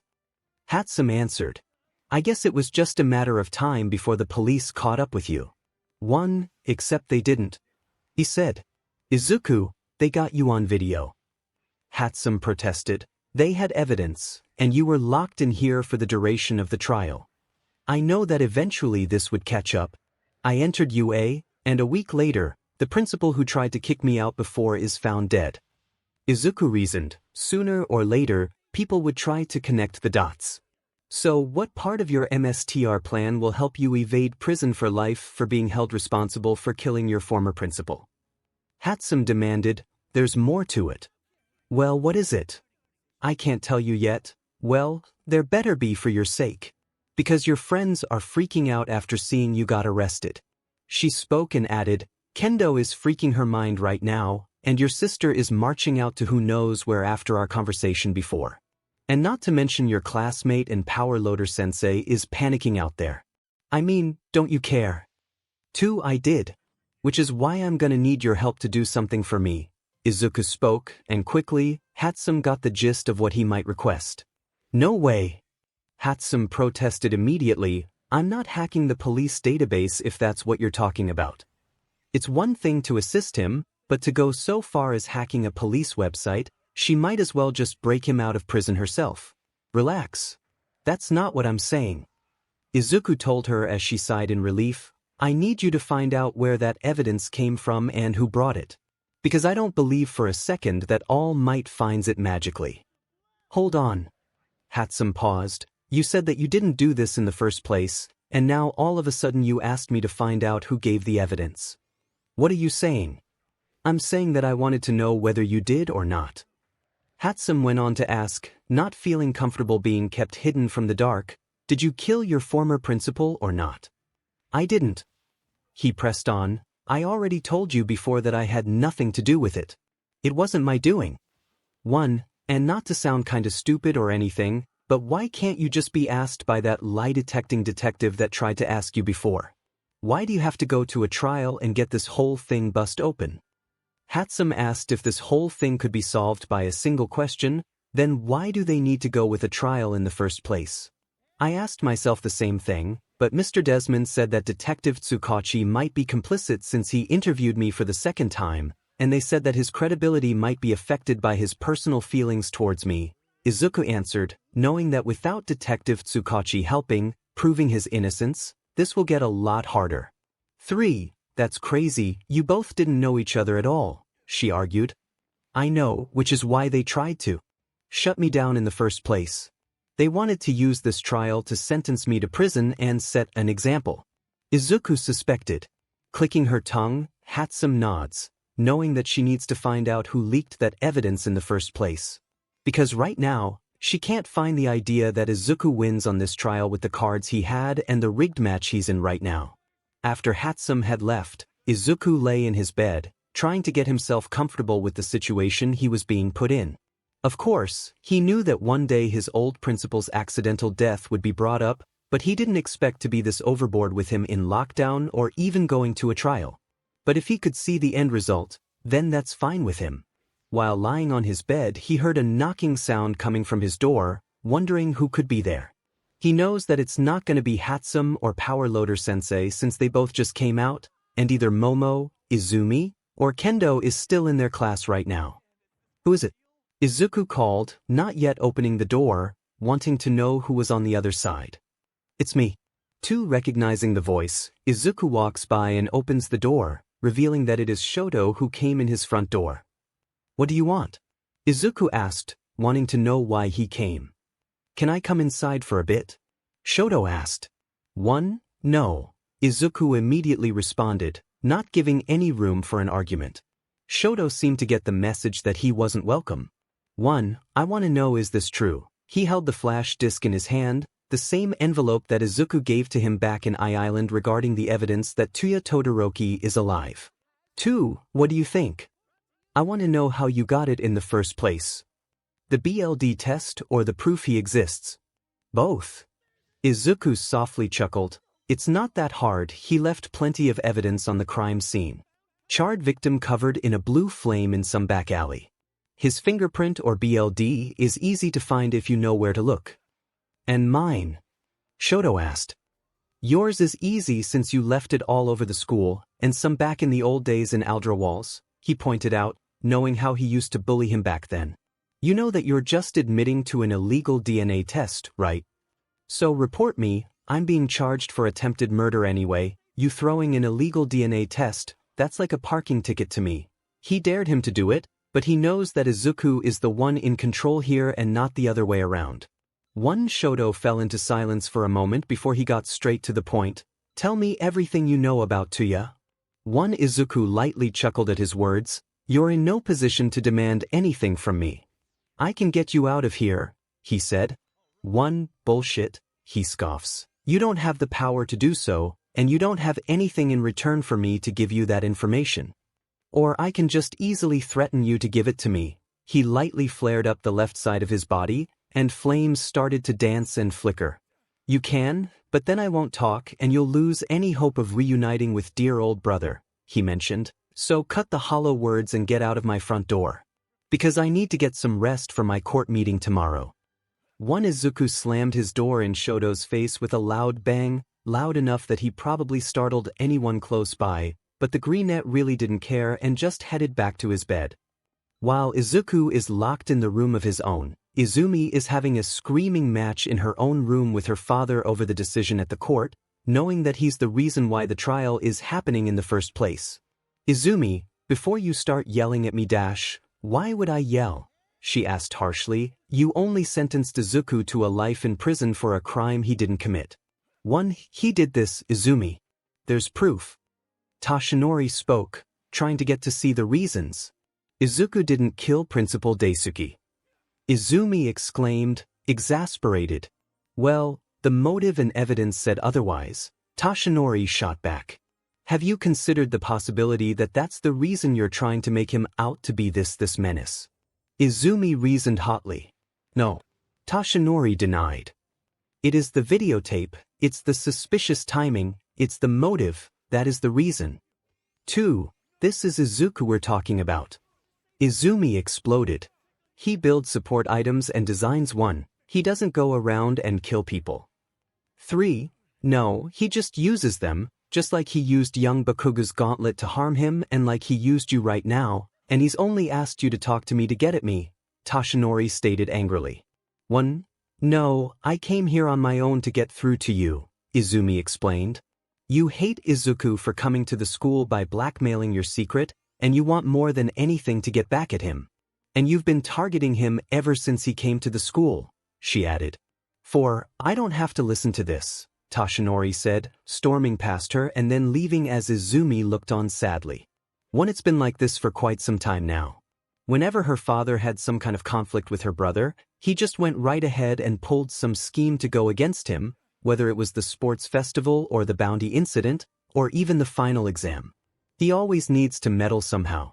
She can't keep going like this. Whenever things happen, she always gets caught in the middle somehow.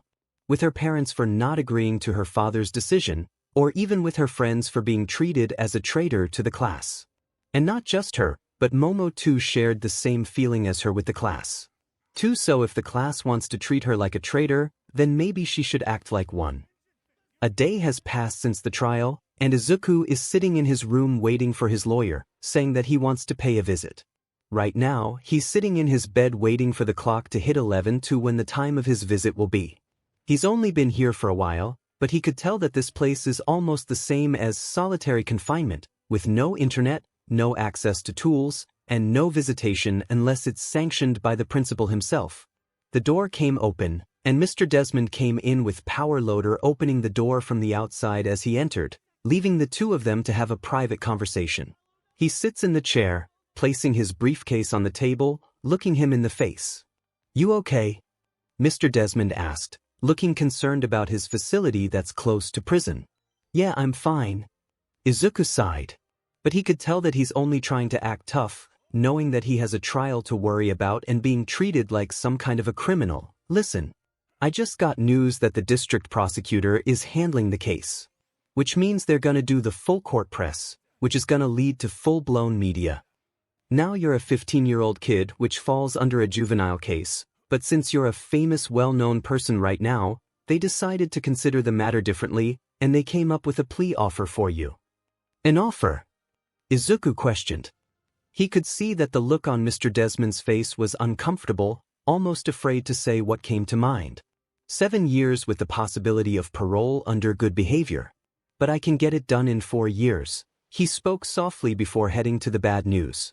"And with the release of Katsuki Bakugo from prison for wrongful arrest." Upon hearing the offer that's being made, Izuku couldn't help but scowl in anger, knowing that this whole thing is just a plan concocted by his stepfather to get his star student out of prison. He figured that this whole thing was just to get him out of prison and to pin the crime on him, but it turns out that this was a plan made by him to trade him with Bakugo in prison. Now he knows full well that All Might really is behind this whole arrest. "No," Izuku flatly said. For Mr. Desmond, his lawyer, knows full well what his answer is gonna be, but he still needs to do his job and tries to reason with his client. "If you go to trial, Izuku, you're looking at 20 years on each count, not to mention a life sentence on the murder charge alone. You might be a minor, but this can't be left unpunished in the eyes of the law if they find you guilty." "No," he spoke once more, not sounding afraid of facing life in prison. "Izuku I'm not taking the deal," he said, talking about Bakugo's imprisonment. "I'm not releasing that thing out of its cage." 5. "Look, we have every reason to believe that Judge Matsumoto is in the prosecutor's pocket. He agreed to why you're in this house arrest in the first place, which means this whole system is against you. So we need to start talking about cutting a deal." 2. "I don't care," he flat out rejected, not looking for someone to make him bend down once again. "I've been living for 10 years with the whole world against me and I've won. I'm not looking at it bringing me down once again." He knows full well that this offer isn't a fair trade to him. He read the news, he watched the documentary video, he knows full well what kind of person Katsuki Bakugo is and what he's done, and it sickens him. 2. And knowing that kind of person let out of prison is baffling him, and the reason why they demanded his release is because they find that Izuku is framing Katsuki Bakugo and saying that he will undergo a retrial of his case, but knowing how the system is rigged against his client, he can bet his law license that it's rigged to favor Bakugo. Even with the prosecutor's offer to have a contract of a 5-year surveillance agreement with the best detective agency in Japan to tail Katsuki Bakugo after his release, he won't even sure that he won't try to sneak past the detective and do something illegal. "Okay, so what do you want me to do? Because they got evidence pointing everything to you, and you're having a conversation with the man himself at the time before his death, so I'm gonna need some plan to crack this whole thing down," Mr. Desmond asked, trying to find some idea on how to win this case in the first place. Izuku answered, "By shattering their whole case." 3 days have passed, and the trial continues to bring everyone's attention to it. It's 8 a.m. and the front of the Supreme Court building is packed like it never has before, filled with every newscaster and reporter from all sources from Japan. A black sedan is parked right in front, and Izuku comes out wearing a suit and tie while being led by Mr. Desmond, who acts as his lawyer. He also came wearing a suit, bringing his dignified professional look. Once he got out of the car, all the reporters' directions were headed towards them, both flashing their cameras and shoving their microphones. Reporters keep shouting out question after question, but Izuku rejects them all and walks towards the stairs heading to his courtroom before checking that he's indeed on the right floor. Arriving in the courtroom, he finds the whole place is packed with many audience members and reporters standing in silence. On the defendant's side, there's Principal Nizu, along with several UA staff backing him up and sitting behind his chair. He could spot 𝗵𝗃, along with Kendo, sitting 2 rows behind his chair, all dressed up, showing their support. On the prosecutor's side, there could be seen multiple people from 𝗧𝗵𝗁, a few lawyers who were the best at their work, Toshinori, who hid behind them, and multiple government officials. One Izuku sits at the desk with Mr. Desmond, who sits beside him. At precisely 8 a.m., the judge came from the room and went to his seat before sitting down. "All rise," the bailiff said, and everyone stood up for both the defendant and the prosecutor. Department 1 of the Supreme Court is now in session. Judge Matsumoto presided. "Please be seated." Soon, everyone sits down. Judge Matsumoto eyed everyone in the room before beginning the trial. "Morning, ladies and gentlemen, calling the case of People vs. Izuku Midoriya. Are both sides ready?" Everyone nods, and the judge shifts his attention to the defendant's side of the table. "Is the prosecutor ready to call its first witness?" Judge Matsumoto asked. "We are, Your Honor."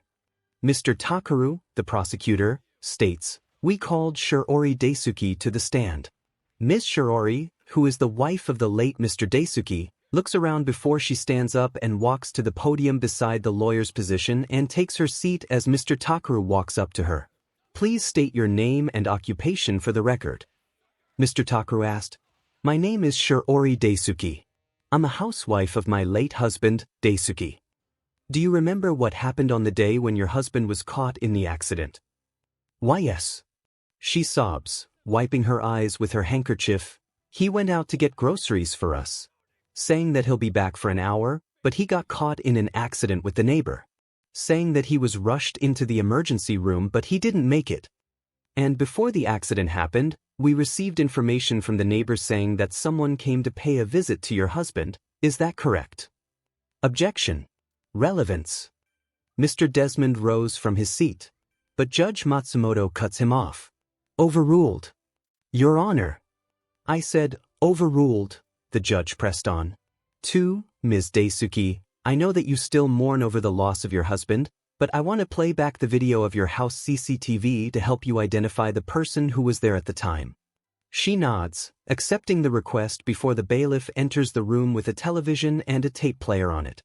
He played the recording on the television and showed the footage of the sight of Mr. Daisuke having what appears to be a heated conversation with Izuku Midoriya, who is standing in front of his house holding a bouquet of flowers in his hand.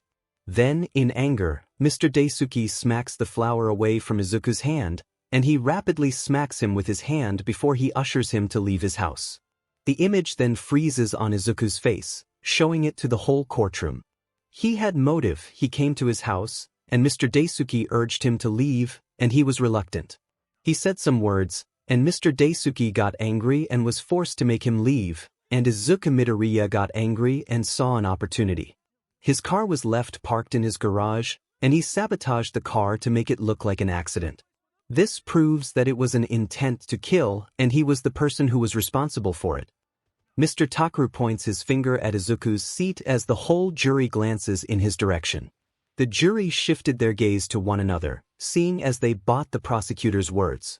Mr. Desmond glances at Izuku's facial reaction, knowing that he had warned him that this would come to light. The evidence itself is already there and he can't exactly dodge it.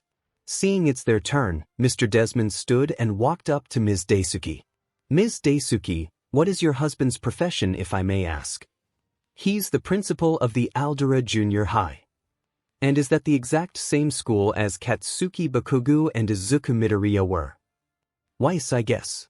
My husband didn't like to talk about work at our house. But I heard about him for quite some time, and I saw him in school when I came to visit my husband at work." Objection. Relevance. "I'll get on to that." Mr. Desmond cuts off. "Ms. Daisuke, were you aware of the crimes that your husband has committed and hidden from the authority in the school during his time serving as the principal of 𝗓𝗪𝗓 Junior High?" Objection. Badgering. "Of all the crimes that Katsuki Bakugo has committed, was your husband aware of it and decide to cover up the incident?" 1. Objection. You had one question left, Mr. Desmond, before you were dismissed. "I'll get to it, Your Honor. In your mind, Ms. Daisuke, after seeing my client before in the school when he was still a student there, can you believe that he actually committed this crime against your husband?" Ms. Daisuke shakes in her seat at the questions being showered at her, but she was still on the stand and needed to answer the question, and with a shaking voice, she answers, "No." Hearing her answer, Mr. Desmond backs away and returns to his seat. "I have no further questions, Your Honor." Seeing the state of their first witness, Judge Matsumoto slams his gavel. Recess in 10 minutes. The audience murmurs with one another as they take a break, and Izuku, alongside Mr. Desmond, walks to their room to discuss the next move they have. It didn't take a genius to know that their side just took a major hit with that first witness and the fact that the judge was on the prosecution side. "I figured that we're on the defensive with that statement just now," Izuku plainly asked. "Yeah, and right now the judges are buying into what he's saying." Mr. Desmond pointed out what happened in the last 10 minutes in the courtroom. "Then we'll make him believe something else," Izuku said. "It's gonna take a hell of a lot more than just words to convey those jury beliefs." Izuku smiles assuredly, "which is why we had a pair of aces on our own." Soon, the recess came to an end, and the trial resumed. Both sides took their seat once again as it was the defendant's turn to call up their witness. Mr. Desmond calls out Kendo's name from the audience stand. Izuku is a bit reluctant to do so at first, but Kendo insists that if there's anything she could do to help him, then she would do it in a heartbeat. So Kendo began to tell the jury her story when she was trapped in the entrance exam, and Izuku came to save her, and she could tell that the jury began to see a different light. Mr. Desmond intends to win this using the character of his client, showing his heroic feat before and during UA. "I was trapped under the rubble. The 0-pointer came ahead as the participants were running away to safety, and I couldn't move my leg. I called for help, and no one came to rescue me." She began to speak of her side of the story. "While the 0-pointer is about to crush me, Izuku is the only person who actually came and did something to save me. We didn't know each other back then, but he risked his life to save my life even though he might get hurt in the process. And ever since then we became friends, we hang out with my class and sometimes his classmates, and we always there to talk about things. He saved me for the second time during the sports festival tournament, where he came to intervene in my match before I got seriously injured by my opponent." 2. "Thank you, Miss Kendo." Mr. Desmond thanked her for the story. "I just have one more question. Do you believe that Izuku Midoriya is capable of committing this crime that he's convicted of right now? I have known Izuku since the school started, but I can tell you this, that Izuku Midoriya had nothing to do with this crime he's accused of, because no person who's willing to risk his own life to save someone would ever commit to taking a life of another." Once seeing she had finished giving her testimony, Mr. Desmond had no further questions for her and returned to his seat. It's the prosecution's turn this time, and he rises from his seat. Mr. Takaru walks by in Kendo direction, trying to intimidate her before he asks a question. "Ms. Kendo, you were friends with Izuku Midoriya for quite some time, is that correct?" "Yes, that's correct," she repeated the answer she had just given before. "And you were always hanging out with him, playing, studying together. Is there a question?" Mr. Desmond asked. "Had Izuku Midoriya asked you to hide something, would you?" Kendo looked a bit surprised, but she quickly composed herself. "He wouldn't ask me to do that. That's not what I asked." Mr. Takaru shakes his head. "If he did, would you do it?" Kendo paused for a moment, which caught the attention of Mr. Takaru as he smiled. "Oh, see, you're pausing, which means you're hiding something." "No, I'm not." She shakes in rebuttal. "See, I think you'd do anything for him, and I know why." He points his finger at her. "Is there a question?" Judge Matsumoto asked. "Do you love Izuku Midoriya?" 3. Not only Kendo, but Izuku is stunned at the question being thrown at her, not expecting this question at all. "What? Do you love him?" he asked pointedly. "That has nothing to do with dash. It has everything to do with," he cuts her off, "because we know he saved your life twice, and you owed him everything. That's why you became friends with him, and you tried to repay him somehow by covering up a murder." "No, that's not dash. Do you love him, yes or no?" He pressed on. "Answer the question." "Answer the question, Ms. Kendo." Judge Matsumoto orders her, but she's too shaken by the badgering from Mr. Takaru to reply. 3. You're with him all the time. You made a request for support items for him. You spend every day of your life with him. You owe him your life. Your life revolves around him. Objection, badgering. Mr. Desmond tries to object, but his voice falls on a deaf ear. You don't have a boyfriend, so you tried to get close to him to get some form of attachment, and you would do anything, including lie for him to cover up a murder. Your Honor. Please, I just need a dash. She tried to form her words, but she kept messing with her attempt and stuttered. 1. Do you love 𝗧𝗵𝗲𝗍𝗂𝗧? Do you love 𝗧𝗵𝗲𝗍𝗂𝗧? Do you love 𝗧𝗵𝗲𝗍𝗂𝗧? That's enough. Slamming his desk in anger, Izuku's voice thundered in the room as he glared daggers at Mr. Takaru for his attempt to harass her in court. Seeing the court had gone out of order just now, he dismissed the jury and told both the prosecutor and the defendant to continue during lunch hour. Izuku turns his back to check up on Kendo, but she has already run off to who knows where, knowing that the prosecutor's lawyer was way out of line. He looks back and sees that Toshinori, who is sitting behind on the prosecutor's side, is heading out as well. In anger, he marched straight ahead and followed him. He followed them until they were both out of the court building before he came his behind. What the F did you do? Toshinori turns and looks at his angry expression before he responds in confusion. What did I do? You told that prosecutor to go after her, didn't you? Izuku angrily asked. You know that she would take the stand, and you used her as a martyr.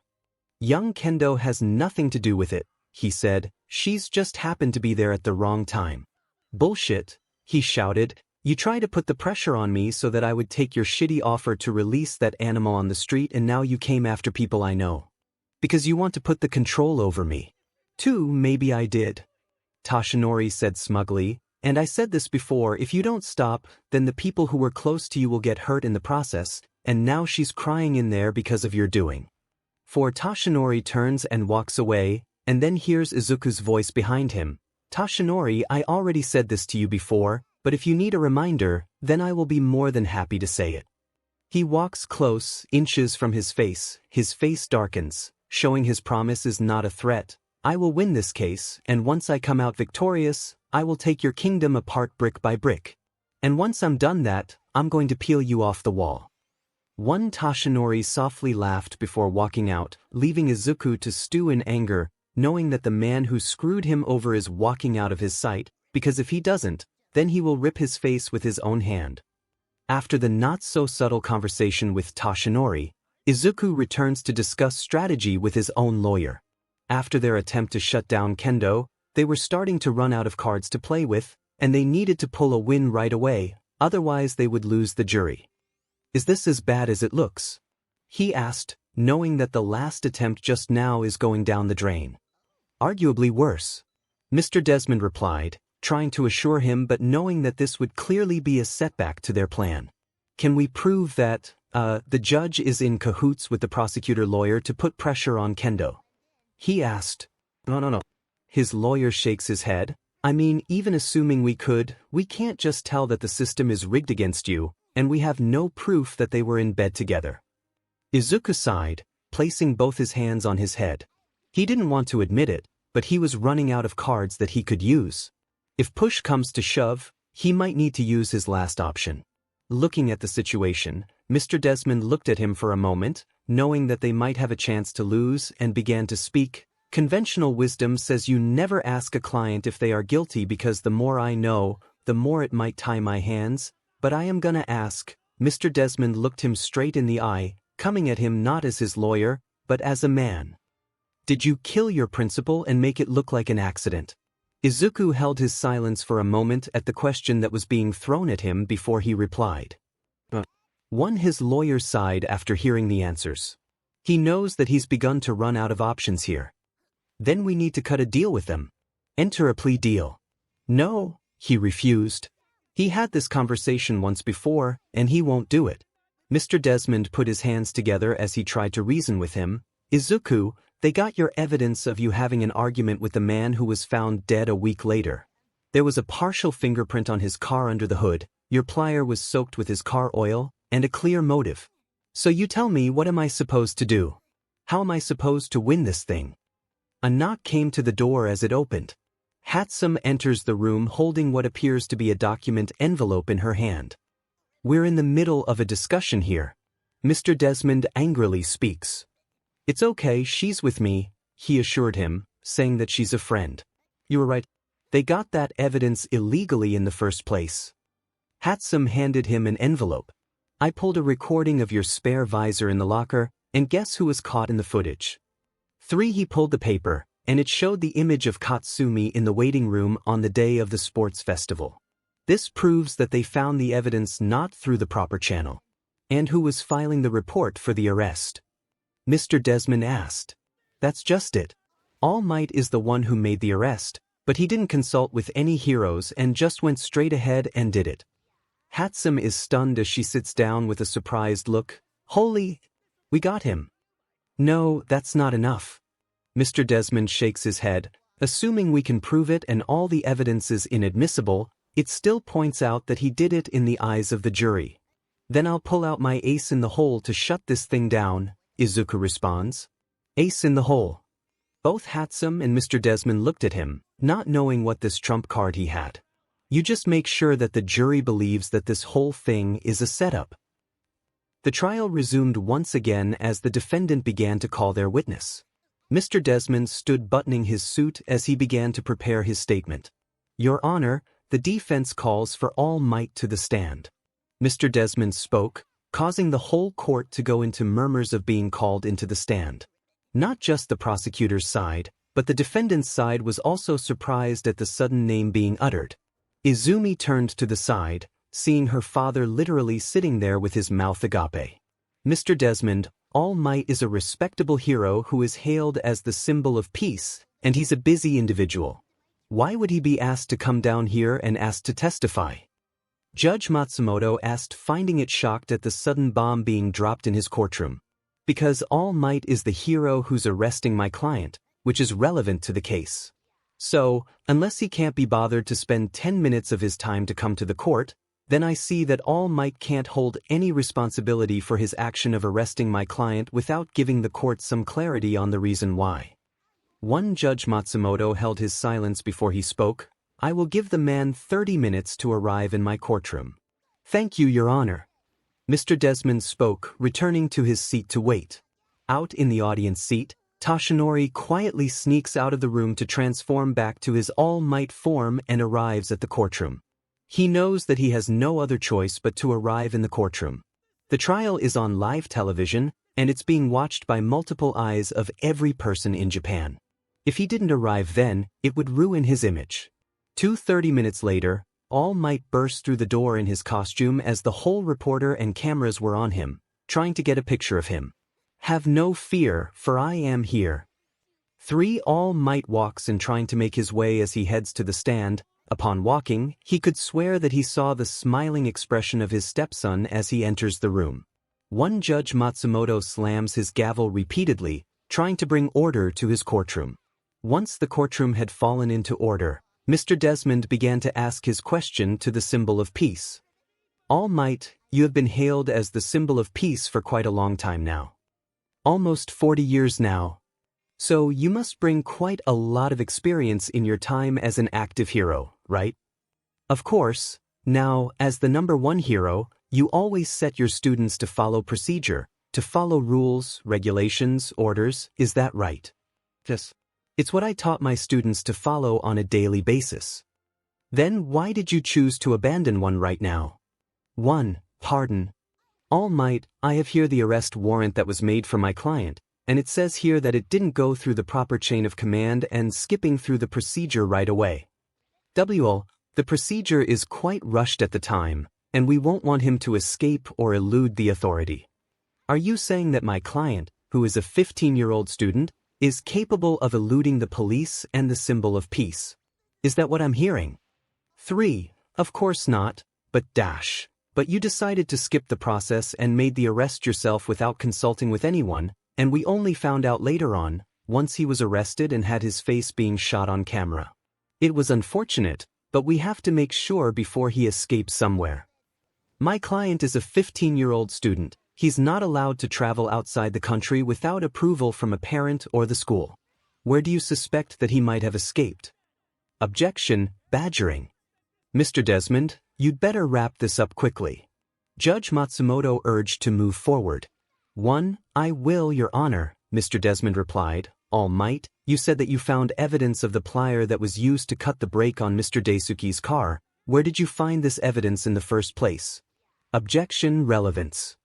The relevance is how the evidence suddenly appeared in the first place, and the arresting hero won't give up the source on who's tipping him. I have my source, and this individual chose to remain anonymous for their safety. But is he afraid of my client? Your source is being protected by the symbol of peace, and this whole court is being broadcast on media. Your source shouldn't be afraid of anything at all. Objection. Badgering. All Might, I am asking you under oath, what is the name of your source? Not obliged to say the name. All Might looked lost for words, glancing around at being cornered. Your name's on the arresting report. Isn't that right? Mr. Desmond continued to press on, holding the copy of the paper in the air. I remind you, All Might, you're under oath. I'd like a 10-minute recess, please. Mr. Takaru quickly spoke. But Mr. Desmond won't allow them to bail just like that. And I'd like him to answer the goddamn question. Judge Matsumoto spoke. Mr. Desmond. Who is the name of your source? Mr. Desmond asked loudly for everyone to hear, and finally, the witness cracked. It was Katsumi Bakugo. 6. The whole court fell into silence after the name was announced from his mouth. The judge, the jury, and even the audience behind the booth were shocked to hear that the name of the source is the sister of the infamous Katsuki Bakugo, who was the bully of Izuku Midoriya. 3. So your source came from the sister of Katsuki Bakugo, and she delivered the evidence to you under the pretense that it was nothing but a setup to falsely accuse my client. No, while I admittedly doubt the source itself, the evidence itself is quite solid, and young Midoriya had proof. I was just doing my job.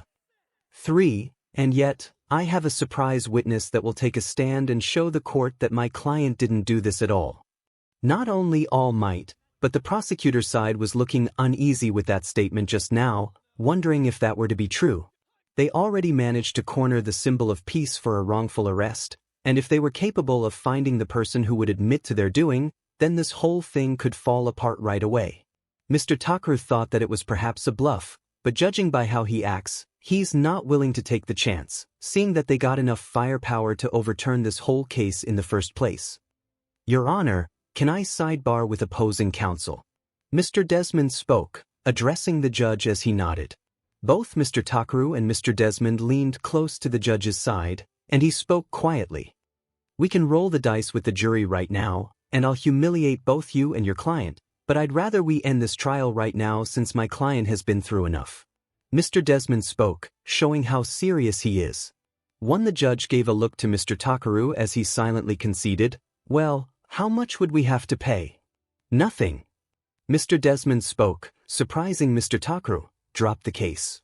You waive all charges against my client, and he walks out of here today as a free man. The city paid a settlement for wrongful arrest to my client. Done. Mr. Takaru spoke, seeing how reasonable it was. And All Might, the arresting hero who arrested my client, made a public apology for going after an innocent man. Mr. Desmond added. Right away, Mr. Takaru shakes his head. No way, All Might is a respected well-known hero in Japan. 3. Who made a bad call of arresting my client, he countered. Unless you won't make him do it, we'll resume this trial right now, and I'll call my star witness to testify right now. Mr. Takaru almost choked upon hearing what Mr. Desmond had just said. Star witness. They didn't tell anything about a star witness before, and now they were told that the opposition had someone who could prove their entire case upside down. Mr. Takaru wasn't a betting man, but he won't risk the case and his career just to see if Mr. Desmond is bluffing or not. Gritting his teeth behind his mouth, Mr. Takaru lowly growled, he will issue an apology first thing tomorrow. No, he will issue one now. 'Cause we're not giving you a chance to weasel out of this. Mr. Desmond handed him a paper with the drafted apology script. We even did you a solid and wrote one up for you. And, Mr. Takaru, make sure that my client believes it. He walks away smiling before returning to his seat, as Mr. Takaru knows that they were beaten before he announced to the court, mainly to Judge Matsumoto. Your Honor, I'm formally withdrawing my case against the defendant as of today and dropping all charges made along with it. Once Mr. Takaru said those exact words, The courtroom exploded over the fact that the prosecutor had conceded in defeat. They were asking questions left and right, wanting to know over could have happened that made the prosecutor withdraw the case in the first place. Then the jury may be excused. And Mr. 𝗧𝗵𝗵𝗲, you're free. The judge hits his gavel as the crowd murmurs and speaks indistinctly in the court right away at the sudden ruling by the judge. 8. I can't believe it, Kendo spoke, shakingly behind him, as she immediately wrapped him in a hug after the win he just had. You did it. You did it. She hopped around happily, and the rest behind him looked happy over his win. Izumi went by to congratulate him, and Momo wiped her eyes from her tears of the good news. 𝗵𝗃 also gives him a smile and a thumbs up as he lightly nods. 3. Izuku went to his side and shook hands with Mr. Desmond, thanking him for all he's done. Thank you for everything. It was a pleasure, Mr. Desmond replied, but thank Miss Yaoyorozu for it. She's the one who made me take the case in the first place. I know, he said, turning to the heiress direction, thanking her for it. Thank you. 5. She nods before she lets a sob come out of her face as she just took the first step of reconciling with Izuku after so long. Finally, she can help him with everything they've done. For Mr. Takeru went immediately to All Might, who was still sitting at the stand, as he quietly spoke to the deal they were making. He could see the expression he's having is filled with shock before he glances at Izuku's side as he smirks in return. Now, if you excuse me, I have something left to do. Izuku excused himself and walked up to the stand with Mr. Desmond accompanying him. All Might's face is hardened, seeing him walking after winning the case just now. He never figured that he would be humiliated in public like this, and now he's about to take his walk of shame. 5. Come on. The press is waiting out there. Izuku nudged his head to his behind, where the door is. Scowling, All Might gets up from the stand and walks alongside them. To the exit door, where they would meet with hundreds of reporters waiting for the verdict of the trial. Izuku and All Might walk side by side in front, while both lawyers follow from behind. Told you I'll win, he bragged, and just like I promised, I'll take your kingdom brick by brick starting right now. And this is the first brick. You cheated. All Might argued. 6. You want to talk about fair play? He asked, finding what a hypocrite he is for talking about fair, when I know you're rigging my match in the sports festival. Or pairing me with Katsumi right from the start. Or destroying my invention when I'm up against Bakugou. I knew right from the beginning that it was you. You can't prove that, boy. You're right. I can't prove that. But always remember one thing. And what's that? I always know. 2. At his words, All Might suddenly remembered the threatening letter that was sent to him a couple of weeks ago, remembering the message that was written on it. I know. 2. All Might had no idea whether it was a coincidence or not, but somehow it was the exact same word that the message sent to him at his house. Could it be that his stepson is the one who delivered that letter? That somehow he knows of his secret?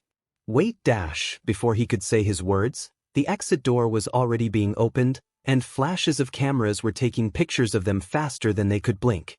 Izuku wears a smiling, calm expression on his face, and as for All Might, he maintains his hero persona, wearing the infamous smile of his. In a split second, the reporter quickly marched forward and aggressively pushed themselves to allow them to interview the symbol of peace. Their voices are 100 times louder, overlapping with the others, all asking about the result of the trial that was just announced. Remember, from the heart, Toshinori. He lowly spoke away from the mic, earshot. 1. All Might lowly growled under his smile. He walked up to the front, taking a step and addressing the reporters by standing in front of the podium. He took his stand while signaling the press to quiet down, and soon one by one began to keep their voice, but not with the flashing light of the camera. Thank you for coming. All Might began to make his speech as hundreds of cameras began to point their lenses at him. I'd like to apologize to 𝗧𝗵𝗵𝗲 for my conduct while acting as his arresting hero on the scene. I made a wrongful arrest on one of my students. I publicly arrested my students in a public space in front of citizens of Japan, and I made a poor decision in trusting the evidence that was handed to me without consulting with my fellow heroes and staff of UA and the Mizudafu Police Department of the credibility of the evidence itself.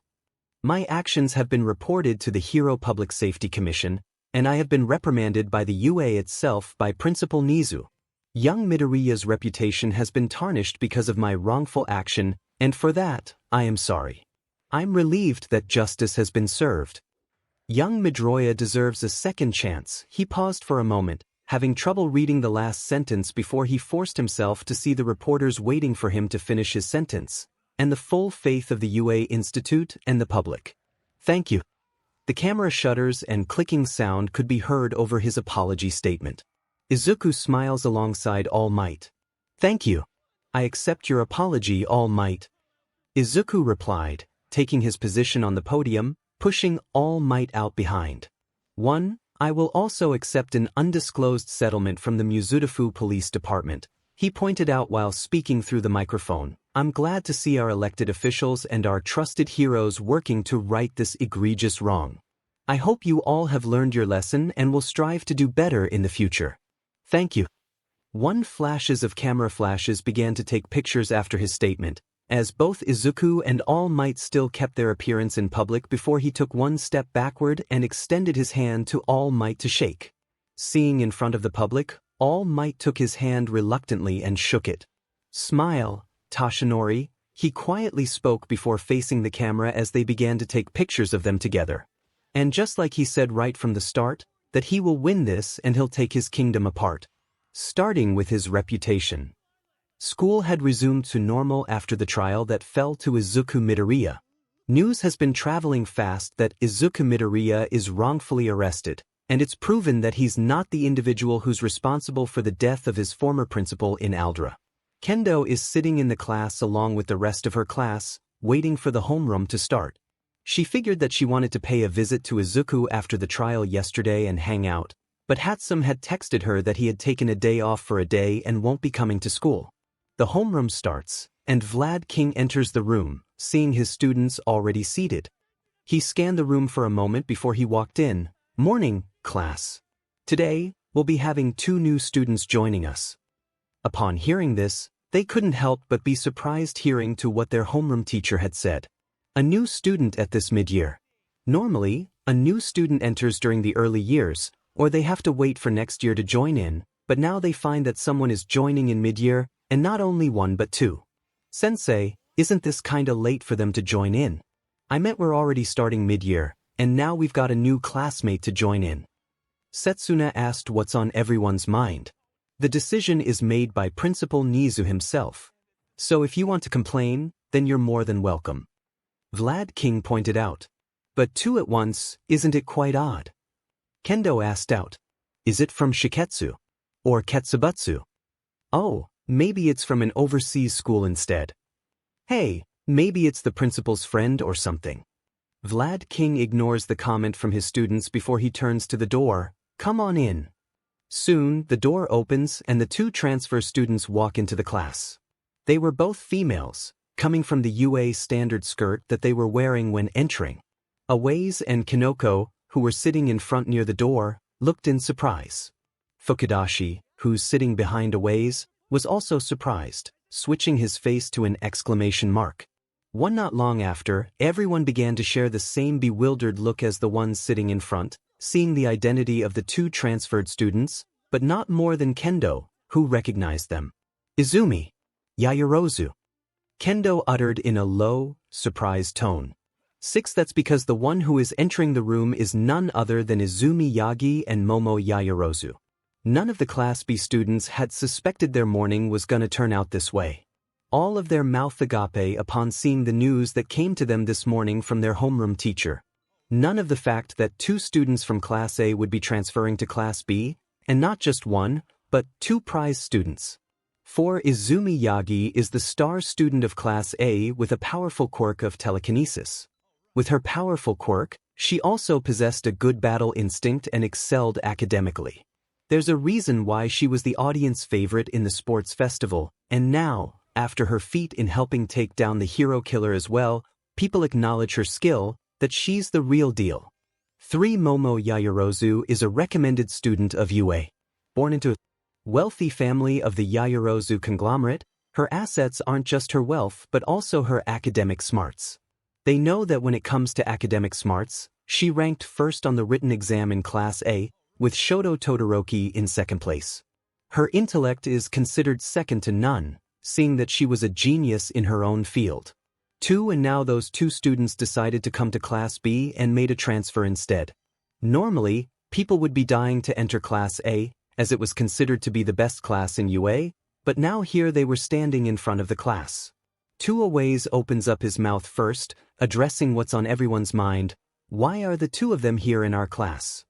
Not just 𝗬𝗏𝗄𝗡, but everyone kept their attention on them as 𝗵𝘃𝗃 began to explain. Yesterday, these two put in an emergency request to transfer class to Principal Nizu under the excuse of a personal issue with the class there. But why did they choose to come here? Kaibara asked, not that he had any personal problem with either of them, but the same can't be said to several students sitting behind him, who consisted of Kamakiri, Monoma, Tetsu, and Setsuna, after what happened in the sports festival. 1. The transfer has already been approved by the principal. 𝗵𝘃𝗃 pointed out, starting today, they will be your classmate. Upon sitting in the back, they knew that someone hadn't taken their eyes off the new guest. Kendo stared at the two of them with full bore, glaring at them for coming to the class. While they could be considered civil when it came to a conversation with Izuku on his trial, it was a whole thing with them coming to their class.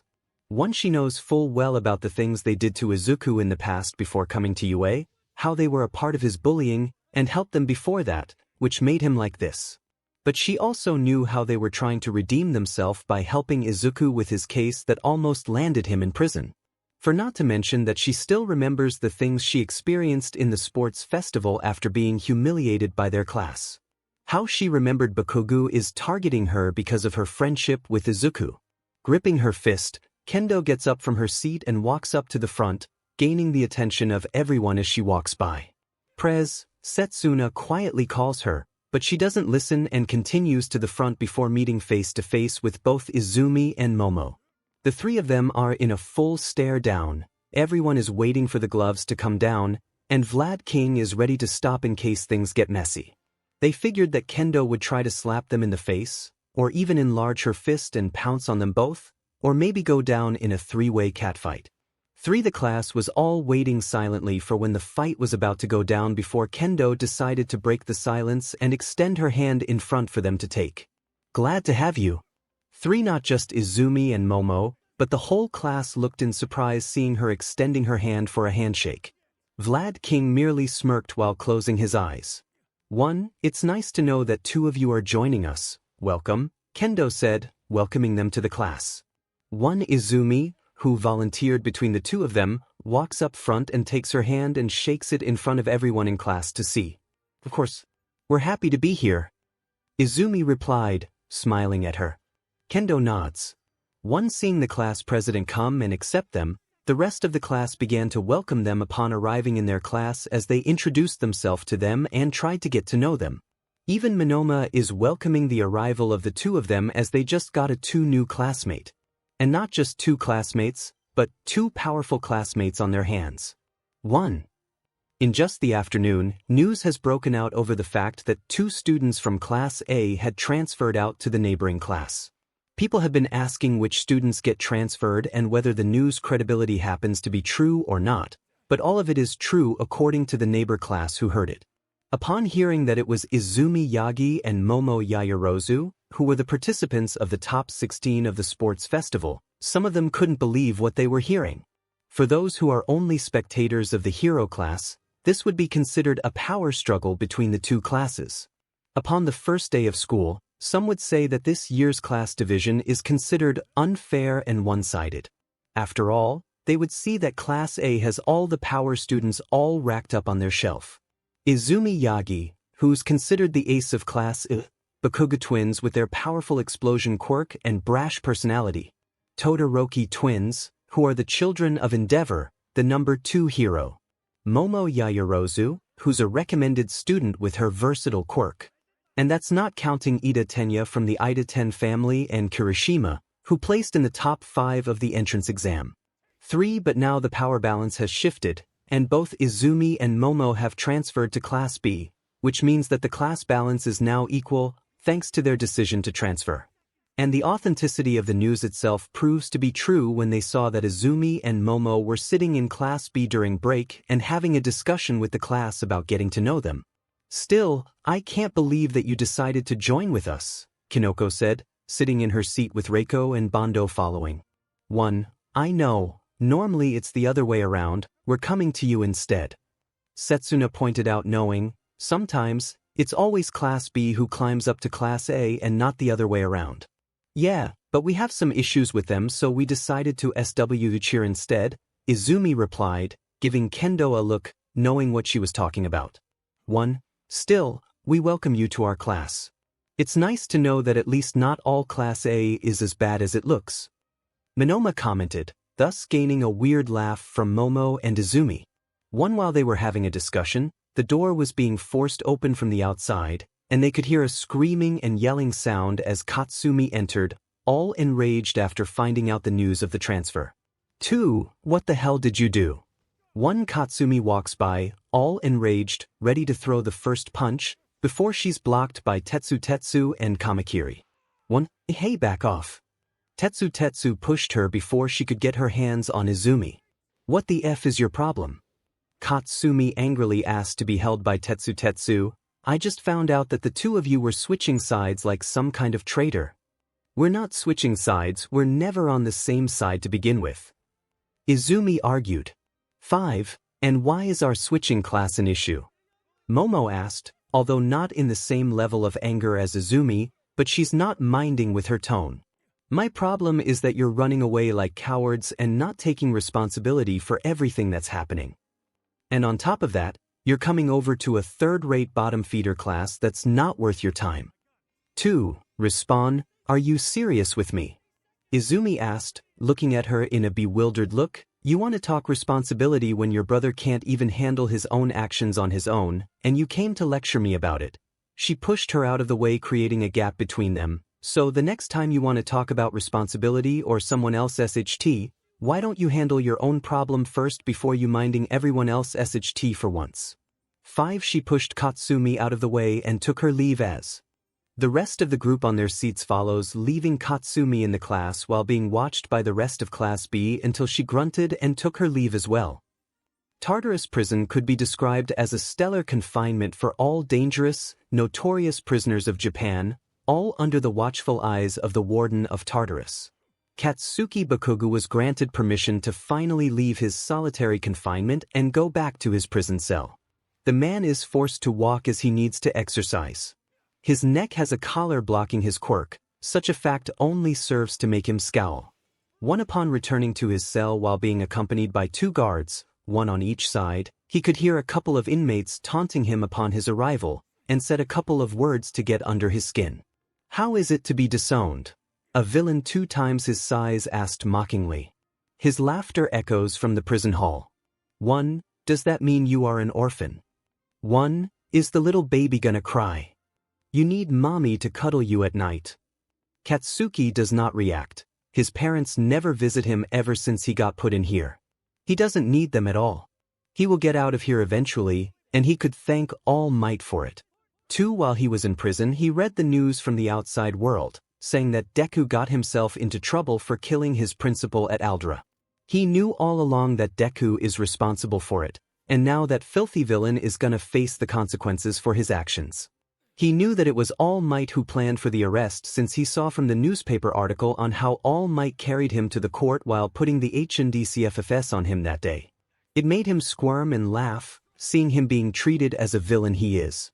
He returned to his cell after being led by the guards, and they locked his cell door. Katsuki stared at his cell for a moment before he scoffed. "I won't be here long anyway. All Might will get me out, and I'll kill that Deku once I see his ugly face," Katsuki thought. Lying on his bed, he figured that he would just sit by waiting for the guards to announce his release when he heard a knocking sound from his door and someone slide something under his door. It looked like a newspaper. Just in time, he grins and makes his way to pick up the paper. He can't wait to read more news of Deku in the paper. Maybe this time, they would announce him being arrested and found guilty for all that Deku did. He read the front cover of the newspaper first, and his eyes widened upon reading the title of the news in a big, bold, black letter. Free of all charges, Izuku Midoriya is innocent. 6. Upon reading the newspaper, Katsuki's hand starts to shake, holding the newspaper and continuing to read the rest of the article, wondering how Deku walks away just like that. Then it explains everything on how Deku is found innocent and had nothing to do with the murder of his old principal.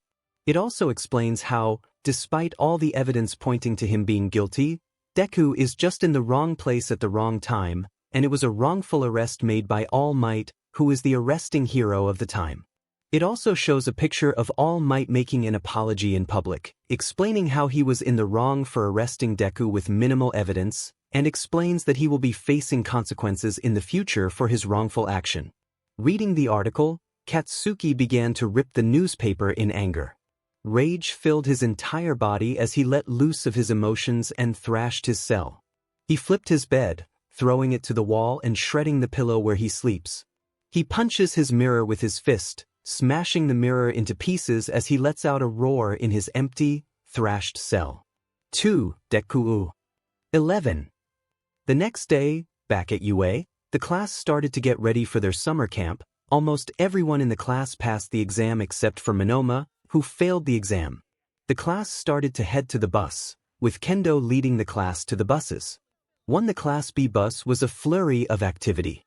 Tsuburaba was more than ecstatic just to be able to go on the class field trip into the mountains with everyone. Rin and Shota shared his sentiment. Out of everyone in their class, they came the closest to bombing their exams. The only one who failed was Monoma, and that was due to him being knocked out halfway through the test. Izumi and Momo were seated at the front of the bus. This was mostly because they were the new kid. Momo is looking at the window next to her while Izumi is just sitting in silence, crossing her arms, reconciling with her father's conversation about her transfer. Flashback start. You what? Toshinori looks lost over the news that he just got from the faculty over the transfer of 2 students from Class A, and one of the said students is his daughter and successor.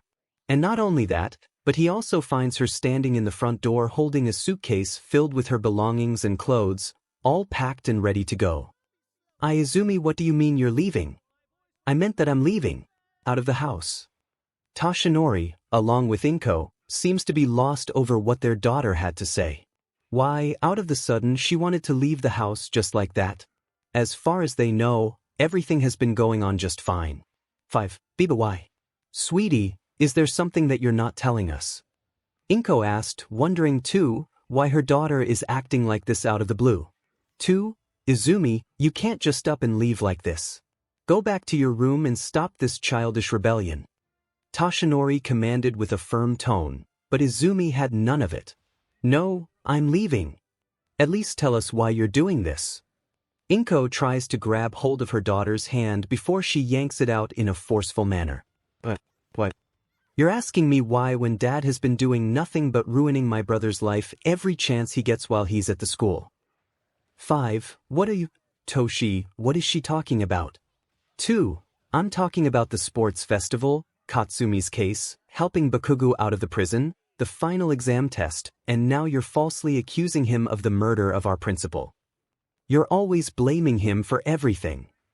2. Izumi, you don't understand dash. Oh, I understand plenty. I understand enough to know that you're targeting him since day one and you had some sort of personal vendetta against him that you're not telling me. He's an accomplice of all for one, he's dash one, he's not a villain. Izumi yelled out loud, scaring both of them, you've always painted him as the villain every time, and you've been using every chance to sabotage him. You even helped Katsuki out of prison when the evidence is clear that he did all of those things. 3. I don't have to listen to all of this. You're not leaving this house without my say-so. Toshinori transformed into his All Might figure, trying to get her from leaving before both of them felt a push from some unknown force and slammed both Yagis into the way. Izumi extended her hand, enveloped in a glowing green energy aura, and pushed her parent with her quirk before grabbing her belongings and leaving without a word, having had enough of her father trying to control her life. 2. Flashback end, and ever since that day, she has been staying at Momo's mansion for a while, as the heiress has no objection to her crashing there, and it's nice for her to have some company in the house. She was more than happy to have Izumi in the house, and the two of them had been friends ever since. Her brother had also found out about the transfer of both of them to Kendo's place, and he's quite surprised about it, seeing that he texted her and sent a 2-letter word. One good job too, at least it shows that she didn't make a mistake while sitting. She could see the forest where they would have their summer camp this week from the bus window as the whole class admired the beauty of nature. From what they all can tell, it's gonna be filled with nothing but campfires and marshmallows. 4. Toshinori sits in the office of his agency, scratching his head in stress over the situation that's been going on in his house right now. He didn't know why, but for some reason his successor had decided to leave the house and live somewhere away from him. She says something about the fact that they did nothing but throw accusations at his stepson and sabotage him, but that's because she didn't understand to see the big picture. His stepson is a quirkless kid, and he knows just how quirkless people can't make a difference in this world at all. Not when the whole world revolves around quirk right now. And yet, despite all odds, he managed to overcome them. 6. He entered UA under the threat of exposing one for all secret to the media. He entered the sports festival and won against young Bakugo.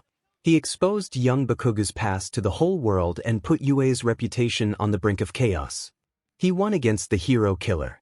And he humiliated him in court for trying to send him to prison.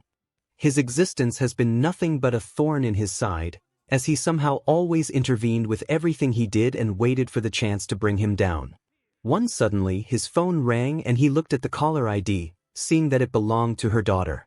He picks up thinking that she wanted to talk to him. "Izumi, I really can't talk right now." He tried to hang up, seeing that he was under a lot of stress now. "Maybe I should call back." Then a voice unfamiliar came to the other end of the call, not belonging to his daughter. Toshinori gets up from his seat, glancing around the room. "Who is this? I think you already know." At the end of the call, he then felt it was familiar and he recognized that it was his stepson's voice on the other call. Toshinori closed the door of his office and locked it, not wanting to be interrupted by anyone. "If you've done anything to my daughter we both know your daughter's fine. She's making her way to the summer camp. I just borrowed her phone ID and duplicated it with mine, that's all." He explained how he managed to call him using Izumi's name ID. Although Izumi did seem a little upset about her staying in the house. "Trouble with the family. But then you had to let her go, didn't you? Because you couldn't let her find out." "Find out about what?" "Hisashi Midoriya," he answered. "You remember. My biological father. The one who never came home. Except he didn't get too far, did he?" "Oh, you're slipping, boy," he chuckled. "Maybe. Let's hypothesize for a moment." He began talking over the phone. "Let's pretend that my father didn't actually disappear and run off to who knows where. I asked around and interviewed my mom's old friend, asking about my father, and according to what they say, they had a happy life and a good relationship with one another. I dug up your record and I found that you were in UA as a student, and surprisingly, both my parents were in the same school, just like you. All 3 of you were close with one another. I also found out that you were always jealous of my father, how he was the best in his class. How people have been talking about him all the time. How my mom always had a love interest in him.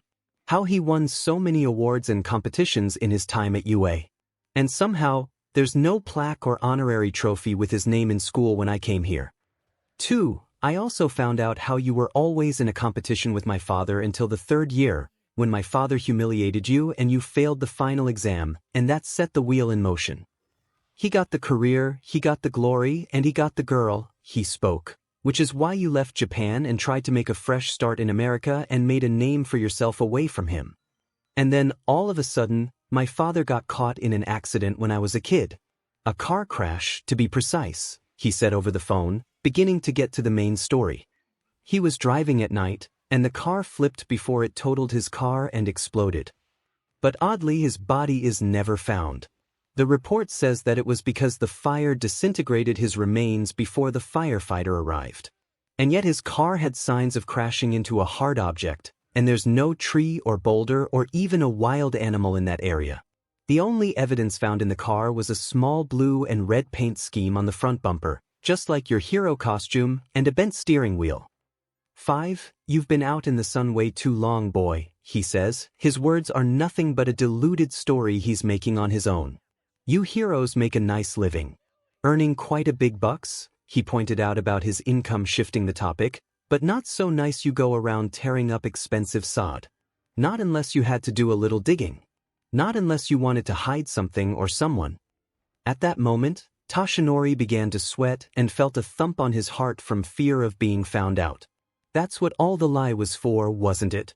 See, because there are two kinds of lie, he started talking, with each passing word made Toshinori's heart wanting to jump out of his chest. Small amounts of the first kind can be a gardener's best friend, and large bags of the other kind decompose bodies. Oh, you should write mystery novels, he sarcastically chuckled, but deep inside he was scared. I don't know about you, but if I buried someone in my own backyard, I'd think about it all the time. I'd think maybe I should move that body. He spoke over the phone in a soothing, dangerous low voice. Then I'd remember that DNA leaches into soil, so even when the body was gone, the proof of what I'd done would still be there. 3. I can imagine how it feels, he whispered over the phone, as Toshinori could feel every hair in his body rising up from being found out. The pressure, the constant fear, it's more than a man can bear. Toshinori could do nothing but stand still at his desk, feeling like his whole world is spinning out of control. How his darkest secret that he kept hiding for so long has been discovered, and it's by none other than his stepson. Why, you don't understand what you're talking about. I understand plenty enough, that you killed my father in cold dead night and you yanked his body out of the car front door and repeatedly punching him in the face with your fist and cracking his skull, how you made it look like an accident, that he died by his head crashing into the steering wheel, and you picked the body and hide it in your backyard so people won't find it. 5. Izuku's voice is shaking with anger from it, holding his emotions from exploding, knowing that all this time in his childhood, he was living with the same man who killed his father with his own hand and had been trying to erase him because he was scared of his past being found out. But he held his emotions and stuck to his plan. If it was just me, I'd fight you in the street with a claw hammer, take you apart like a horror film. And I'd take your half-dead body to an unmarked grave in a wasteland and bury you 6 feet until you run out of air, choking all the dirt and dust you were buried in, and I'll sleep like a baby. 2. But I'm gonna give you a chance, he offered him a way out. Back off. And retire from your position as the #1 hero. You hand your hero license and resign from UA, and you never touch anything related to hero business for the rest of your life. And in return, I'll keep your little secret. How does that sound? 3. Like a dead man talking, Toshinori muttered. I know it's not how you wanted this to play out. But sometimes things happen that are just out of your control. This is one of those times. He parted ways, saying what he had to say on the phone. Take care of yourself. I'll see you soon, son, he said, calling him son for the first time before hanging up. Oh, and son, it just may be sooner than you think. He hung up the call, and once it did, everything came racing like a rocket. His mind was in a different place from his body. His hand was shaking as he stood by looking in the mirror with his eyes as wide as fish. And his vision starts to go blurry and disoriented. Then suddenly Toshinori lost his balance, and his body dropped, holding the seat of his office like his lifeline, wondering how his son had found out about it. Is there someone who opens their mouth? Or someone being threatened to reveal the information? He collected himself before he made his way out of the office and took his leave in a hurry, fearing what he suspected might come true. In the evening, Principal Nizu is just about to come home from his office after having a long day today. His eyes are tired from working all day in front of the computer, typing all the proposals and business deals for UA in the future. Not just that, but they also had a staff meeting to discuss their next step after the summer camp had finished, and for the final exam for the second semester this year. He's noticing that the exam for this year, facing a teacher, could be a set reference for them in the future. Maybe they would be facing a pro hero to test how far they have come, instead of using a robot like the previous year. 3. He was just about to leave the office, calling it a day, when the door was suddenly opened and Present Mike rushed in looking worried and in a panic. Principal, this is bad. The training camp facility, it's being invaded by villains. Present Mike said, and he was shocked to hear the news. And not only that, 2 students are being kidnapped by the villains. 3. Out at night, Toshinori is at his house in his backyard, tirelessly digging through the dirt and grass. The water fountain that was placed in the yard has already been moved, and there's nothing left but a huge hole made out of dirt in its place. Toshinori has been digging there in the last 3 hours, digging his way using a shovel, removing all the dirt on the site, moving erratically in panic. His shirt was all covered in dirt, and yet he didn't mind, and he continued to dig the ground before he felt something, and he threw the shovel away and used his hand to dig through the dirt instead. He brushed up all the dirt and used his fingers and nails to remove it, and felt something touch his finger. It was a hand bone. He quickly backs away, looking at the action that he did 15 years ago, feeling that his past is coming back to haunt him. He saw the bones as a reminder of what he did, feeling his mind was racing with all the thoughts of scenarios that were racing in his mind over what may have happened now. 8. His entire future is starting to crack.